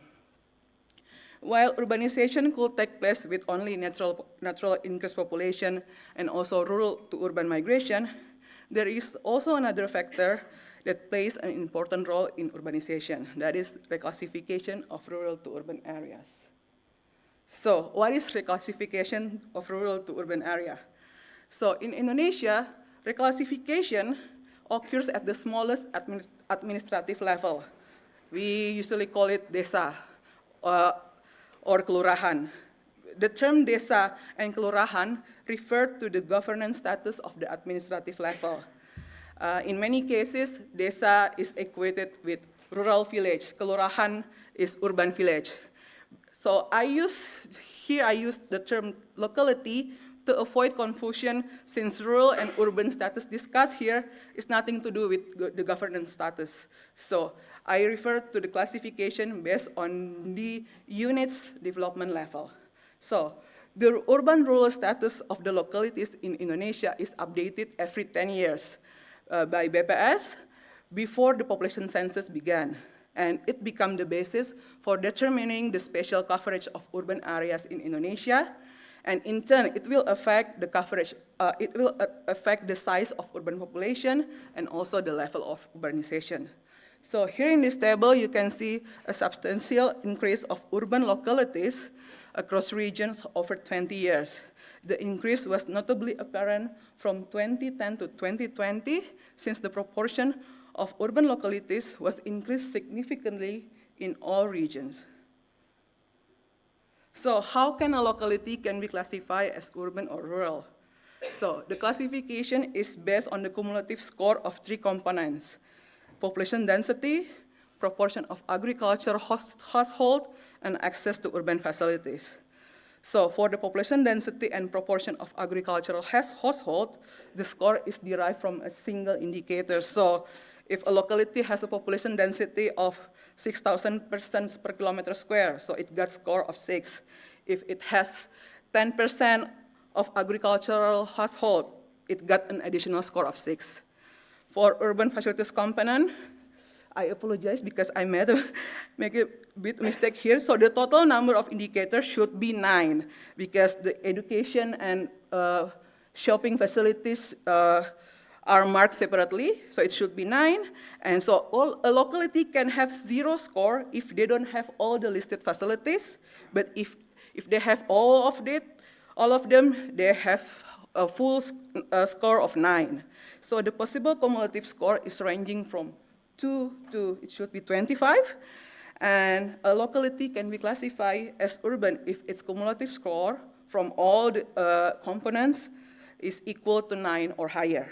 So based on the classification, let me show you the distribution of urban areas in Indonesia. So here's the map for 2010. For those who's not familiar with Indonesian map, I'm really sorry, it's a bit a blind map, peta buta, so you have to figure out which island is what. So, but here you can see the coverage of urban areas is still very limited in 2010. Urban areas are mainly concentrated in several spots. Even in Java, I think you see a darker black here, around Jakarta, so the prominent agglomerated urban area can be observed in Jakarta and its surrounding area. In 2020, the change is quite dramatic. So there are significant changes in urban areas coverage, particularly in Java region. Most of the areas in the Java are urban. We can say that Java has evolved into an urbanized island. In other regions, like in Sumatra, Kalimantan, and Sulawesi, you can also see many new urban area agglomerations. So, from the spatial pattern of urban areas in Indonesia, some highlights are, first, urbanization in Indonesia is marked by the expansion of urban centers around existing autonomous cities. It is also influenced by the spillover of urban population in the surrounding areas of large cities. Also, the significant increase in urban localities can be linked to intensive infrastructure development in the country. For example, in Java Island, there's a huge construction of toll roads throughout the island that had connected the entire island. Also, in other regions, infrastructure development under Jokowi's PSN program, Proyek Strategis Nasional, it also has great influence on the development of new urban areas. And another thing is there is also increasing intensity of extractive industry in regions beyond Java. So, what are the key takeaways from the population and spatial dynamics of urbanization in Indonesia? If we look at the overall population distribution, it can be said that Indonesia has become an urbanized country. However, urbanized pattern is only prominent in Java-Bali region. And this region is still expected to dominate national economic structure despite a slower urban population growth. Next, in Kalimantan region, it is designated as the new home of Indonesian capital. Its urban population currently nearly reached half of its total population. With the ongoing development of the new capital, the number is expected to increase in the upcoming years. For Eastern Indonesia, it now has the lowest share of urban population, but also it has the highest urban population growth rate.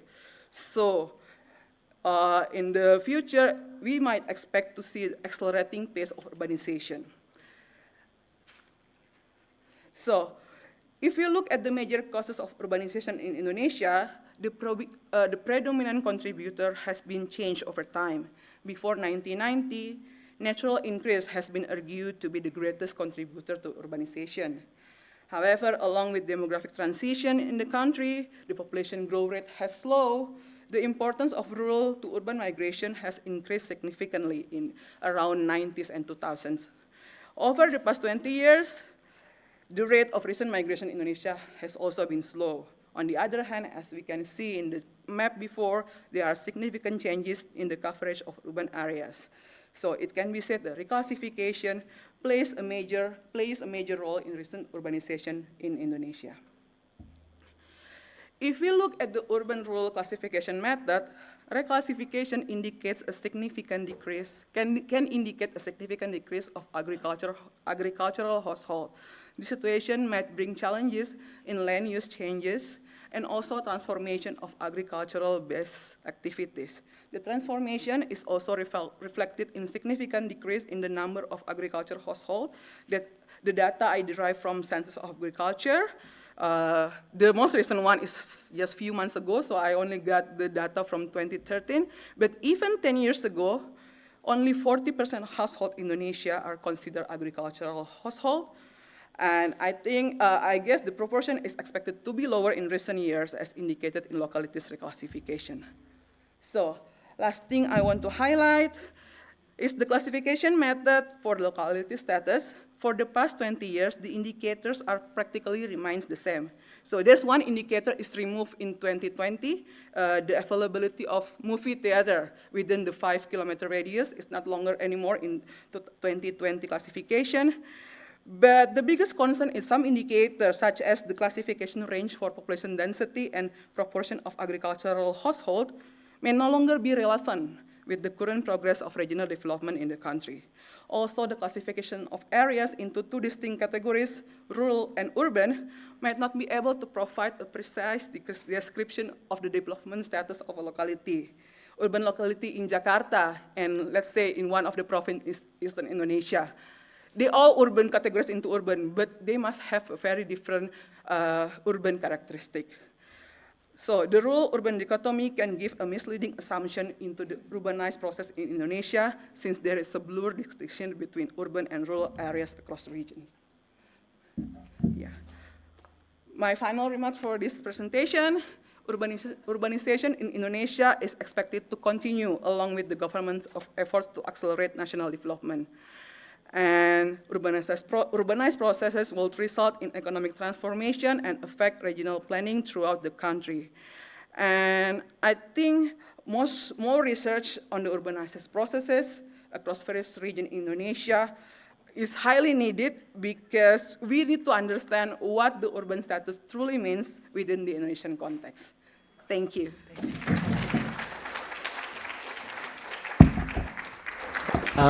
Thank you so much for both insightful talk. And now we're open for question and answer. I'm going to take 3 questions first. The woman here, one.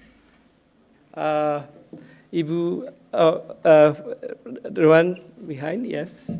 And one in the middle, yes, the gentleman over there. Yeah.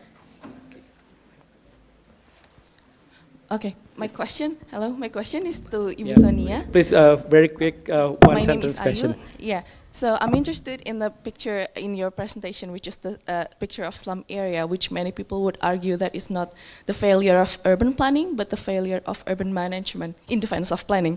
So do you think along with the concept of southern planning, we also need a concept of southern urban management? Just a provocation, thank you.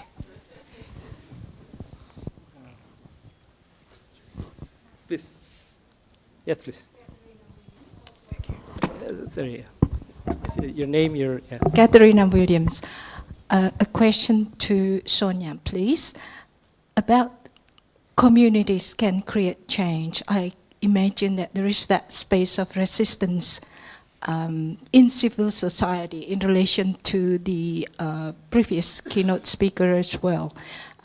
Just wondering, what could we kind of imagine and expect this interest, this, I suppose, the community's resistance in the private or against the private interest in urban development or planning? Thank you. And the third one, yes, please. Just with the transition to urbanization, is there also a transition towards urban agriculture as we see land uses change? Is there a transition towards the urbanization of agriculture as well with the transition to urban populations? All right, please, Sonia and Ayu.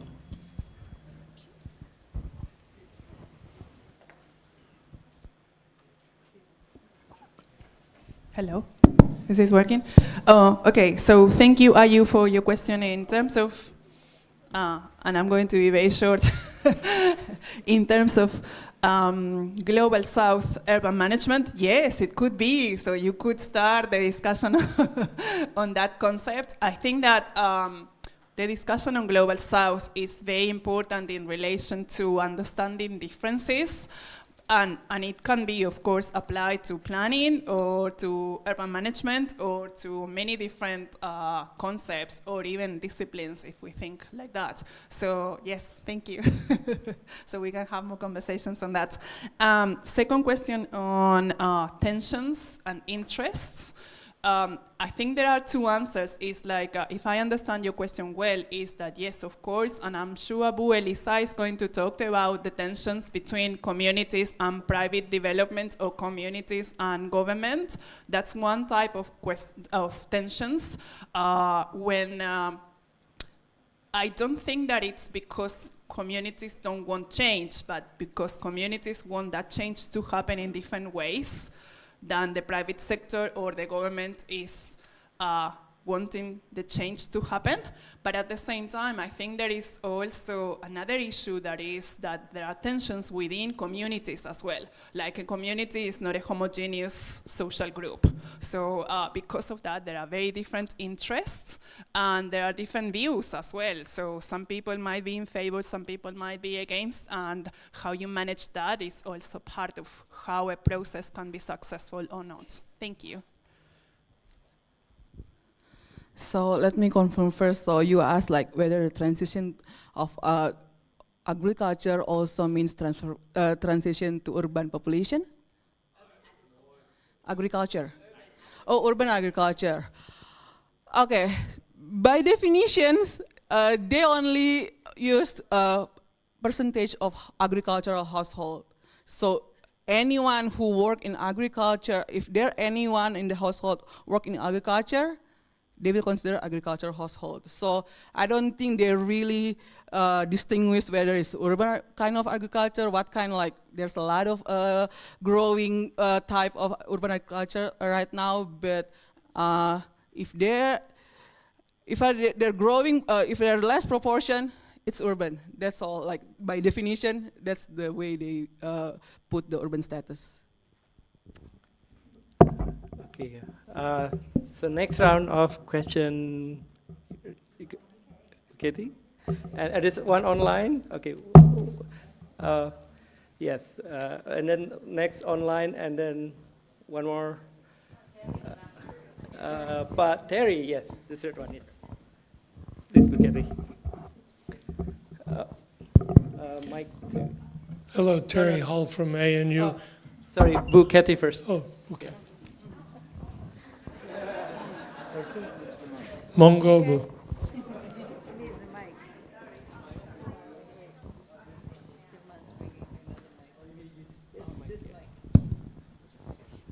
Oh, hello, Kathy Robinson from ANU. Thank you for two very interesting presentations.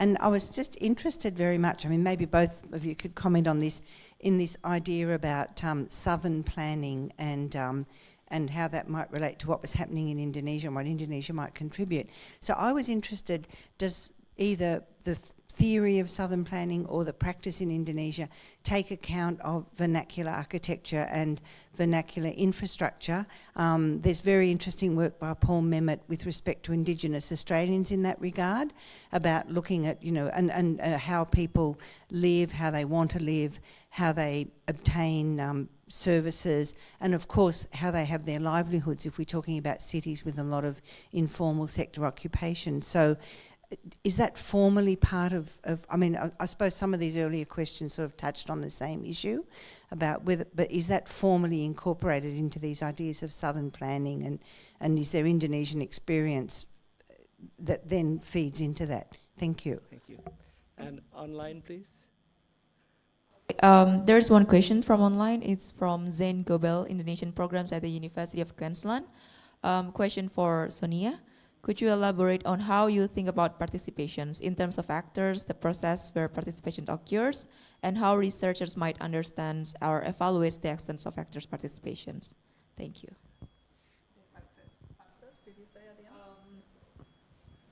Sorry, the success factors? No, the process where participation occurs. Okay. No, one more. Pak Terry, yes. Thank you.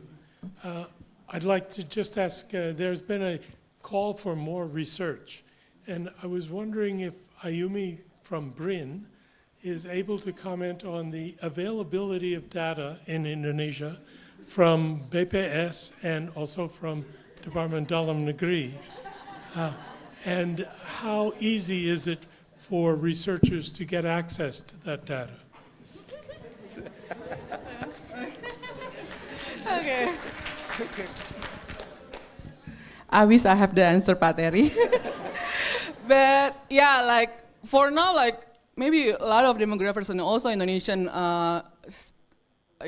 studies academics really concerned about the release of census, and also they have now long-form census, but we haven't got the access, even the published or even the raw one. For my paper, I'm interested to see, because like a lot of previous papers in urbanization in Indonesia also look at the cities' urbanizations, but we haven't had the data. So we formally requested BRIN, but only God knows when, I think. But yeah, for now we expect even like the publishing data, and the published data version is really expected now, but yeah, we're still waiting. Thank you. Yes. So in relation to the question on vernacular architecture, so the concept as such is not part of the main discussion on Global South planning, but at the same time, there is a big discussion on the importance of local practices, local materials, and of course, local culture. So in that sense, it is part of embedded into the conversation, because one of the main discussions within Southern planning is to say, well, you cannot really cut and paste. You cannot be talking about best practices because they don't work, they don't exist. So the whole thing is how you adapt, how do you understand the particular conditions of that particular time, type of place, that particular community, that particular situation. And because of that, you cannot be just replicating practices. So based on that, the concept of vernacular architecture that is putting emphasis on the local and how you use local materials, but also local practices, also fits into the whole discussion. So I would say it's part, but it's not as explicit as you mentioned from the work of Paul Mehmet, yeah. And the second question from Sane online, thank you, Sane, for your question. I think that we will hear more in the next panel on the success or failure of communities, and I've been trying to reflect on that for many years.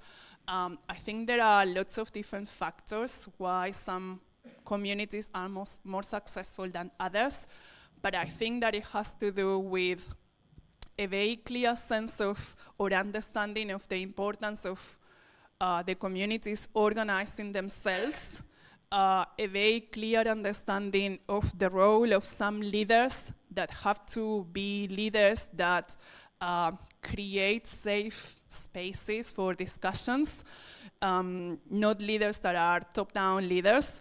There is a need for a very clear distinction of what are the limits in terms of collaboration with other stakeholders and their own work for communities.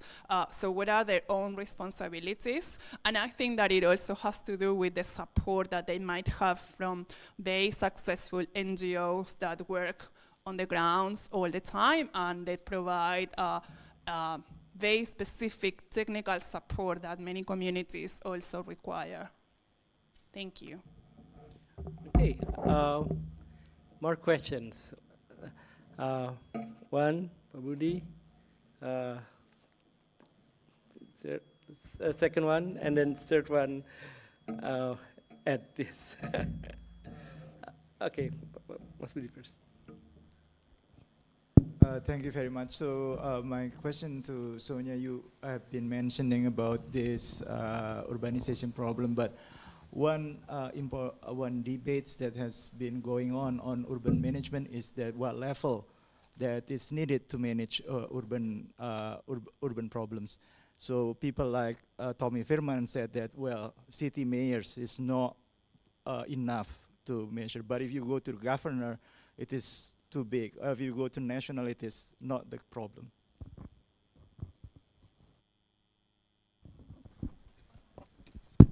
Patrick Guinness from ANU.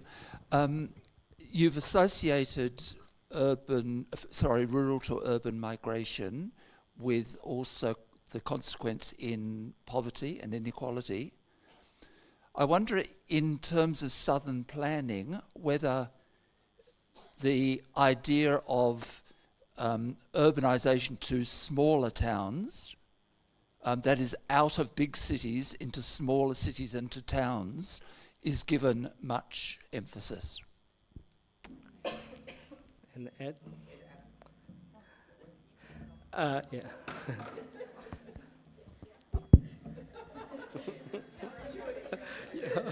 You're out of time, Ed. How it's working. If the light is out, it's working. Okay. My question is for Ayumi, and it's about the map. That map you show of Java sort of freaks me out, the 2021, which shows like Java as this urban island. And I showed it to one of my students who's doing research on rural Java, and he looked really closely at the map, and it looks like the place he's doing research on rural Java is now classified as urban. So you seem to be sort of towards the end criticizing or at least calling for a revision of the classification. I would just want to push you to go a bit further. I mean, how useful do you think this current classification system is, and how would you change it? Okay, thank you. So we only have 3 minutes to answer all questions. So you want to go first, Sonia? Or, okay, Ayumi. Okay, so for question about urban to rural migration, whether it has importance on urbanization, Census 2010 already showed there's an increasing pattern of urban to rural migration in Indonesia. However, it's not a really big, but it's double, I think, the rate. So I don't know, the discussion on counter-urbanization is already being increasing in Indonesia, but it's something that we need to study further. For ask questions, yes. So I think because for 20 years, they're using the same indicator particularly for population density and proportion of agricultural household.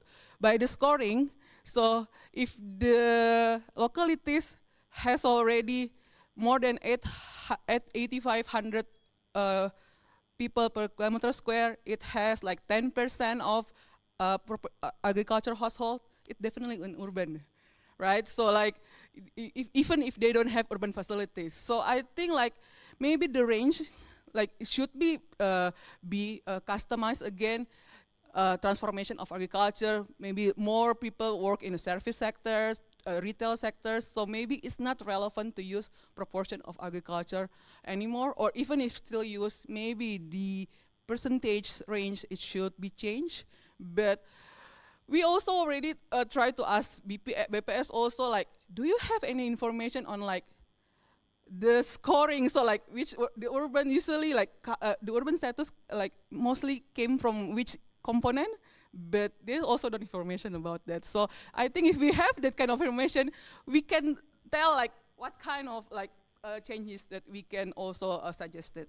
I think Patrick's question is also directed to you. Yes, so I'll be very brief. So in relation to the small cities, so Southern Planning is advocating for looking at cities that are called ordinary cities, or cities that are off the map, because it's a critique to saying we don't care about global cities, London, New York, or we don't care because it's not applicable to us, so we need to look at ordinary cities. Yeah? So that's very much what you were asking, I guess. And the second question, I would say, but this is my personal view, that the best level is the local level, but at the same time, local level meaning municipalities to manage growth and to plan, but at the same time, that level has to be in coordination with the other municipalities, because what you have is that there are many metropolitan areas where it's not just the role of one single government, and I guess that PAC mayor here will have other views tomorrow, but I guess that the problem at the moment is the lack of coordination of different governments that are regulating or managing the growth of one single city. Thank you. So we've come to the end of the session. I would like to thank you, our two wonderful speakers, and everyone who participated. So we are now ready to break for afternoon tea, served outside. Please return to your seats no longer than 3:05 p.m. Session 3 speakers starts at 3:05 sharp. Thank you.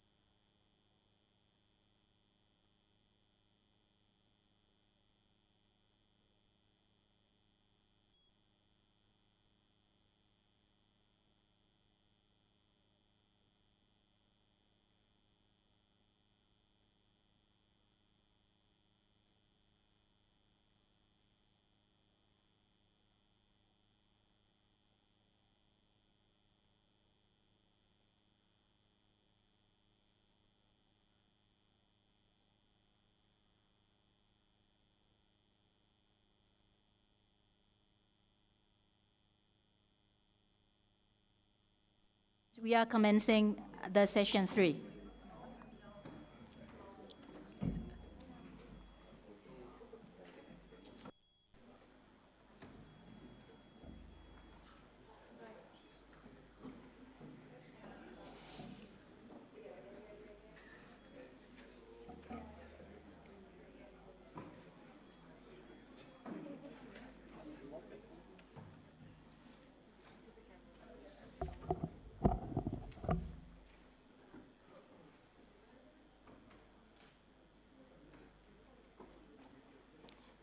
Silakan masuk kembali, duduk kembali. Please take your seats. We are commencing very soon.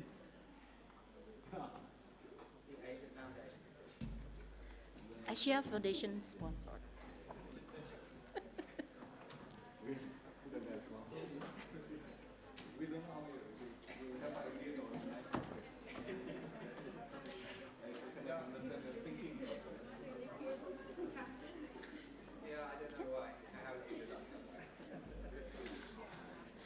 Good afternoon all. Welcome back to the Indonesia Update. My name is Lila Sari, a PhD candidate from the Australian National University. It is my pleasure today to chair the session with the team of Governing Urban Indonesia with these two distinguished speakers who will be delivered this session. It is also my honor to introduce our speakers today. Firstly, Muhammad Mustafa, who will present the patterns of urban reform, the role of political coalitions and mobilization. Mustafa is the Program Director for Democracy and Governance at the Asia Foundation Indonesia. He holds a PhD from the University of Adelaide with the doctoral research on the political economy of bureaucratic reform in Indonesia. Secondly, I'd like to introduce Bapak Erman Rahman, who will talk about local budgets and how different characteristics require different fiscal policies. Erman is an experienced development practitioner. He is the Senior Program Director of the Asia Foundation Indonesia and is currently leading the implementation of USAID project ERAT. He holds a master's degree in transportation from Northwestern University, Illinois, USA. Ladies and gentlemen, in terms of the structure of the session 3 today, each of the speakers will be given up to 20 minutes to deliver the presentations. I will remind them when the speakers have 5 and 1 minute left to speak. And after the presentations, we will have a questions and answer session for up to 20 minutes. We will invite people from both the in-person and also the online audience. And for the in-person audience, you can raise your hand. And for the online audience, you can type your questions in the Q&A box in the Zoom. And without further ado, I would like to invite Mustafa to give his presentation.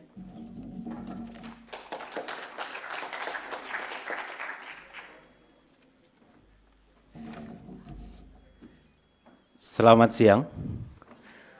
Thank you everyone for this opportunity.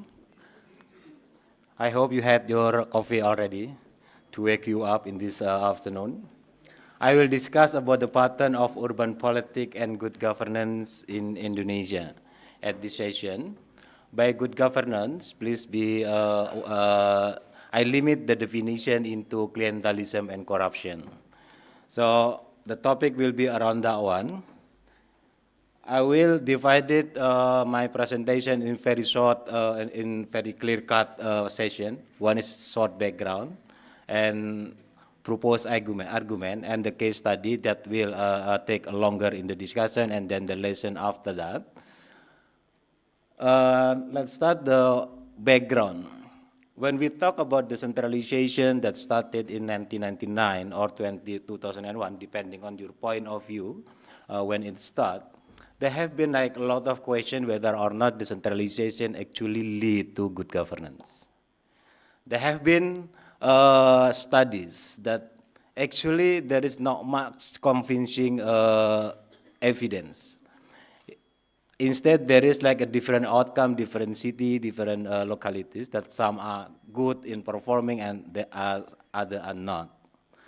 Rather, there have been like in there have been like an agreement within the political economists in seeing our landscape of the local politics, where we see the predatory elite capture is being the feature of our local politics right now.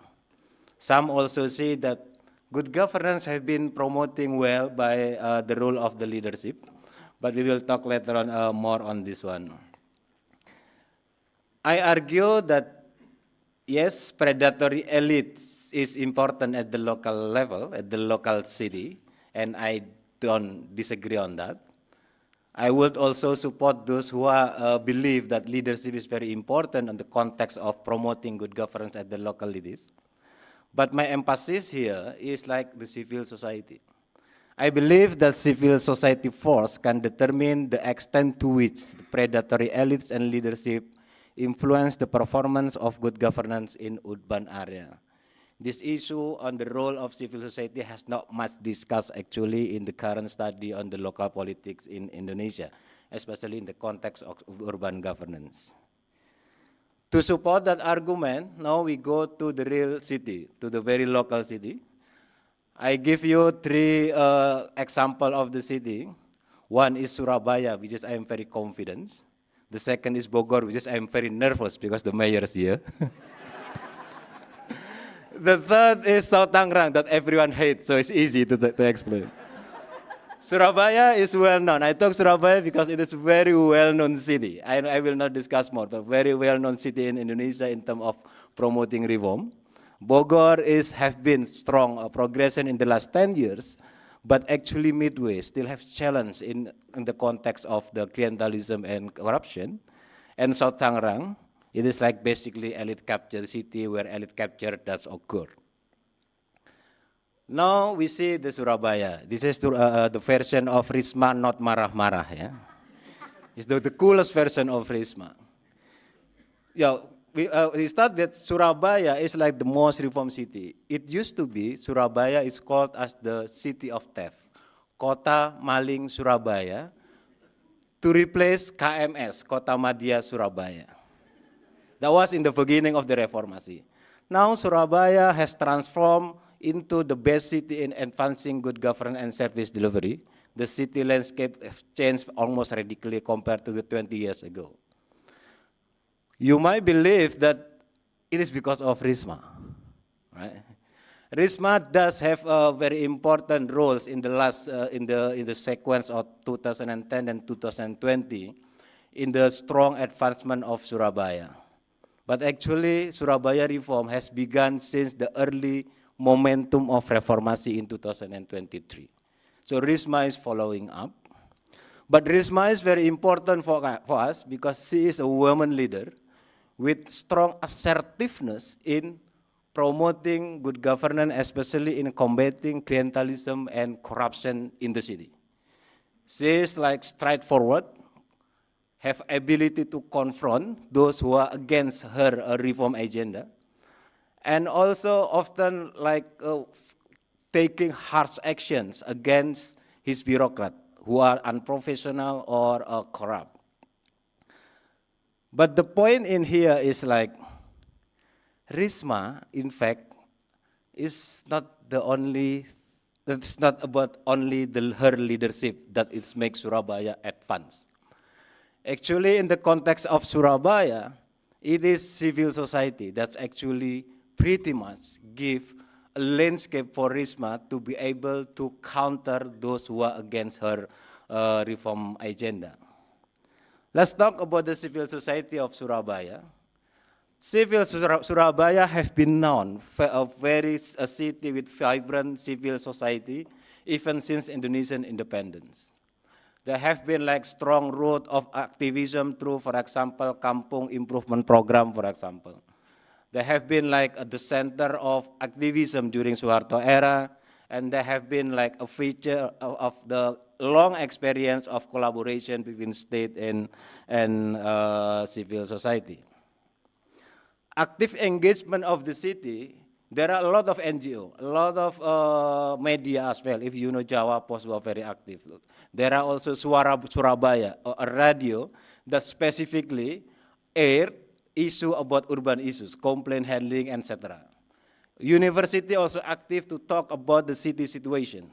So that situation allows Surabaya to have daily conversation, pro and con, and then critique to policy or supporting the policy over time to create continuous demand for the city issues.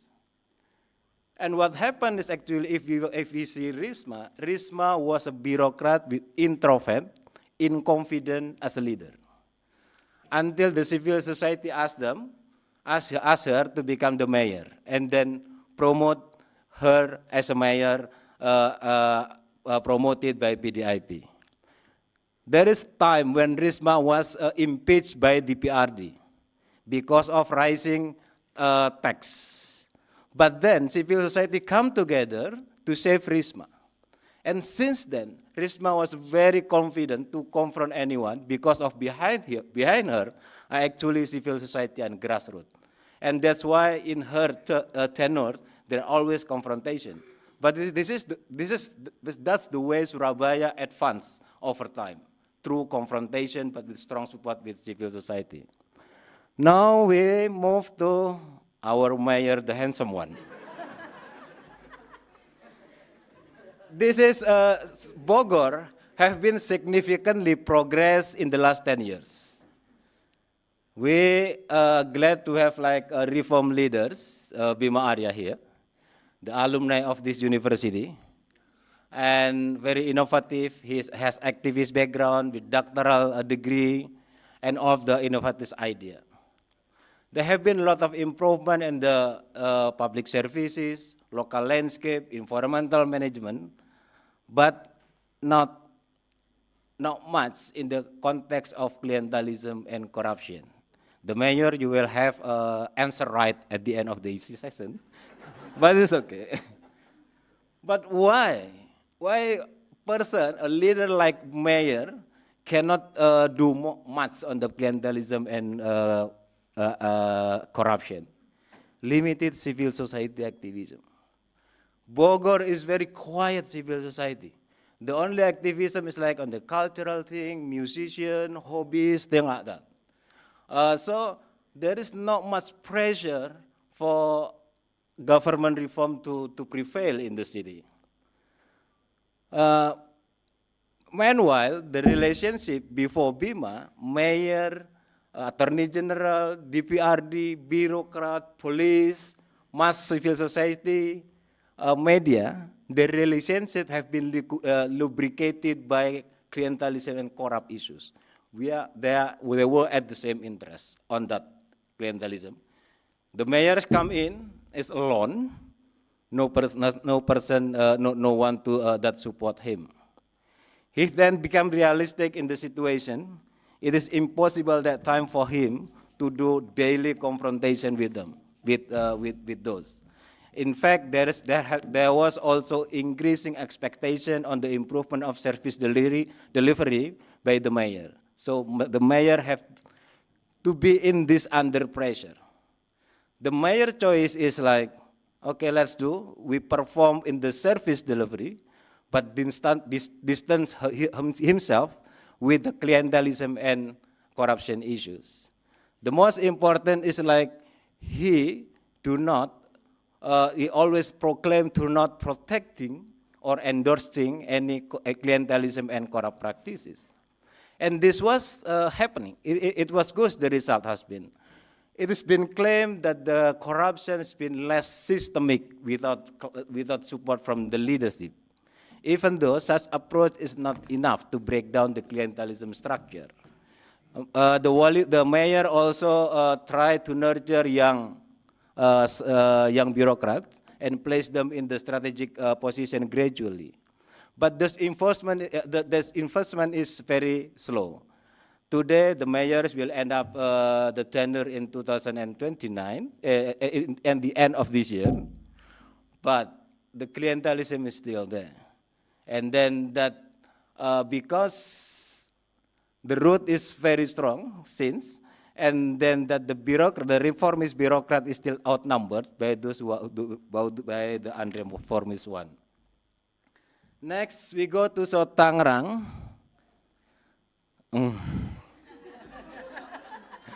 South Tangerang is very rich city, south of Jakarta. The city growed very well, along with the agglomeration of the Jakarta.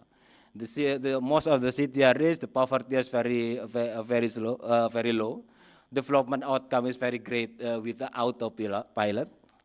But the city is actually captured. The city is established in 2008, and since then captured by the dynasty called Hasan Sohib dynasty.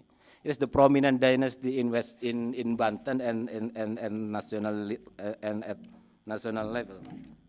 I have to check my note because this is about thing. So the dynasty capture have put legislative and executive position in all districts in Banten area. One of which is in Tangerang Selatan. The governor, it used to be we called Ratu Atut, that many of you know, is like the center of the dynasty through the provincial governor. That is until 2013. So with that capture, since the beginning, the city is like managed by that dynasty for their clientelism purposes. They distributed project, they put the bureaucrat based on their interest and also, etc. Nothing we can help. It's just well captured by the dynasty. But why is related to civil society? So actually what happened in South Tangerang is there are a lot of activists in South Tangerang. A lot of international NGO staff, NGO leaders are living in South Tangerang actually. I and Herman also living in there, but do nothing with the city. Yep. But many of the activists don't care about the city. Their connection is more to Jakarta. So we left the city alone with the dynasty capture. Meanwhile, upper class are mostly living in the real estate, also with strong connection to Jakarta too. So their connection to the city is very low. For example, in the local election, only 60% turnout in the last election of mayoral election. And because of middle class and high class supposedly like contribute to the low turnout. So of course, yeah, Tangerang is nothing we can help with South Tangerang about this one. Meanwhile, there are also mass civil society, mass organization established since 2012, since 2010, in the early beginning of the city. But most of them are established to deal with the dynasty for economic purposes. So the transaction with the project, they ask for money. If we call about media, they ask for government project, and etc. So uncivil society, clientelist network, almost in South Tangerang have no challenge. So we come to what is the conclusion now? Okay.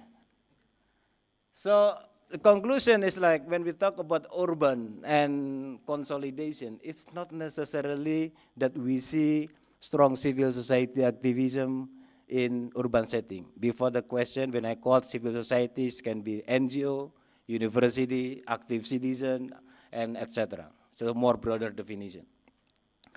When there is convergence of civil society and reformist leaders like Surabaya, it promises more for transformative reform. Reformist leader, in the absence of civil society, might lead to compromise. And that predatory leaders, with the absence of civil society, facilitate predatory capture. The last thing is just come to in my mind when I do this presentation. It is important for us to work on civil society in Indonesia.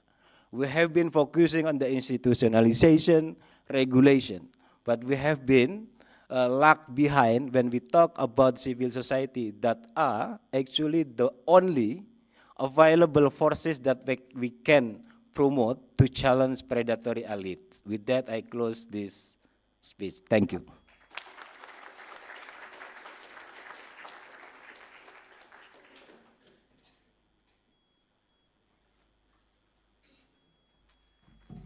clean up the mess. Good afternoon, everyone. Thank you very much for having me here. I'm here representing two of my colleagues, Ihsan Hairudin and Ronaldo Octaviano. All of us, such as Mustafa, are working at the Asia Foundation, while the three of us are working on this USAID local governance reform project called RAT.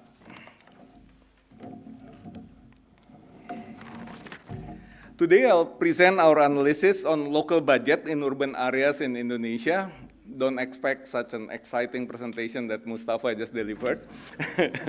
But I don't have guts to talk about Bogor, Pak Bima, so I will talk about like the national landscape. That would allow us to have a better understanding of different urban and public service progress and challenges, as well as local budget revenues and expenditures based on different urban characteristics. This is related to Ayumi's presentation, the last presentation that we just saw. Ayumi was talking about the categorization of urban-rural at the village-ward level.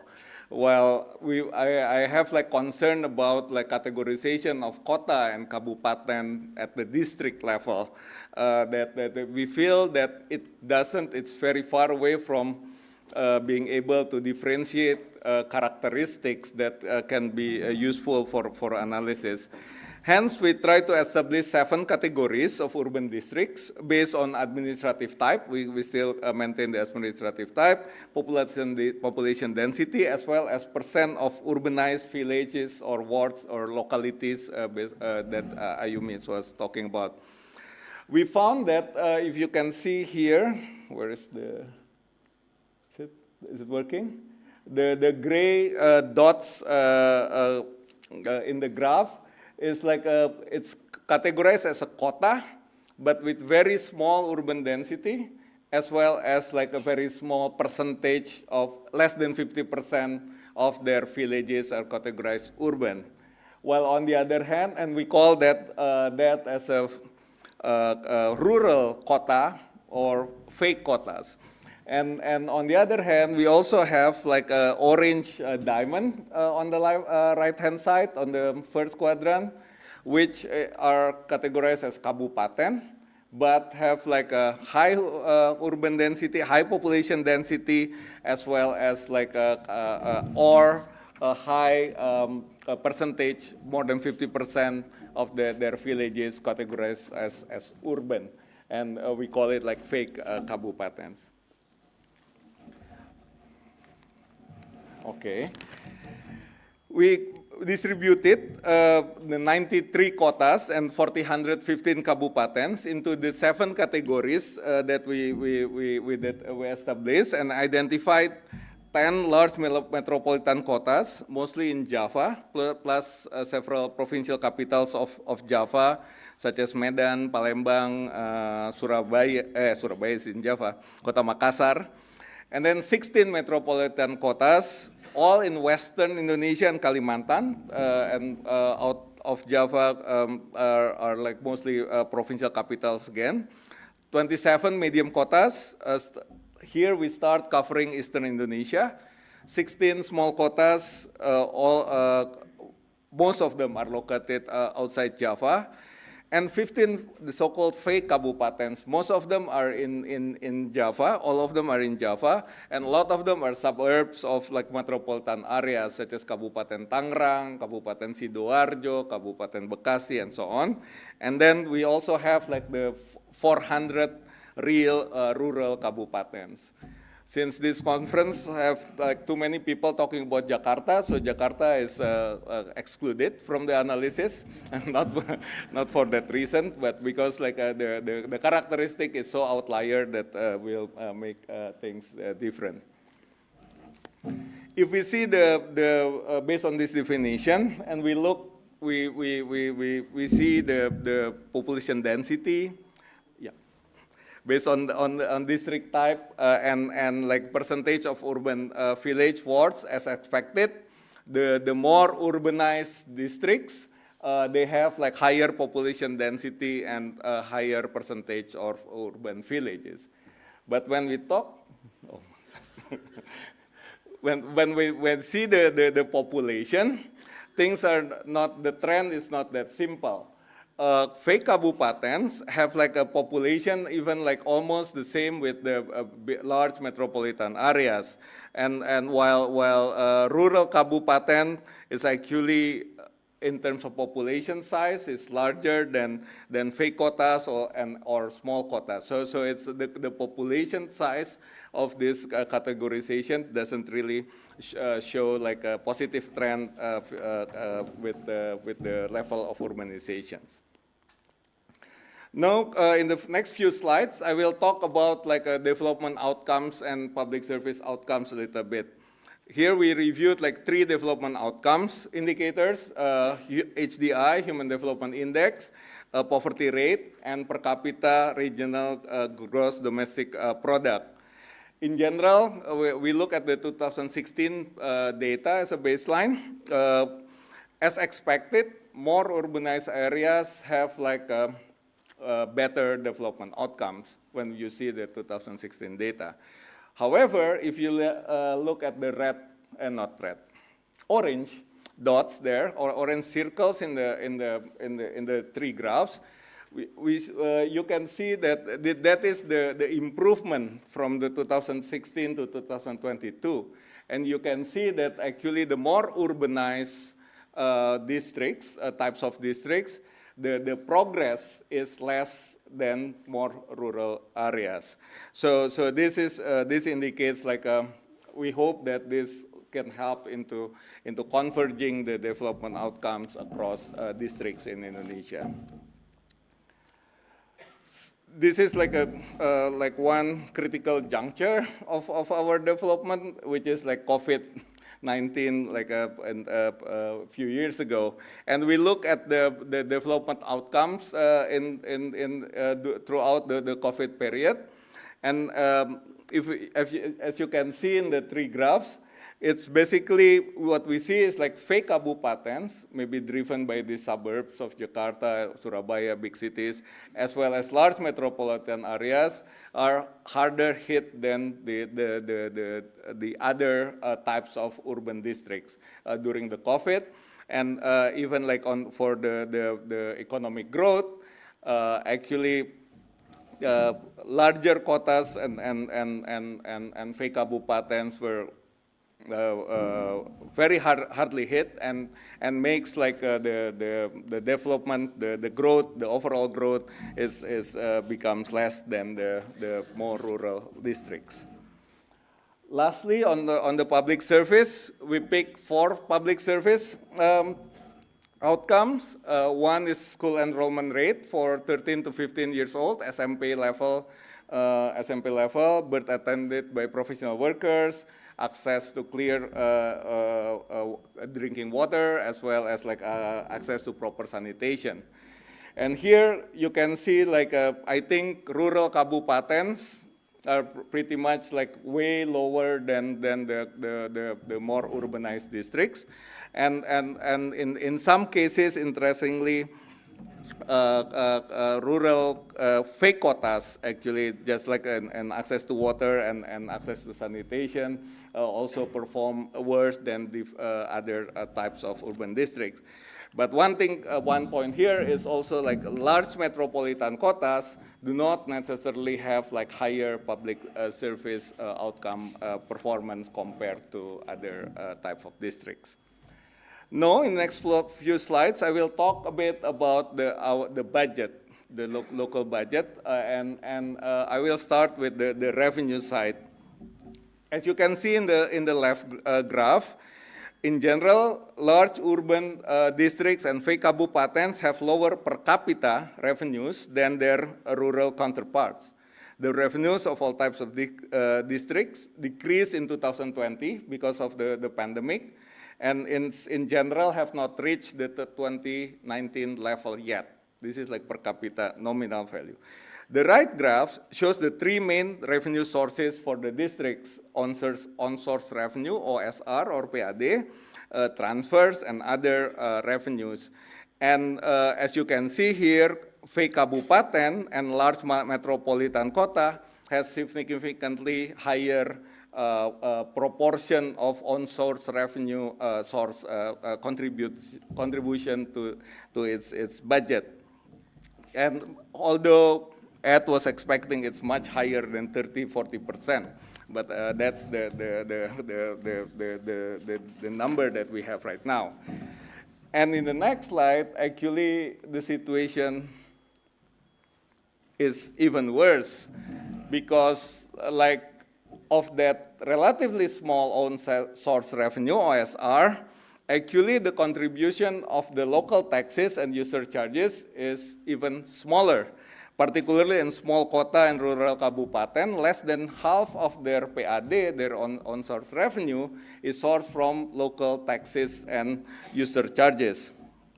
And if we compare the taxes, local taxes and user charges collected compared with the economy, you can see large metropolitan areas, large metropolitan kotas, as well as like fake kabupatens are able to collect like 1% of our GDP annually, while more rural areas only can get like around 0.4% of the local GDP. Okay, I have to avoid touching this, so there is a quote once in a while. Okay, now we talk about like about the spending, the budget spending, and if you can see here, it's basically the spending by budget classification. The blue column is personnel, goods and services. The orange one, capital expenditure, is like the gray one, and transfers are the green columns. And as you can see here, transfer to village became the most differentiating factor between kota and kabupaten, because kabupaten has a responsibility to transfer 10% of their revenues to the villages. Now we try to, and if we try to remove that transfer to villages, what we see here is that both kabupaten and kota, regardless the size of the size of the cities and the level of urbanizations, have pretty similar spending patterns. So it's this. Although in general there is like a slightly different things. Rural districts spend more on capital expenditure. Large metropolitan kotas spend more on goods and services. But in general, the proportion is pretty much the same. And this will, since as we discussed earlier, per capita expenditures in larger kotas will be smaller because of the population size, as well as the fake kabupatens. This raise a question whether the per capita spending for the kota and larger population districts is adequate to provide services. Hopefully, the private sector can compensate that issue. Here we look at the distribution of the budget based on the economic functions, and we can see education, health, and general services, including government spending sectors, have been the most important spending with different prioritization. COVID-19 pandemic was responded by increasing spending on health and economic functions, including roads and irrigation infrastructure, while the spending for housing and public facility decreased. Education and general service functions remain relatively high. Such relatively uniform budget response across different types of urban districts doesn't reflect different levels of the pandemic and how local budgets are used to respond in different types of districts. A more detailed look at the functional spending shows that rural districts spend higher on general services. Fake kabupaten spend more on education, maybe driven by large population. small quotas spend more on health functions, maybe due to limited private providers. And metropolitan and large metropolitan areas spend more for housing and public facility than other types of districts. Unfortunately, it's gone. So in general, yeah, I think one thing that I think, siapa the ibu siapa? The first, no, the first one. Oh, Irene. No. No, what I wanted to say is I think in general, if you can see the distribution of budget policy based on economic classification and economic functions, I think it's relatively rational. It's not. We cannot complain that local government spend irrationally in terms of in terms of local government spending. However, if you see, take a look at in more detail on the per capita expenditure on education, health, and economic spending between 2017 and 2021, there is no significant different spending policies in health, education, and economic functions among different types of quotas. So the only exception was education sector in several types of quotas decrease in 2021. This really indicates it's uniformity across types of districts, and temporal distribution is more significant rather than specific budget policy making at the district level. Last slide about the budget. I want to touch a bit about the concern. Please move. The concern of Indonesian development workers about the removal of 10% mandatory spending in the last omnibus law. In the last omnibus law. So previously I talked that due to the COVID-19, the health budget has been increased in terms of per capita and as well as per proportion of the total budget. And here I showed the numbers of districts that did not comply with the 10% mandatory spending. The good news is that it has been reduced from 83 in 2017 to only around 13 in 2021. So my health colleagues, I think you don't need to worry too much with this removal of the mandatory spending, and actually 13 is much better than the non-compliance of education sector, which is still in place. I think the data shows still 61 districts still not complied in the education sector. So to conclude, first is with definitely population density, proportion of urbanized areas and population have higher correlation with some budget and development characteristic rather than administrative classification of kabupaten and kota. Although asymmetric decentralization this is not asymmetric democratization that Jacqui talked about earlier, just to make sure that I'm not promoting the things that Patito has been promoting. Asymmetric decentralization has been the public discourse for quite some time. Its implementation is still limited in spatial areas like Papua, Yogyakarta, Aceh, and so on. Central government policies, fiscal guidance, and assistance do not differentiate even between kabupaten and kota. Based on the development of public service outcome and the outcome, in general, more urbanized and larger districts perform better, or the latter have higher, the rural areas have higher improvement progress. But it's mostly most likely driven by diminishing rate of return rather than a very good budget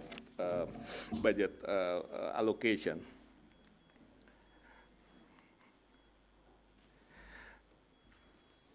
Okay, higher population density and a proportion of urbanized village are highly correlated with contribution of local taxes And in addition to the higher economic activities, more dense development make it easier for local government to collect local taxes, more diversified economic activities, and also we found like several innovative local governments in this type of areas. With regards to spending, temporal spending pattern seems to be more important among urban district categories. And again, rural district to transfer to village is the main difference. And district population negatively correlated with per capita spending. In larger urban areas, I think we can hope that private sector can compensate that, but in the smaller urban areas, we may have like a better policy. Finally, the policy implication, again, is the asymmetric decentralization, not democratization, complementing administrative classification with other urban characteristics, and also differentiate policies based on different characteristics. Distribution of on authorities, can we give like authority of secondary education to several large metropolitan? Fiscal policies, can we compensate low tax ratio in several urban districts with transfers? And then which local governments that the government needs to intensively monitor? And lastly, different development policy to be applied to, based on different characteristics. Thank you.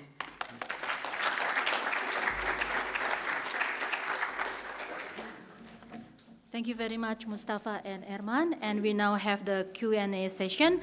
I will open the first round of questions to 3 questions from the in-person audience. And please be brief and also mention to whom you direct your questions. Ferdi, the gentleman on the behind, and then Joyce, lady on behind in the gray turtleneck, and Clara. That's okay.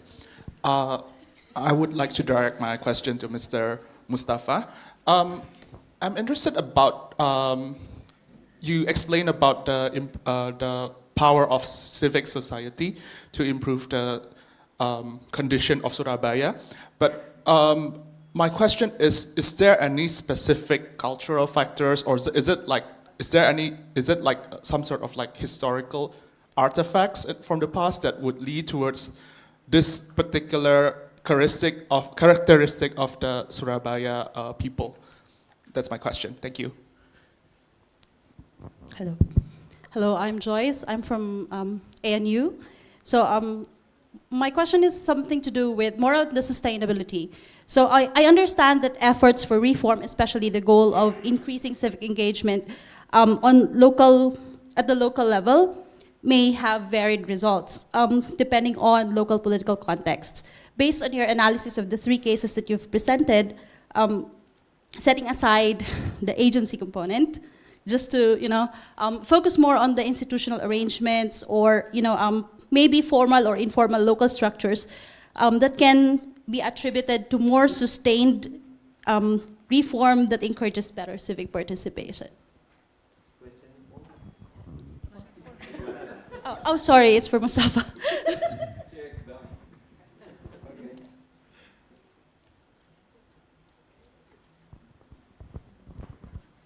My question is for Mustafa, so I don't know. I'm sorry, Mas Herman. So I think there is one missing element from your typology. It is active civil society and non-progressive, non-reformist leader.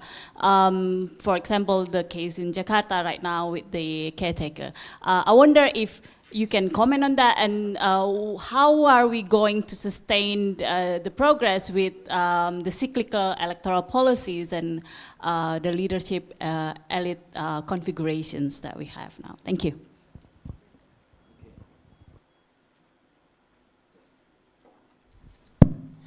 Yes, thank you, Ferdi. Surabaya has been known like culturally, and maybe there is like a good book written by Dick about Surabaya vibrancy, something like that. It's the anthropological. That Surabaya civil society is like bold community. They can tell anything that they want. They ask. I've been like part of the rebellion against Mataram since the kingdom area, and you know, like 10 November, for example, in the Independence Day. There have been like the vibrancy is like part of the city for a long time. So that is like, we call it Surabaya's bonek, right? They can do anything. They can, if they want, they want. So that's thing also. But this one is like make a pressure for the leadership to have to perform. This is kind of something that we need for the leadership to have to do something. So yes, the answer is yes. The institutional arrangement, with the logic of my presentation, actually, at the end, in the case of Surabaya, again, it is the presence of strong civil society that make anything sustain. Because they will continue find out new leadership.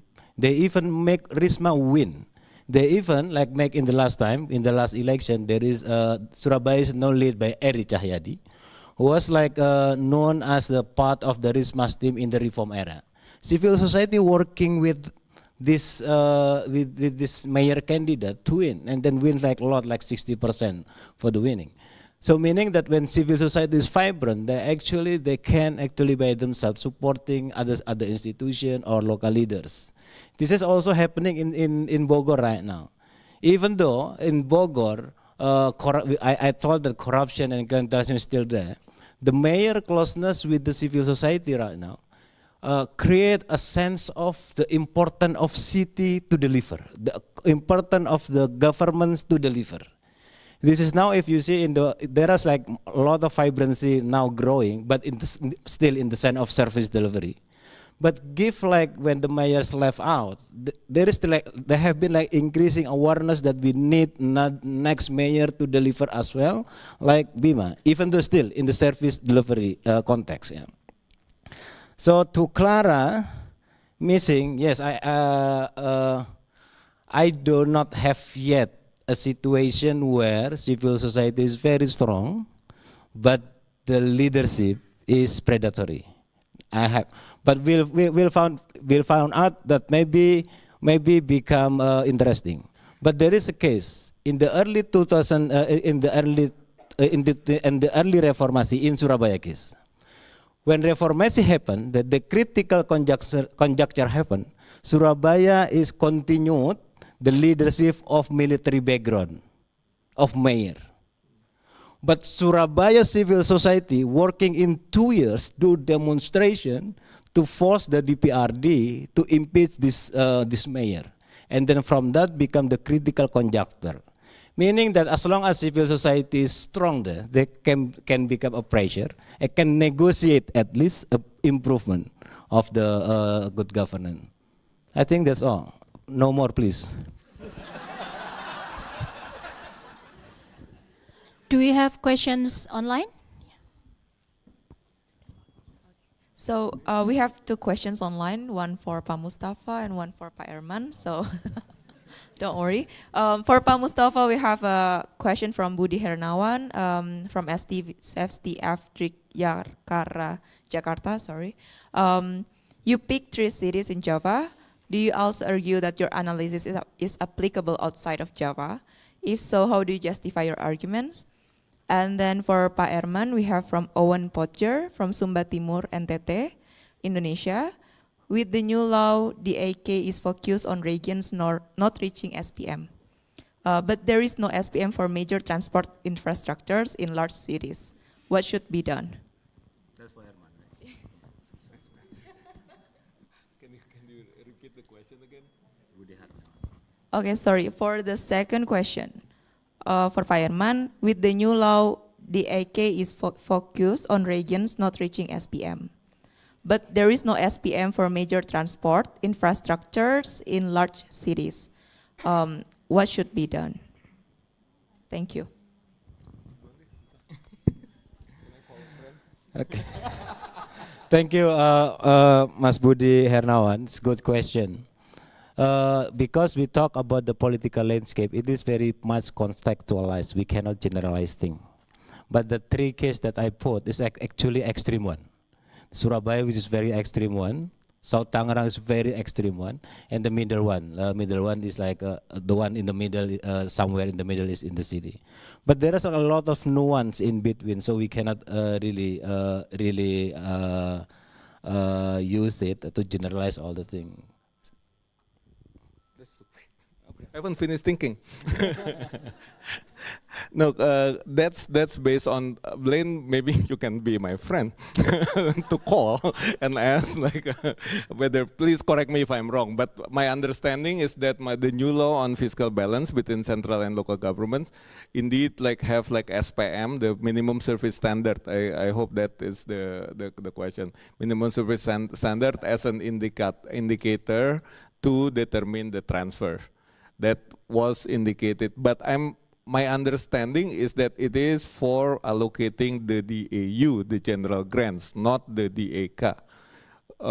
Yeah. So and the fact, although that shows like how important the minimum service standards to the future transfers, but up until 2024.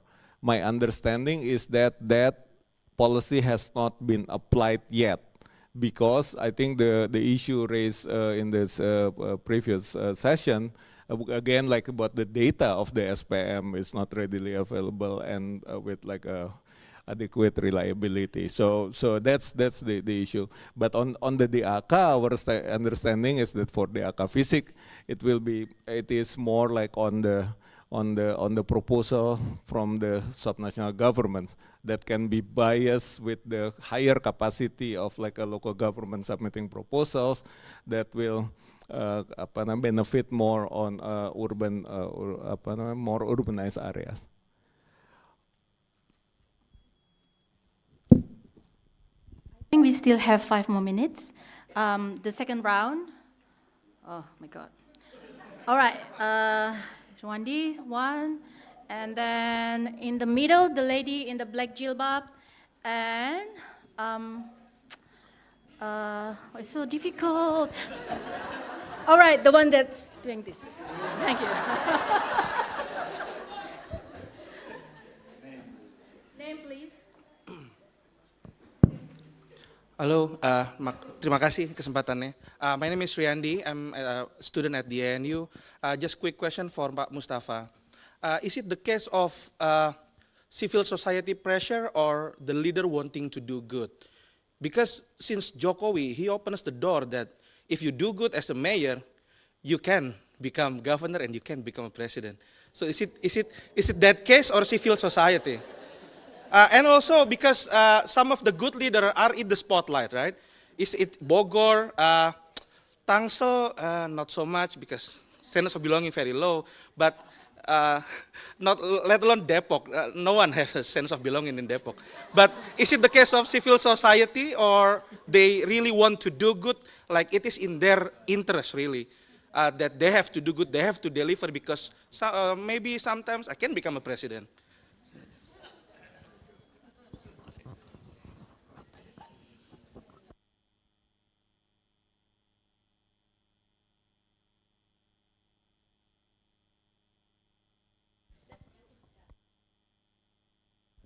Check. Okay. Hi, my name is Vidya. I'm G20 scholars from University of Melbourne. My question is for both of the speakers. Pak, do you think Indonesia still have decentralization in a like local government still have their authority, particularly after the establishments of the government regulation, peraturan Permendagri, number 90 2019 about the program. So all the local governments, kabupaten, kota, they can't propose any program outside what is already listed on this Permendagri. Do you think the local leaders like Pak Bimo Arya still have the authority to propose the program to develop the region? Thank you very much.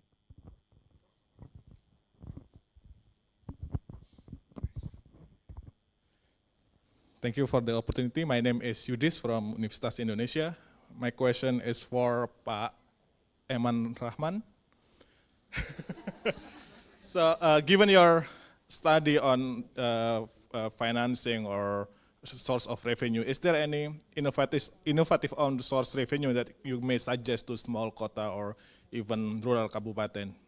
Thank you.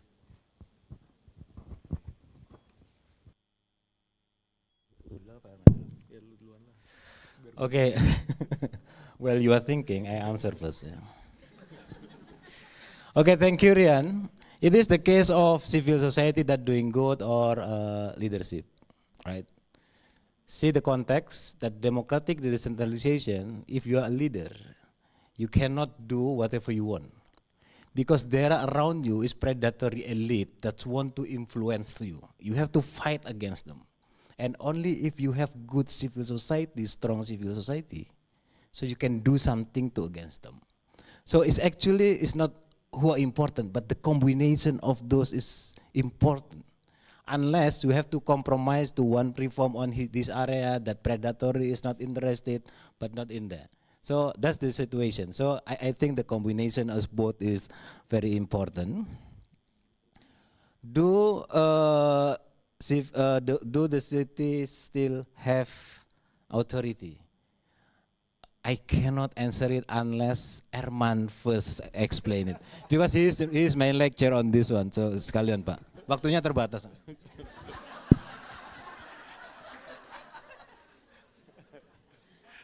Okay, I think like I forgot this morning's speaker, Jacqui was talking about like a decentralization, this decentralization, yeah. But I don't think this Permendagri, if I understand. I understand you correctly, this is like about the classification of the budget, the 6,000 page guidelines for the budget that you are referring to, right?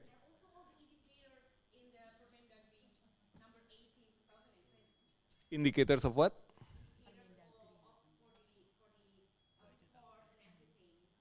Oh, for the report? No, sorry, I don't remember the numbers. So is it like for the EPP, the report, the local government report, or the nomenclatures of the budget? Nomenclatures of the budgets. I mean, like, I think it's more like from the accounting perspective. It's like basically to be able to consolidate all the budget, all the local budgets that they have like to be classified into like a standardized budget. I mean, we can have like a debate about it, but I think the decentralization, spirit is real. It's not, I mean, like, it's like basically the new law on fiscal transfer. Definitely now we have like even the general allocation grants have like a specific DAU, Bu Masyita? Is it like a specific DAU? So the fiscal discretion, the discretion of local government to be able to use based on their own thinking, regardless right or wrong, is like now smaller, and also like I think there was like a question regarding the omnibus law on the employment creation regarding the environmental that Acho was like criticized about, right? And it's like for example in omnibus law, for instance, the spatial plans, which we may, I mean, like the local spatial plans can be overruled by central government for the sake of the central government priorities. I mean, like, yeah, to me, those are the things that reflecting more decentralization rather than the budget classification. And then the innovation of the OSR, yep, there are several things that we work with several kabupatens and kota that have that kind of innovations. I think one is in South Sulawesi, and this is Bang Sulsel collaborate with Acho, Kota Makassar, in Kota Makassar, Bang Sulsel like collaborates with the local government to collect to have like an equipment to be able to collect the local taxes better, and they double or triple their revenue collection from that one. Interestingly, in Sumeneb, like Bank Jatim, again like a local bank, like has a collaboration with BUMDes, with like a village companies, to collect both BPJS premium, the health insurance premium, as well as the collection of PBB, the local land and property taxes, through the BUMDes. So it's like decentralizing the revenue collection further, just to name a few of the innovations in revenue collections. Thank you. Thank you for the response, and thank you, audience, for your great questions. And thank you, ladies and gentlemen, and that concludes this session 3 discussion.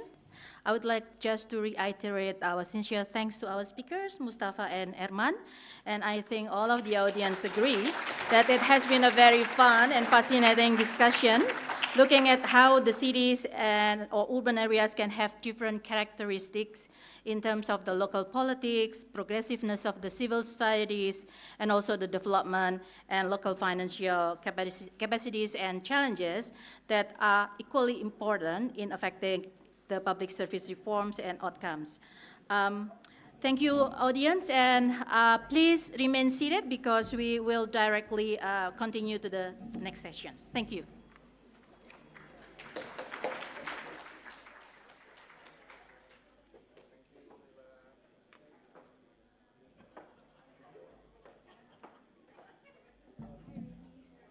How are you? Good, thanks. So we start? Yeah, I just have a little update on this. When you tap it, it makes a noise. So we'll try not to touch it. But it's hard. Everyone does it. And I with know. the clicker, you have to click quite hard. Okay. I'll let the speakers know as well. Right. Hi, Clara. Hey, sorry, can I give you a little update on the lecture? Then you touch the lecture. It makes echoes. Yeah. And the clicker, you have to click it quite hard. Okay. Try to keep that Hello, everyone. Good afternoon. We will start in a second, but welcome to today's last session on the politics of urban land and relocation. I think this is a very interesting session, especially in relation to what happened recently in Pulau Rempang. Yeah? First of all, I would like to introduce myself. I'm Rini Astuti, research fellow at the ANU College of Science. And I would like to thank you to all of you audience. You are outstanding audience because you stay until the last. Yeah? And I promise you that you will be rewarded with 2 excellent presentations from Elisa Sutanudjaja and Clara Siagian. So Elisa is a prominent scholar activist and the executive director of Rujak Center of Urban Studies in Jakarta. And Clara here is our model PhD student at the Crawford School ANU. So without further ado, let me call on Elisa first. Thanks.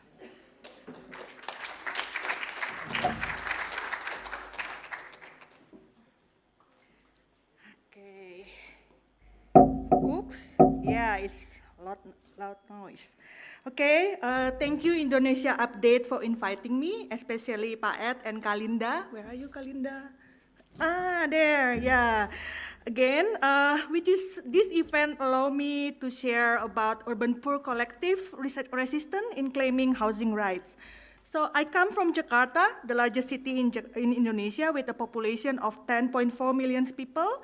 Jakarta has been widely known for its traffic jam and currently for its air pollution, for sure you know, and among urban poor forced evictions.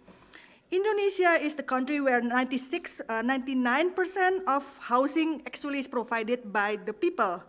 And as Jakarta citizen, I have witnessed several forced evictions within the last 8 years, including this one. In the morning of 11 April 2016, located in the district called Pasar Ikan and Kampung Aquarium of North Jakarta. The pictures itself show us an empty barricade street, police and military presence, and some family being ushered to the school bus. And this is what happened behind. The government bulldozer only need a half a day to demolish a kampung kota or urban kampung that has been built by around 2,000 people over the past 50 years. So what is kampung kota or urban kampung anyway? So it is a socially produced and non-market high-density settlement that located in strategic area. Many scholars try to make sense of it, including Abdul Malik Simon, and I personally like how Pak Abidin Kusno used the term of de facto and irregular settlement when describing kampung kota. Internationally, it is also recognized as social production of habitat. However, in the eyes of government, kampung kota is equal to slums. So, thanks God that Pak Abidin already explained it, so I don't really need to explain about this, but this green indicating how persist kampung kota already exists since colonial time until today. So, the transportation network map here, combined with green color indicating kampung, is another example about the strategicness and closeness of kampung kota within urban Jakarta. However, from colonial times until today, kampungs are always under threat due to these challenges. One is modernization as a narrative for city progress, see kampung as unfit to Jakarta or as a global city. And at the same time, kampungs also seen as attractive site for modernizing the city and as profitable sites for investment. These are also nuanced talk about kampungs loaded with prejudice like the article on the below, and stigma about the slum, represent them in derogatory and ways such characterized by filth, dirt, prostitution, malicious, disease, and etc. And about 40% of kampung land status is unregistered, which is made kampung prone to agrarian conflict and easily claimed by private and government and then lead to forced eviction. Kampung is always on the margin from the perspective of land use and zoning regulation. Their existence is easily ignored and considered as empty land and represented from the mismatch between Kampung Kerang Ijo here of Muara Angke in Jakarta Detail Plan, where some of the kampung area are on the water if we strictly follow the land use. And at the same time, kampung also provides affordable housing, especially for migrants who first come to Jakarta from student to blue-collar workers and made it become more population density. And however, if we look into land use regulation, the floor area ratio in kampungs are less than 2 sometimes, meaning that the building cannot go higher than 3 or 4 floors. The mismatch between high population density and low floor area ratio leads to overcrowding condition that transform kampung into slum condition. So do all these kind of challenges facing by kampung, it could easily make kampung as a target of forced eviction, mostly to make way of flood infrastructure, providing green space, and in the name of civic order.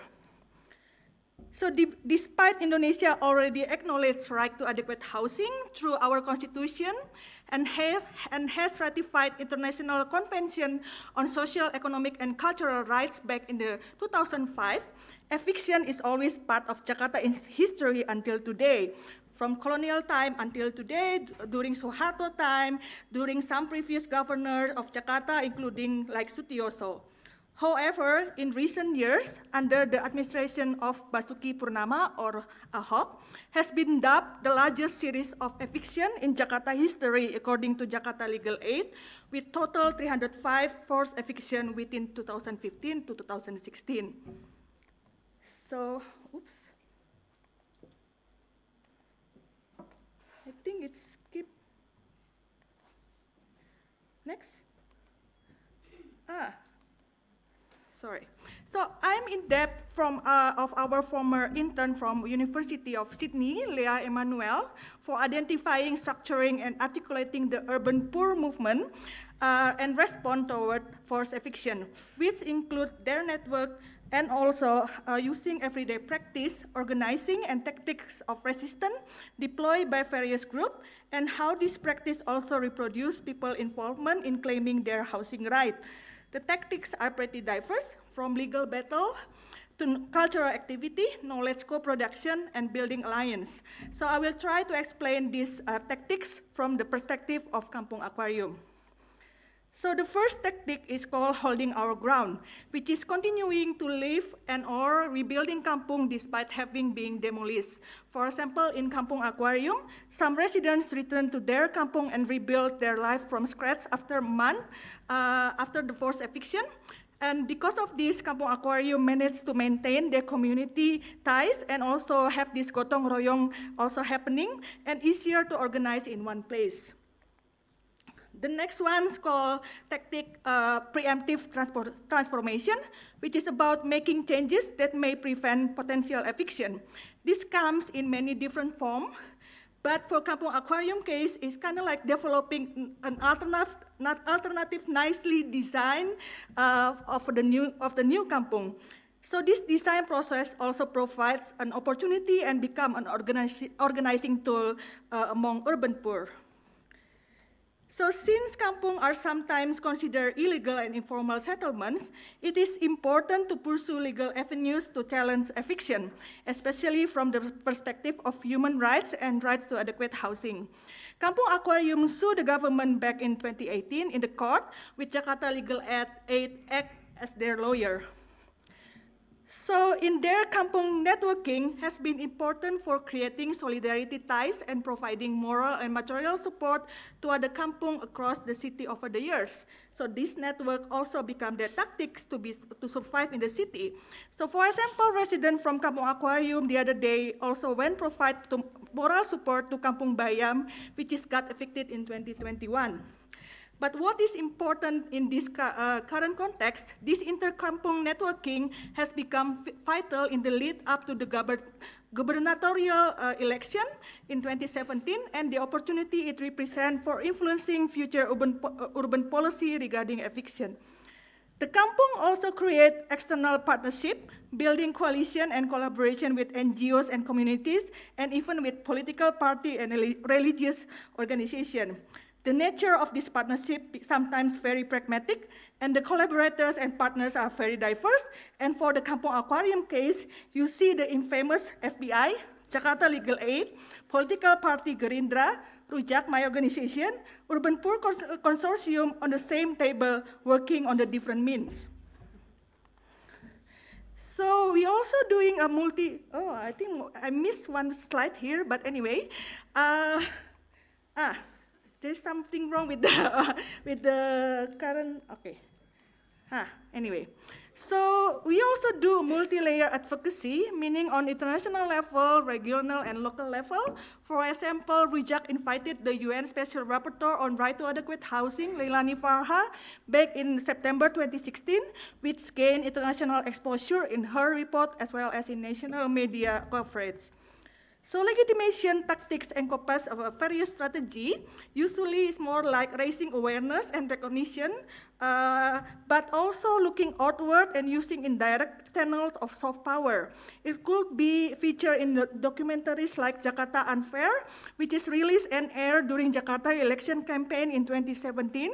It could be a cultural diplomacy with international artists, like with Japanese artists on the right side.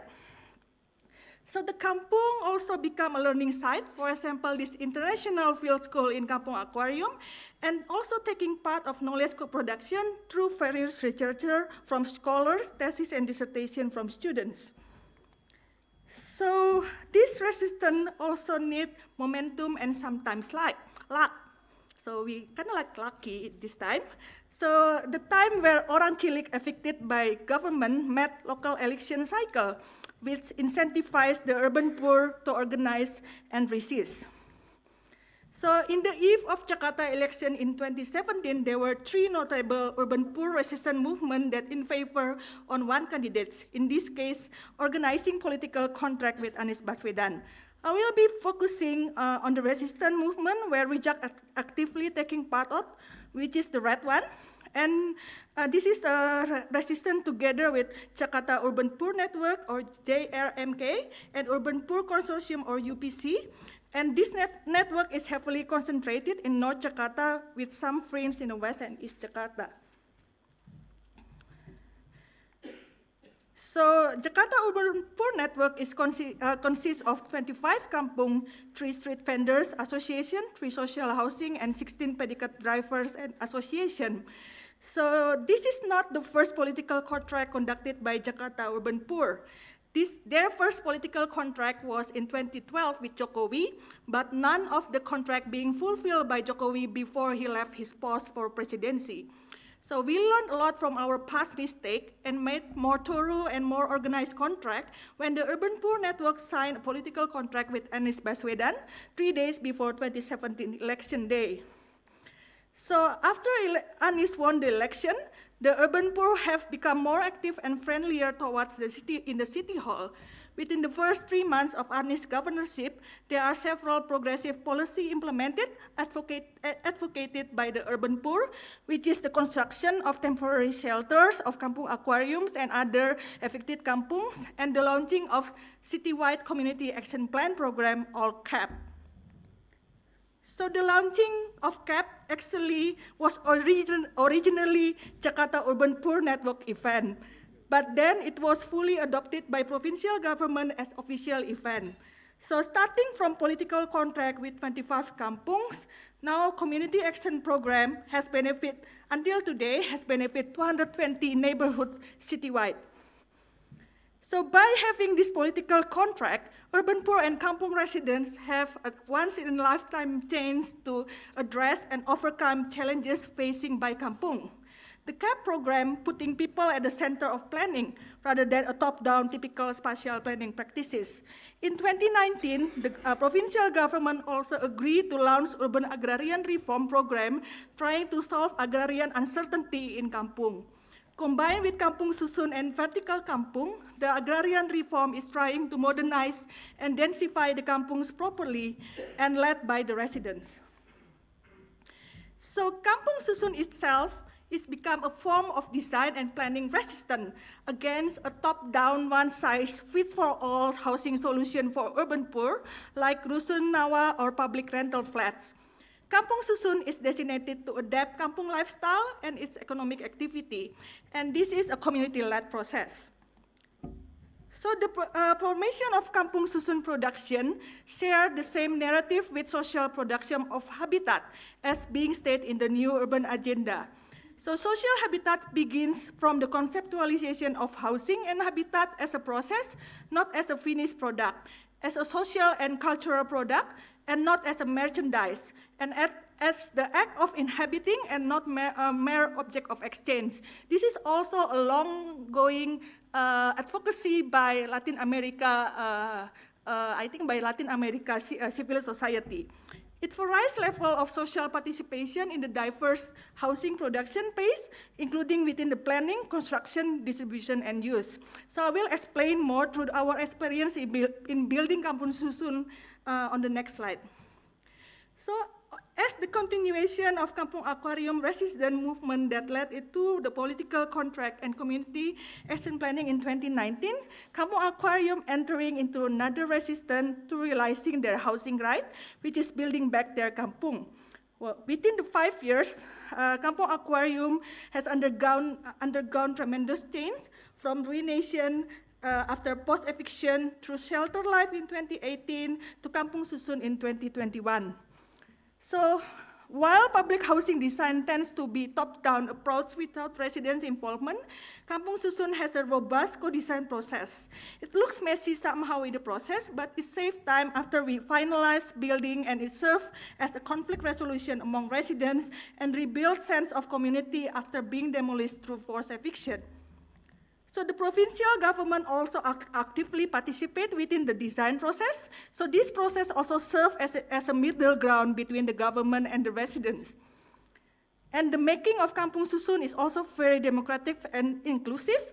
For example, when the designated unit is not based by the lottery or money, it is based by your health condition and age. So the ground floor unit is designated for people with health problem and old people.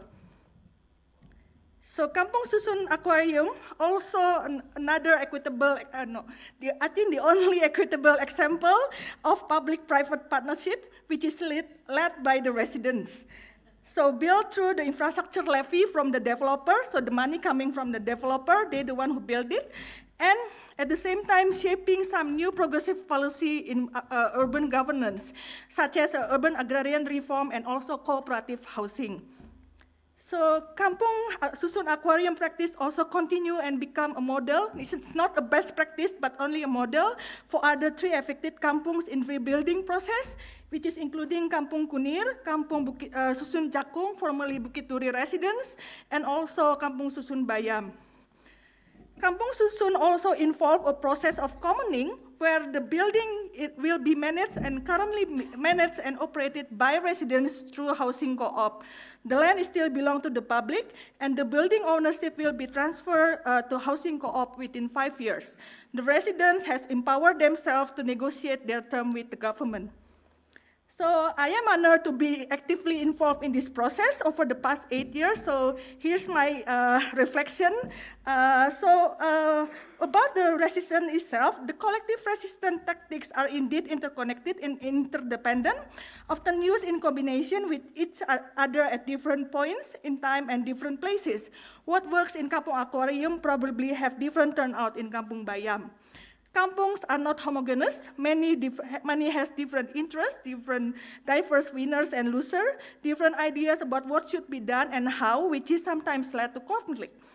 Key message to it is not just about rejecting efficient, but about defending a particular way of life, access to the city, and a sense of community, as mentioned many times by Kampung Aquarium community leader, Ibu Darmandiani. We just want our kampung back. We don't want money or compensation. So the production of Kampung Susun itself has become another collective resistance towards typical top-down public housing practice in Jakarta and in Indonesia in general, where each resident has been actively taking part designing, producing, and managing Kampung Susun. It also provides people narrative towards being modern in urban setting. Therefore, I would like to borrow Pak Abidin Kusno term. Kampung Susun could also serve as middling strategy for urban poor to realize their housing right in modern times and with dignity.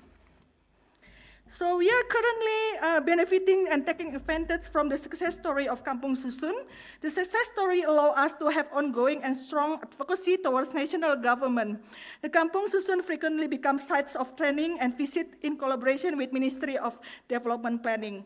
The Kampung success story also led to another ongoing collaboration with National Land Agency to the first land consolidation program in Kampung Muara Angke North, Jakarta. Kampung Susun also inspire Kampung residents that equitable modernization in the city is possible. And I would like to use this opportunity to show gratitude to anyone to taking active part in the urban resistance, especially in Kampung Susun movement, including all the community architects, the housing cooperative, and all the scholars, the fellow activists that we met and collaborate along the way. And following from Sonia's presentation about urban planning, if you want to know more about Kampung Aquarium planning process, there's a very nice chapter written by our community architect in her edited new book called Handbook of Urban Indonesia, right? And the chapter called Participation within the Insurgent Planning Practice, a case of Kampung Susun Aquarium. Okay, thank you so much.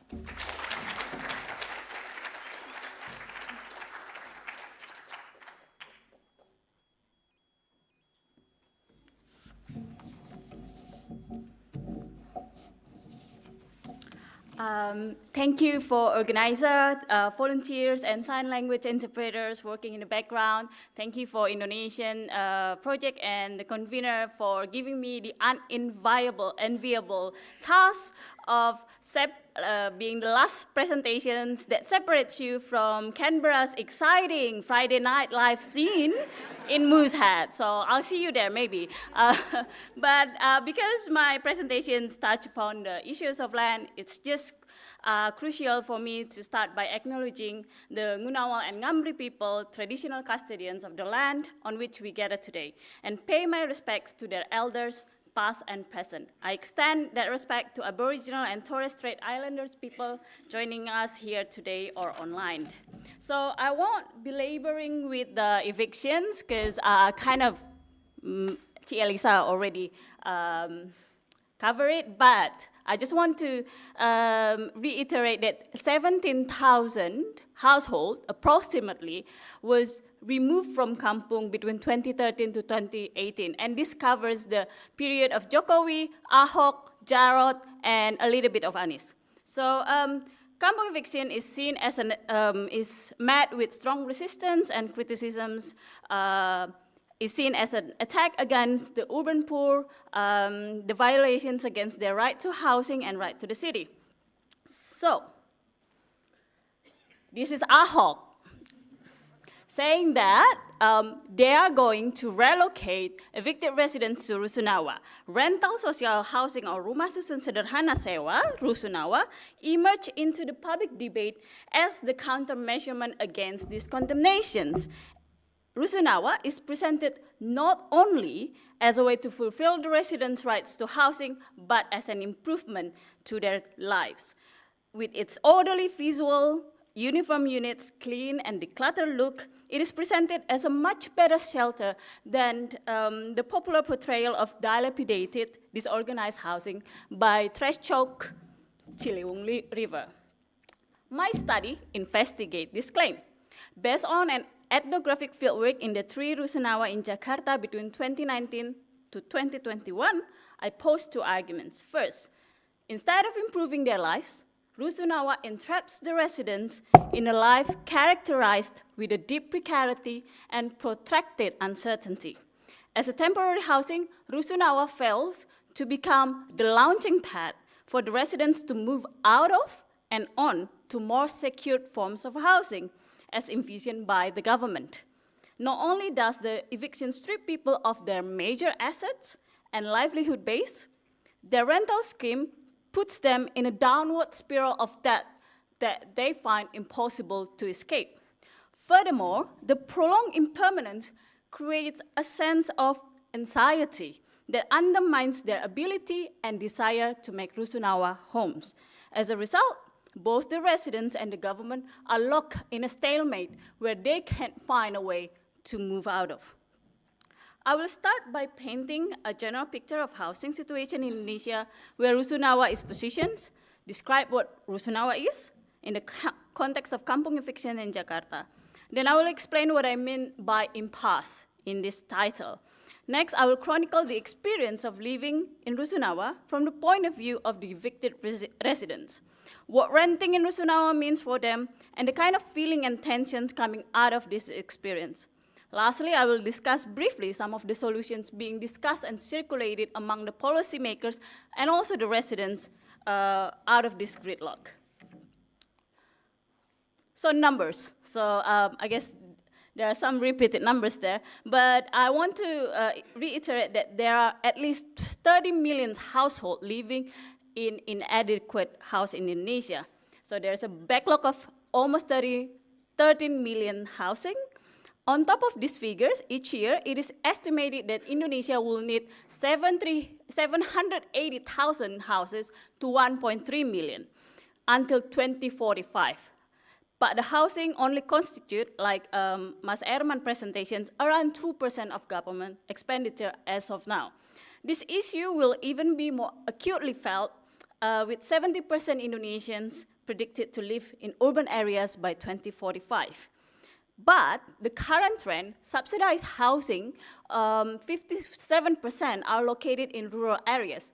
In Surabaya, 99% of subsidized housing located more than 10 kilometers away from the city center.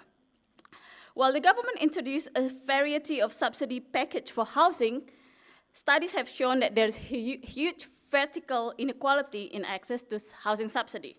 So simply put it, the more expensive the house, the more portions of the price would be subsidized by the government. Now let's zoom into Jakarta. The latest official statistic estimate 4.4% out of 10 million something Jakartans are poor, which is around 95,000 individuals. Yet, as we all know, the calorie-based poverty line in Indonesia is set extremely and notoriously low. In Jakarta, this translates to roughly 80 Australian dollars per person per month. A study by Compass, though, in 2021 finds that the average price of a landed house of 30 square meter in Jakarta is more than ₹500 million. For average household in Jakarta's minimum wage, and this would be the precariously non-poor that Jacqui explained before, they could only reasonably buy a house around 160 to 200 million rupiah, which means a small house within 30 to 50 kilometers away from the center. So Rusunawa comes into the picture as a kind of temporary stopgap for housing, mostly targeted for poor household, masyarakat berpenghasilan rendah atau MBR, especially in urban areas. But what is Rusunawa exactly? So it is a social housing rental scheme, typically owned and managed by the government, either the national or subnational. While my study looks at Rusunawa in Jakarta, it is built and operated in many cities, Makassar, Surabaya, Medan, Batam, Mataram, and among others. In Jakarta, they are typically mid to high-rise apartment complex, 5 to 16 floors. They are meant to house residents of Jakarta from low-income background. Some of them are poor, but most of them are vulnerable or aspiring or anxious middle class.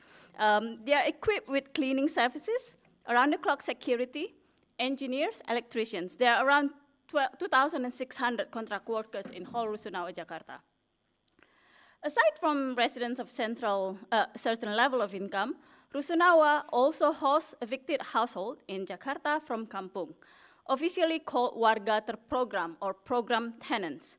As a program tenants, they are given additional rent subsidies. So their rent is around 150,000 rupiah to 300,000 rupiah per month, excluding utilities. The units are small, typically 30 square meter.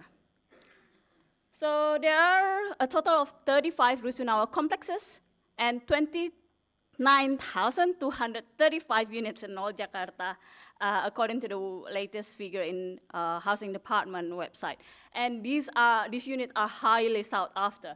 For example, there are only 600 units currently vacant.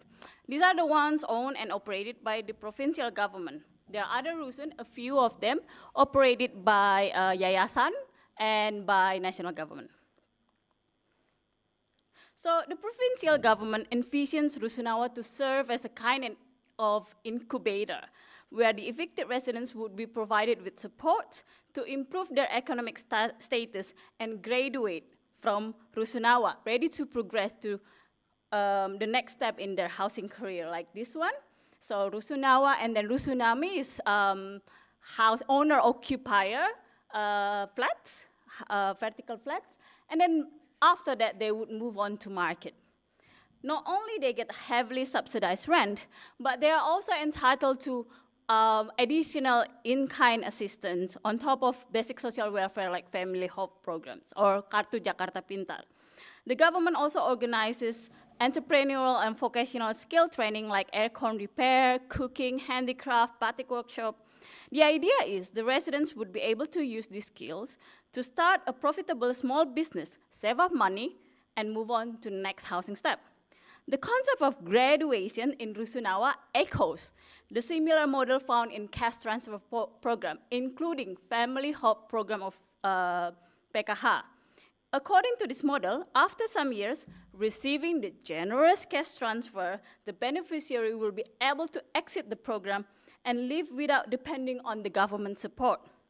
This model, though, has been criticized, among others, for assuming a linear trajectory out of poverty and for underestimating the role of structures and macroeconomic factors in pushing people back to poverty. So in Rusunawa, the management who runs the place also think that it is their task to educate the residents, like dispensing parenting advice, or to provide pastoral care to the evicted resident, as expressed here by the staff. The temporariness is evident in the phrase boarding, a cause, and while the government is seen as a protective and caring mother, matrons or ibu kos. Rusunawa is often also treated as a panti social institutions where the poor and the vulnerable are being cared and disciplined simultaneously. But Despite receiving this caring and intervention for 6 to 10 years, there is little sign that the program has improved the life of evicted residents, let alone help them to graduate from Rusunawa. Instead, Rusunawas are afflicted with huge arrears. The latest number shows that in June 2020, the debt reached 71.2 billion rupiah, or 7.1 million US dollar. So what is happening in Rusunawa? Okay, let's start with eviction. Eviction is primarily a material dispossessions. The residents are stripped of their lands and houses, perhaps the only major assets they could have in their lifetime. In Kampung, these houses serve as their primary source of income from rooms they rented out, or kiosks or cottage industry they operated. People benefit from the density of Kampung as their consumer base or source of information or jobs, opportunities, and economic speculations. Furthermore, Kampung is usually close to major economic hubs, which mean more income-generating opportunities. Therefore, the relocation to gated Rusunawa on the outskirts of the city is experienced as further impoverishment. I mentioned before that in Rusunawa there are vocational workshops. They call empowerment, organized for the residents. However, in my observations, these programs were conducted in piecemeal manner with little to no follow-up. The workshops are small in size, only 20 residents as participants at one time, for example. They only focus on skill provisions without further support in terms of capital, supervision, marketing, and consistent coaching. Yet the management assigned the fault to the resident for not working hard enough, for their Kampung mentality, going back to the mental revolutions, defined as a lack of grit, perseverance, and industriousness. Given the expensive cost of running Rusunawa, the program residents are deemed undeserving for the lack of the commitment and efforts to pay the rent. Units in Rusunawa should have instead be given to more deserving Jakartans, according to the officials. Noted here that deserving does not only define based on needs, but also on how grateful and disciplined the residents are in paying the rent. Even so, the management complained that they couldn't evict the program residents. This move is still considered a politically risky step. For the residents, as this quote shows, having to pay the rent for their houses signify a loss of control or a sense of alienation from a very personal part of their lives, home.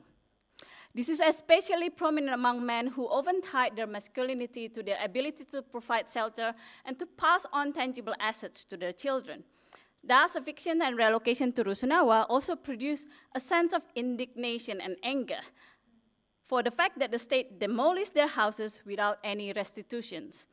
Both the management and the residents understand that this resentment, this anger, or so-called dendam, contribute to their refusal to pay rent, as this quote, "Now we are trapped and tricked, the government too. You didn't pay for my house, so why should I bother to pay for yours?" If rent symbolizes the loss of control, not paying rent offers a way to regain some of this control.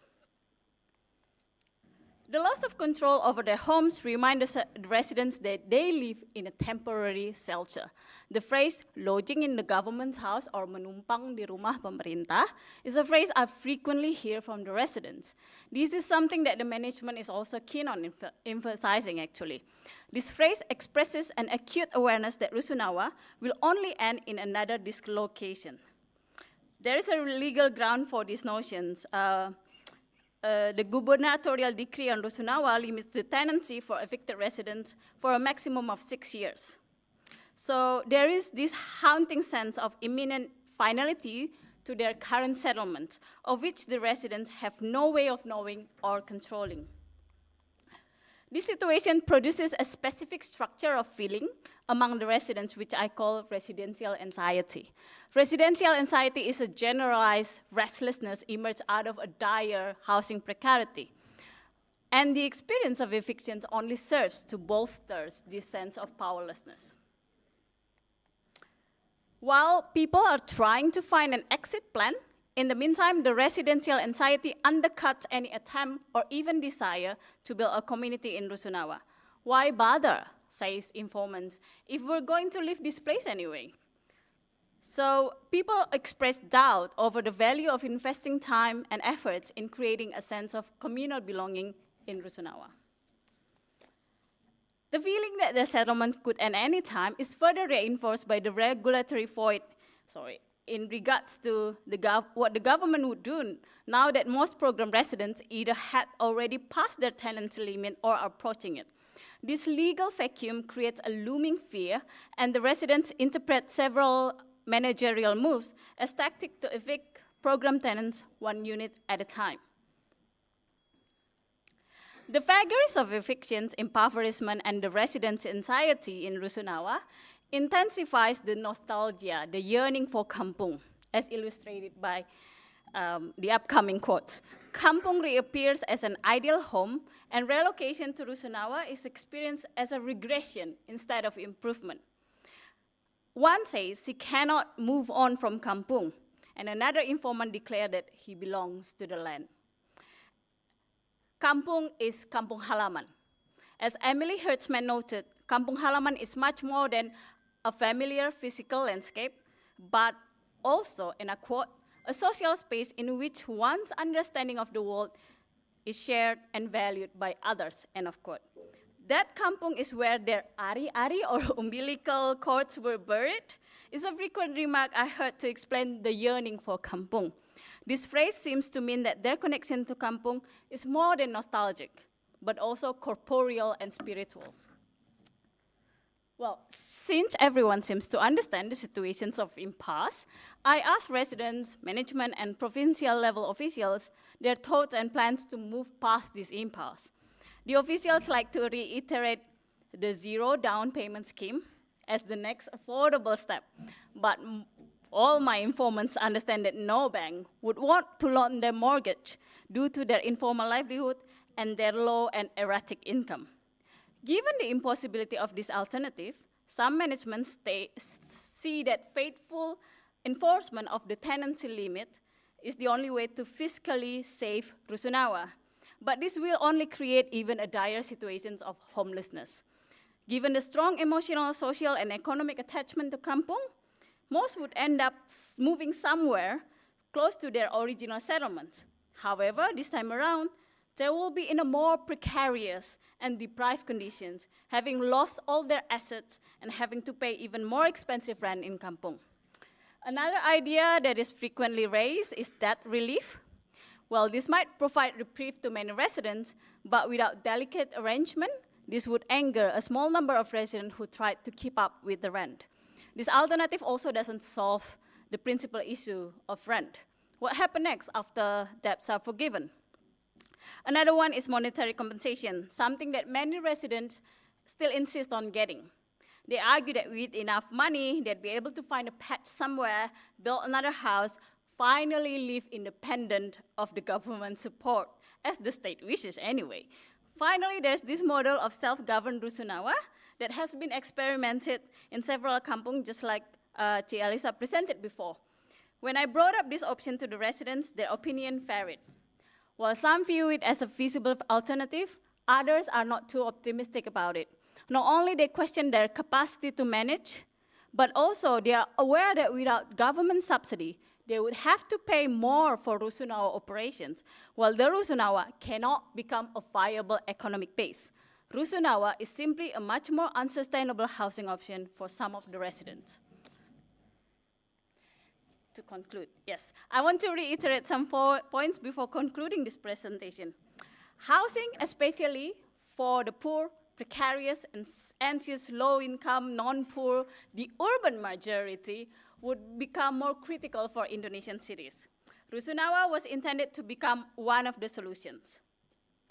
But instead, Rusunawa has become a place of prolonged stagnance where the residents are being held in a limbo without the ability nor the desire to make it home. There are several possible solutions to this impasse. None of them on its own would satisfy everyone. The pathway forward is likely to involve several measures altogether. The solution for one resident would look different to the next one. The key, however, is to start formulating this alternative in close and respectful conversations with the residents and with a commitment to treat housing as a human right. Thank you very much.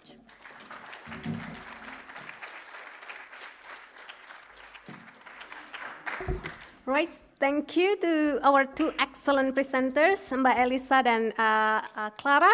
So we now have around 18 minutes for questions and answer. In the interest of time, please state your question concisely and please state who you address your questions to. Yeah, the gentleman in the back with the blue shirt. And then from, I think that gentleman already asked questions, so maybe that gentleman over there, yeah, with gray suit. Okay, and then, okay, yeah, okay, you can ask question anyway, yeah, because we need 3 questions for the first session. Yeah, sorry. Yeah, please. Thank you, Mbak Rini. Thank you, Mbak Elisa and Clara. Hi, Mbak Elisa. I'm Asrul, PhD student at ENU. So, Mbak Elisa took me to Kampung Aquarium back in 2017 in Jakarta. So, I agree with you with your statement that no one size fit all, and then kampung itself is not homogeneous. Yeah?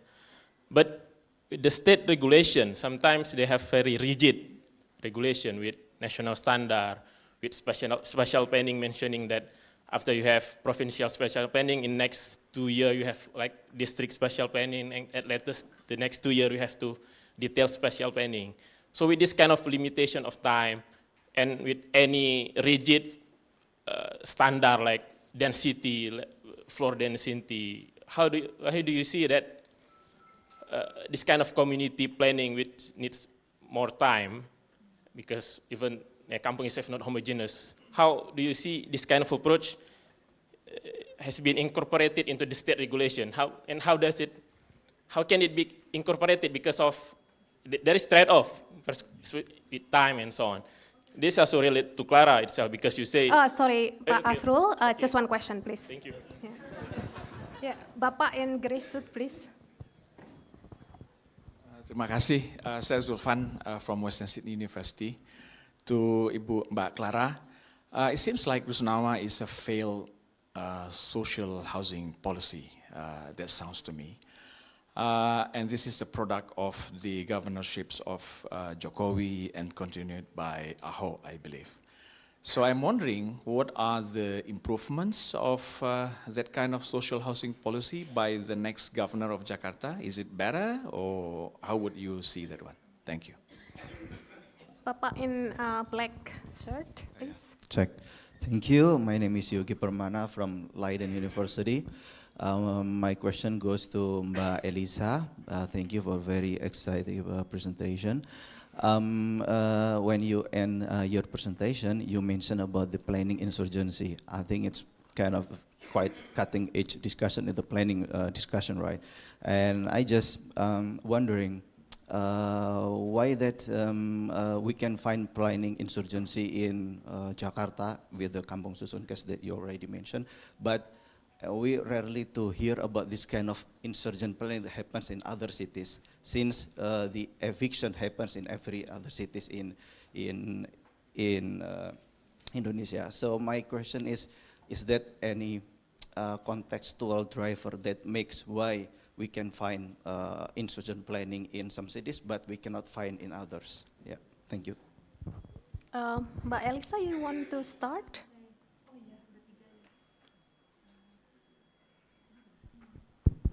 Yeah, hello Asrul. So yeah, actually this is all government program, and I think one thing that make it different with typical housing solution from government, because this one is financed by infrastructure levy from developers, so it means that it will free us from many regulated Ministry of Public Works standard in terms of Rusunawa.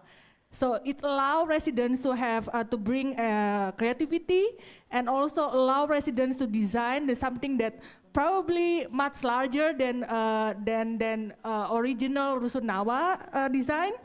So it also enable them to push certain zoning or program. So another thing, actually, they're coming from national government. So under the program called DAK integrasi I don't know how to say DAK in English. Anyway, so Dana Alokasi Khusus Integration, which is the combination between water, sanitation, public housing, and providing infrastructure, which is actually is a Bappenas program, but they got inspiration from Jakarta.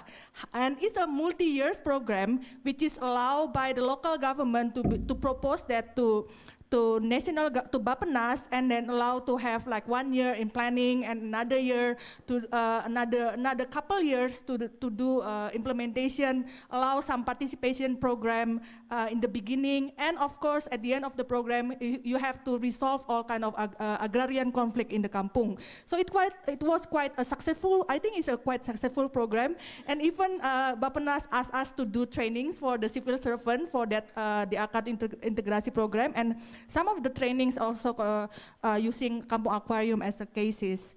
So for Payudi, actually the insurgency planning is not only in Jakarta, but also in other places, like for example our network Arkom Jogja, which is also using the same thing, but they are facing different difficulties because they have to meet the Sultan ground thing, which is I don't know how to say, and I think let the Arkom Jogja explain better.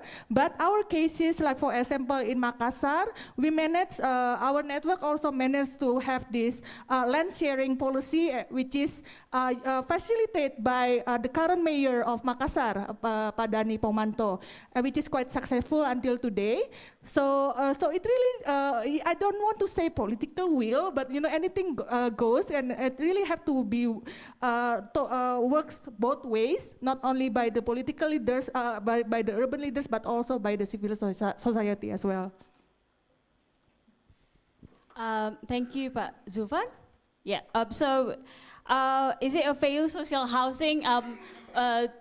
I guess I have to also note that Rusunawa has been going for since 1990. So the oldest Rusunawa, I think, is built in 1992 or something.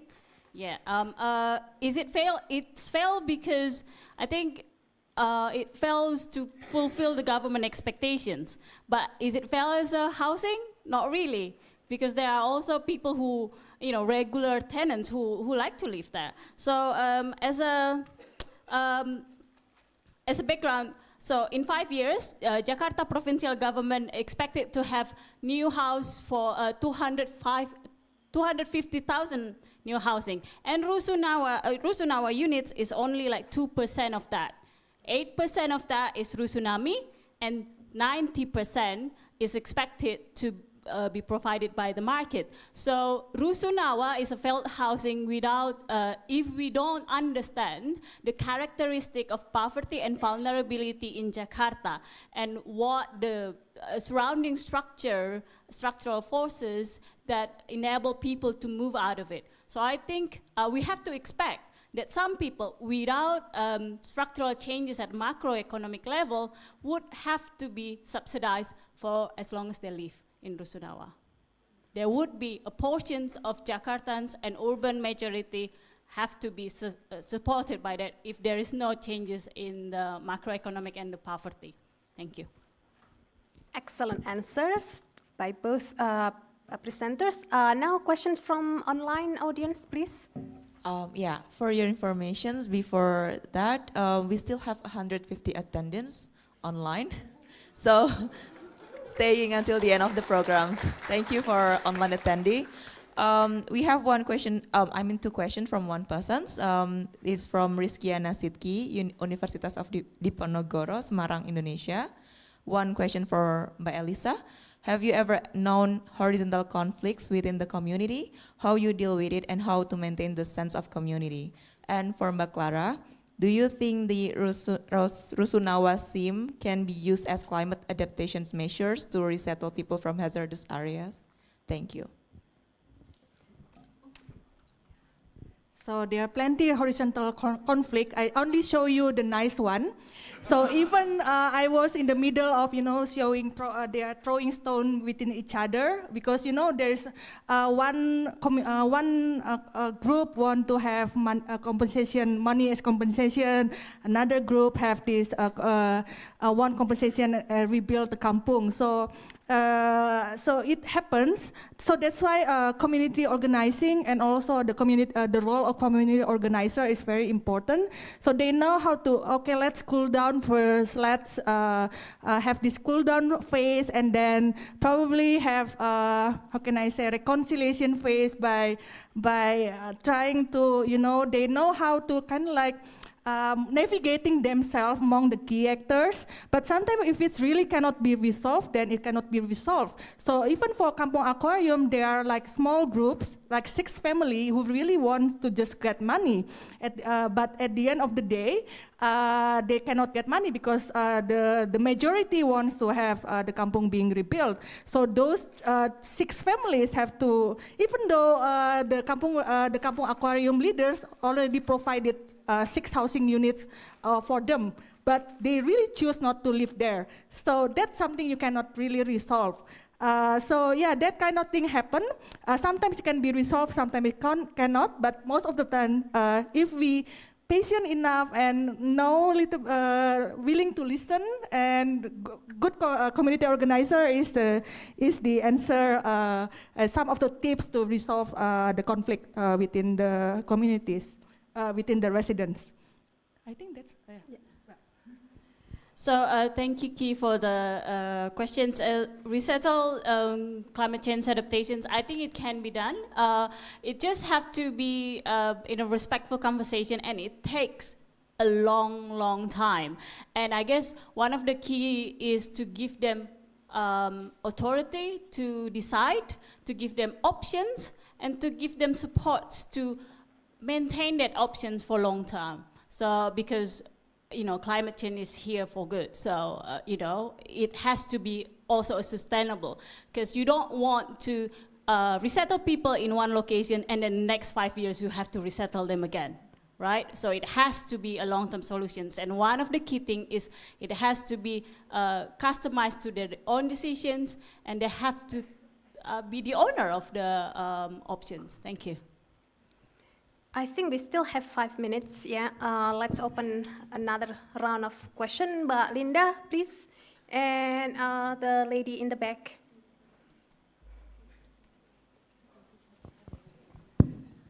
Thank you for the 2 presenters. Just want to connect Mbak Elisa point with Mustafa before about the strength of civil society that is a key for the democracy in urban area.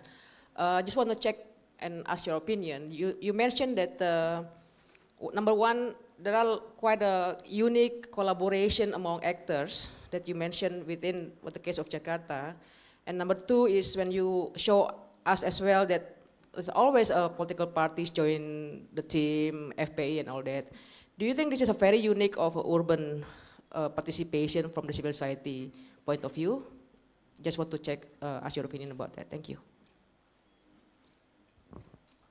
The lady in the back, please. The mic.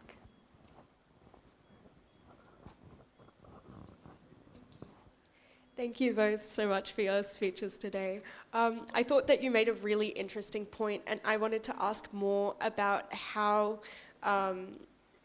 authority and power for individuals living in these kinds of facilities translates to developing personal economic independence or subverting the challenging structures that are keeping them in poverty. Is it a question to Elisa or to Clara? It's, I guess, more related to Clara's later points. Yeah. Okay, thanks. 1 minute each, please. Yeah, like again, I think for Kampung Aquarium case, they are very pragmatic, and they are open to anyone who can help us. But they get, how can I say, filter along the way. By the time the movement become very, how can I say, related to the housing rights, then Gerindra and FBI just suddenly out of the picture. So it become our involvement become more intense. So it really depends. FPI is very good in terms of providing water, food by the first month of the eviction. And then Gerindra also support the tent and all those things. But by the time you have this content about human rights, about housing rights, then they suddenly out of picture. Yeah. Thank you for the questions. So about power and how it translates, it's my whole thesis, so stay tuned. About economic, I think what needs to be criticized here is the idea that give man, what do you call it, a fish, right? But the ocean is, there's no fish in the oceans anymore, right? So the idea that you give skills, you give a little bit capital, people would lift themselves out of the bootstrap. But as we know from the economists, what lift people out of the bootstrap is being part of the worker, manufacturing, and having assets and lands on their own. It's not that small businesses out of units in a gated remote area of Rusunawa that won't lift people out of poverty. That won't happen. I guess. Thank you. Right, so yeah, I think we have come to the end of this session. Let's give our excellent presenters appreciation. Yeah. Thank you for your attendance today. So I will return the session to Ed and Mbak Linda.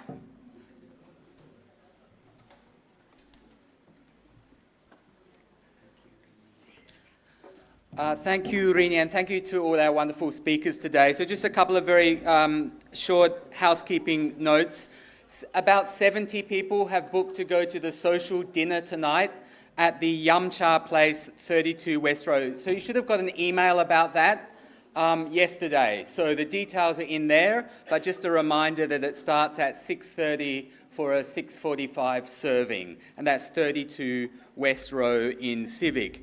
If you did not book, unfortunately it's too late for you to book in now, so bad luck. But in fact, all is not lost, because there is some leftover food from afternoon tea out the front yang sudah dibungkus and boleh dibawa. And in fact, even if you're going to Yamcha and you're feeling peckish now, you can take some of that with you as well. And otherwise, thank you so much for everyone, for our online participants, for our speakers, of course, and our chairs, and for also the audience who stayed here today. See you tomorrow, 9 o'clock sharp. Thank you.